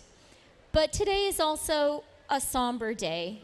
It's a day that we're coming together to honor and recognize the stolen children and the survivors of residential schools, their families, and their communities.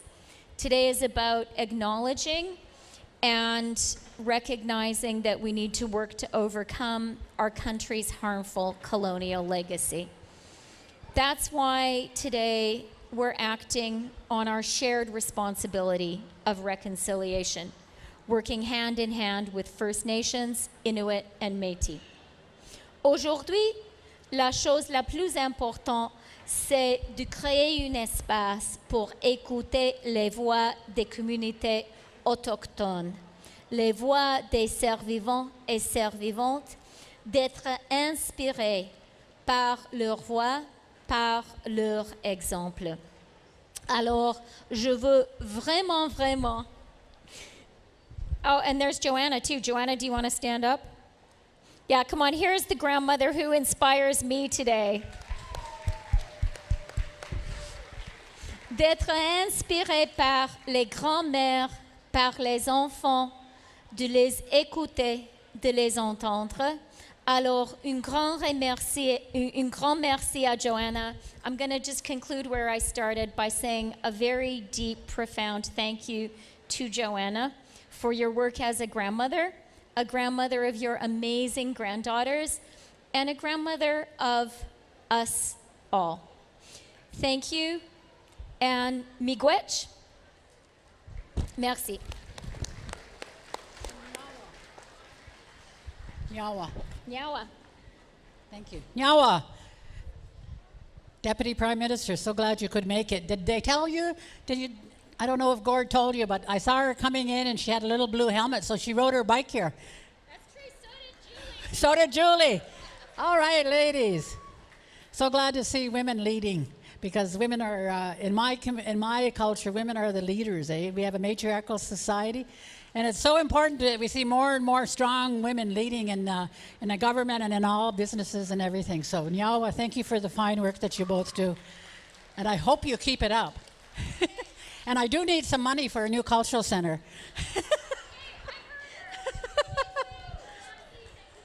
I never give up. We never give up until we get what we want, like the Spirit Garden. It was originally supposed to open in 2018. Well, we didn't have enough money to finish it.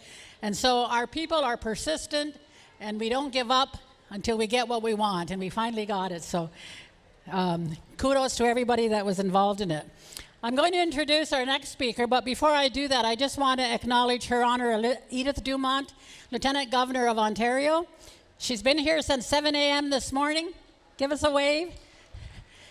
We asked her if she wanted to say a few words. She said she's here to listen and learn and to mingle and talk to the people, and she's going to speak at the next one. So, Nyawa to you, Your Honor, for being with us today.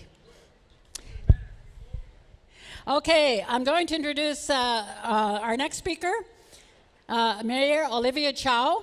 She's the 66th mayor of Toronto, the first person of Asian descent to serve as mayor, and again, another woman to serve as mayor since the 6 municipalities of Metro Toronto were amalgamated. I tell you, the women are taking over. That's why things are getting done. She was born in Hong Kong, and Mayor Chow immigrated to Canada with her parents at the age of 13. She has worked as a sculptor, an ESL teacher, and a counselor for new immigrants. She has a lifetime of activism and community organizing, and is a 3-time elected member of Parliament for Trinity Spadina. She founded the Institute for Change Leaders in 2016, providing leadership training to young activists, and she was elected as mayor in Toronto in 2023. Please welcome Mayor Chow. Do you want to hold it? Sure. Oh, good afternoon. Thank you for including me in this grand opening of the Spirit Garden today. Yeah, congratulations. It's a beautiful place.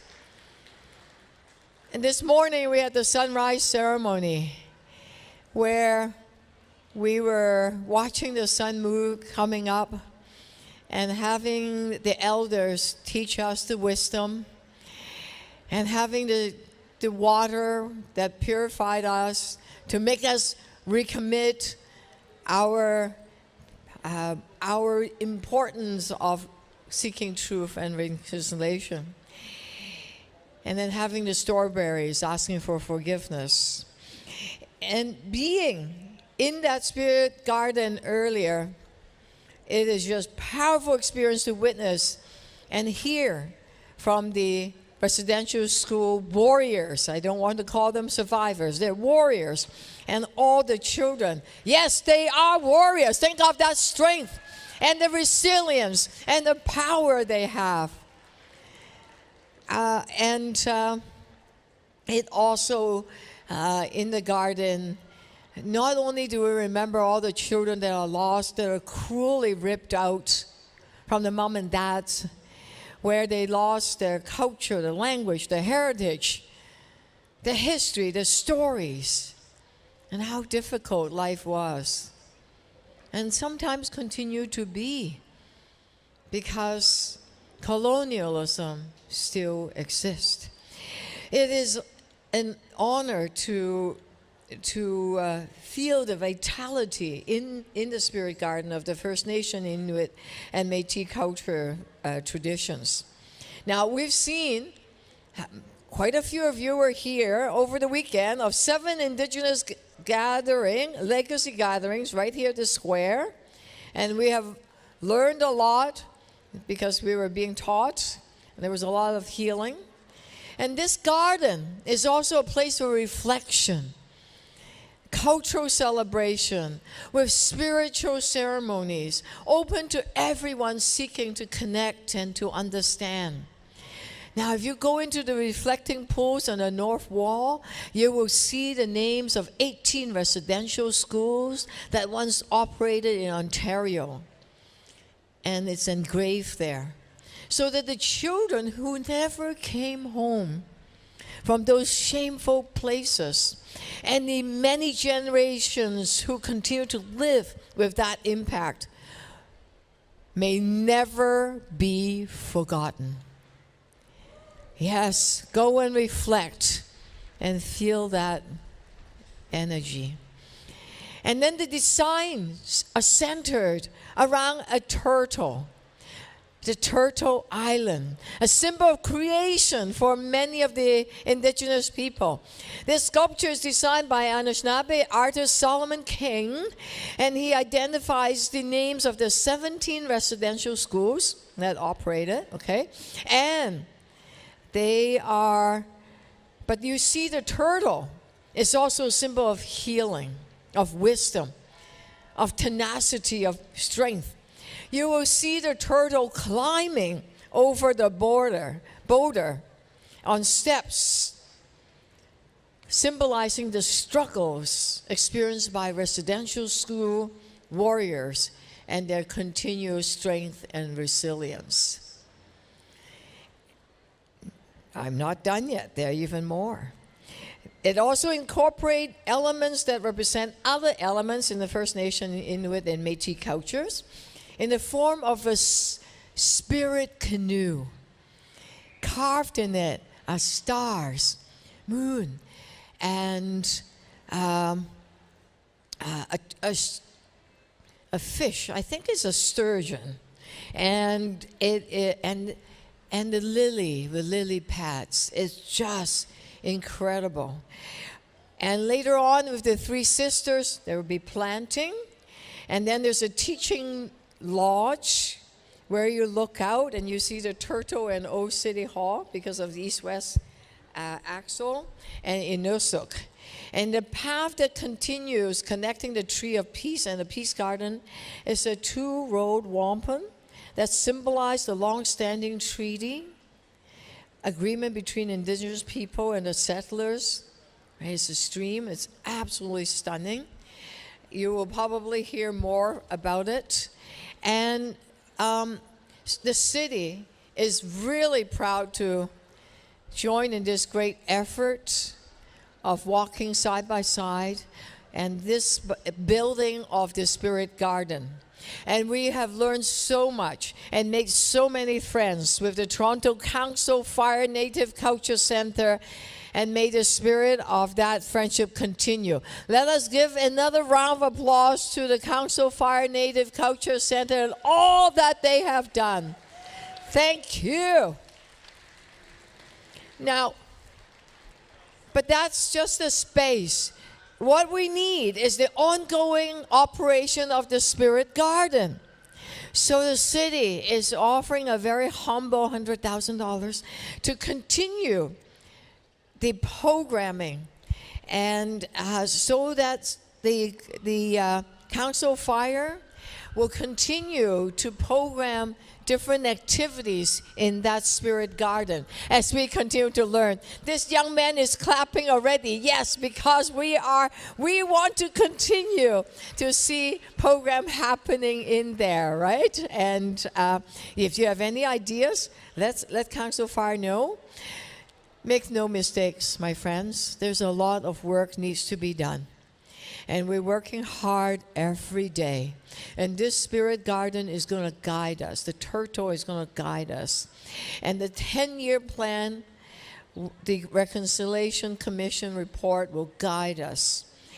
And one of the recommendations is that we need to open a Spirit Garden.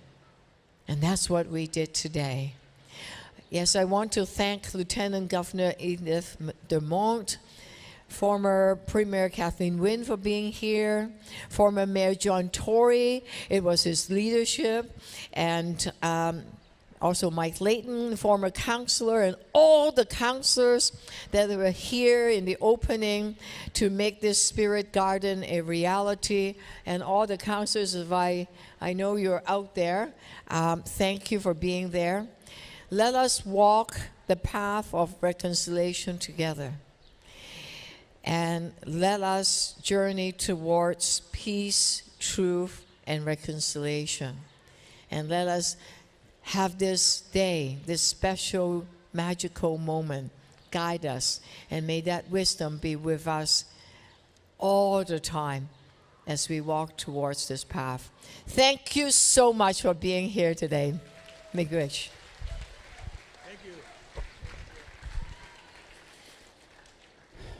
I need a bigger round of applause for that. City of Toronto is one of Council Fire's big partners in being able to develop the Spirit Garden. So thank you very much. I look out here this afternoon and all I see is a sea of orange. There is orange everywhere. This gathering was not just an event. It was a profound reminder of the resilience and strength of Indigenous communities. On the National Day of Truth and Reconciliation, we honored the survivors of residential schools and remembered the children who never came home. The Spirit Garden now stands as a lasting tribute to their legacy, as it's a space that welcomes everyone to reflect, heal, and learn. As we conclude our coverage, let's remember that every child matters. This gathering and the work of Toronto Council Fire Native Cultural Center reaches beyond Regent Park to all communities in Toronto, fostering understanding, unity, and the ongoing work of reconciliation. Thank you for joining us. Miigwech.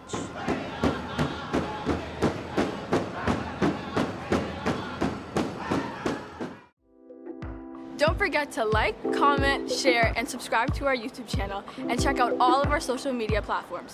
For more information, check out our website.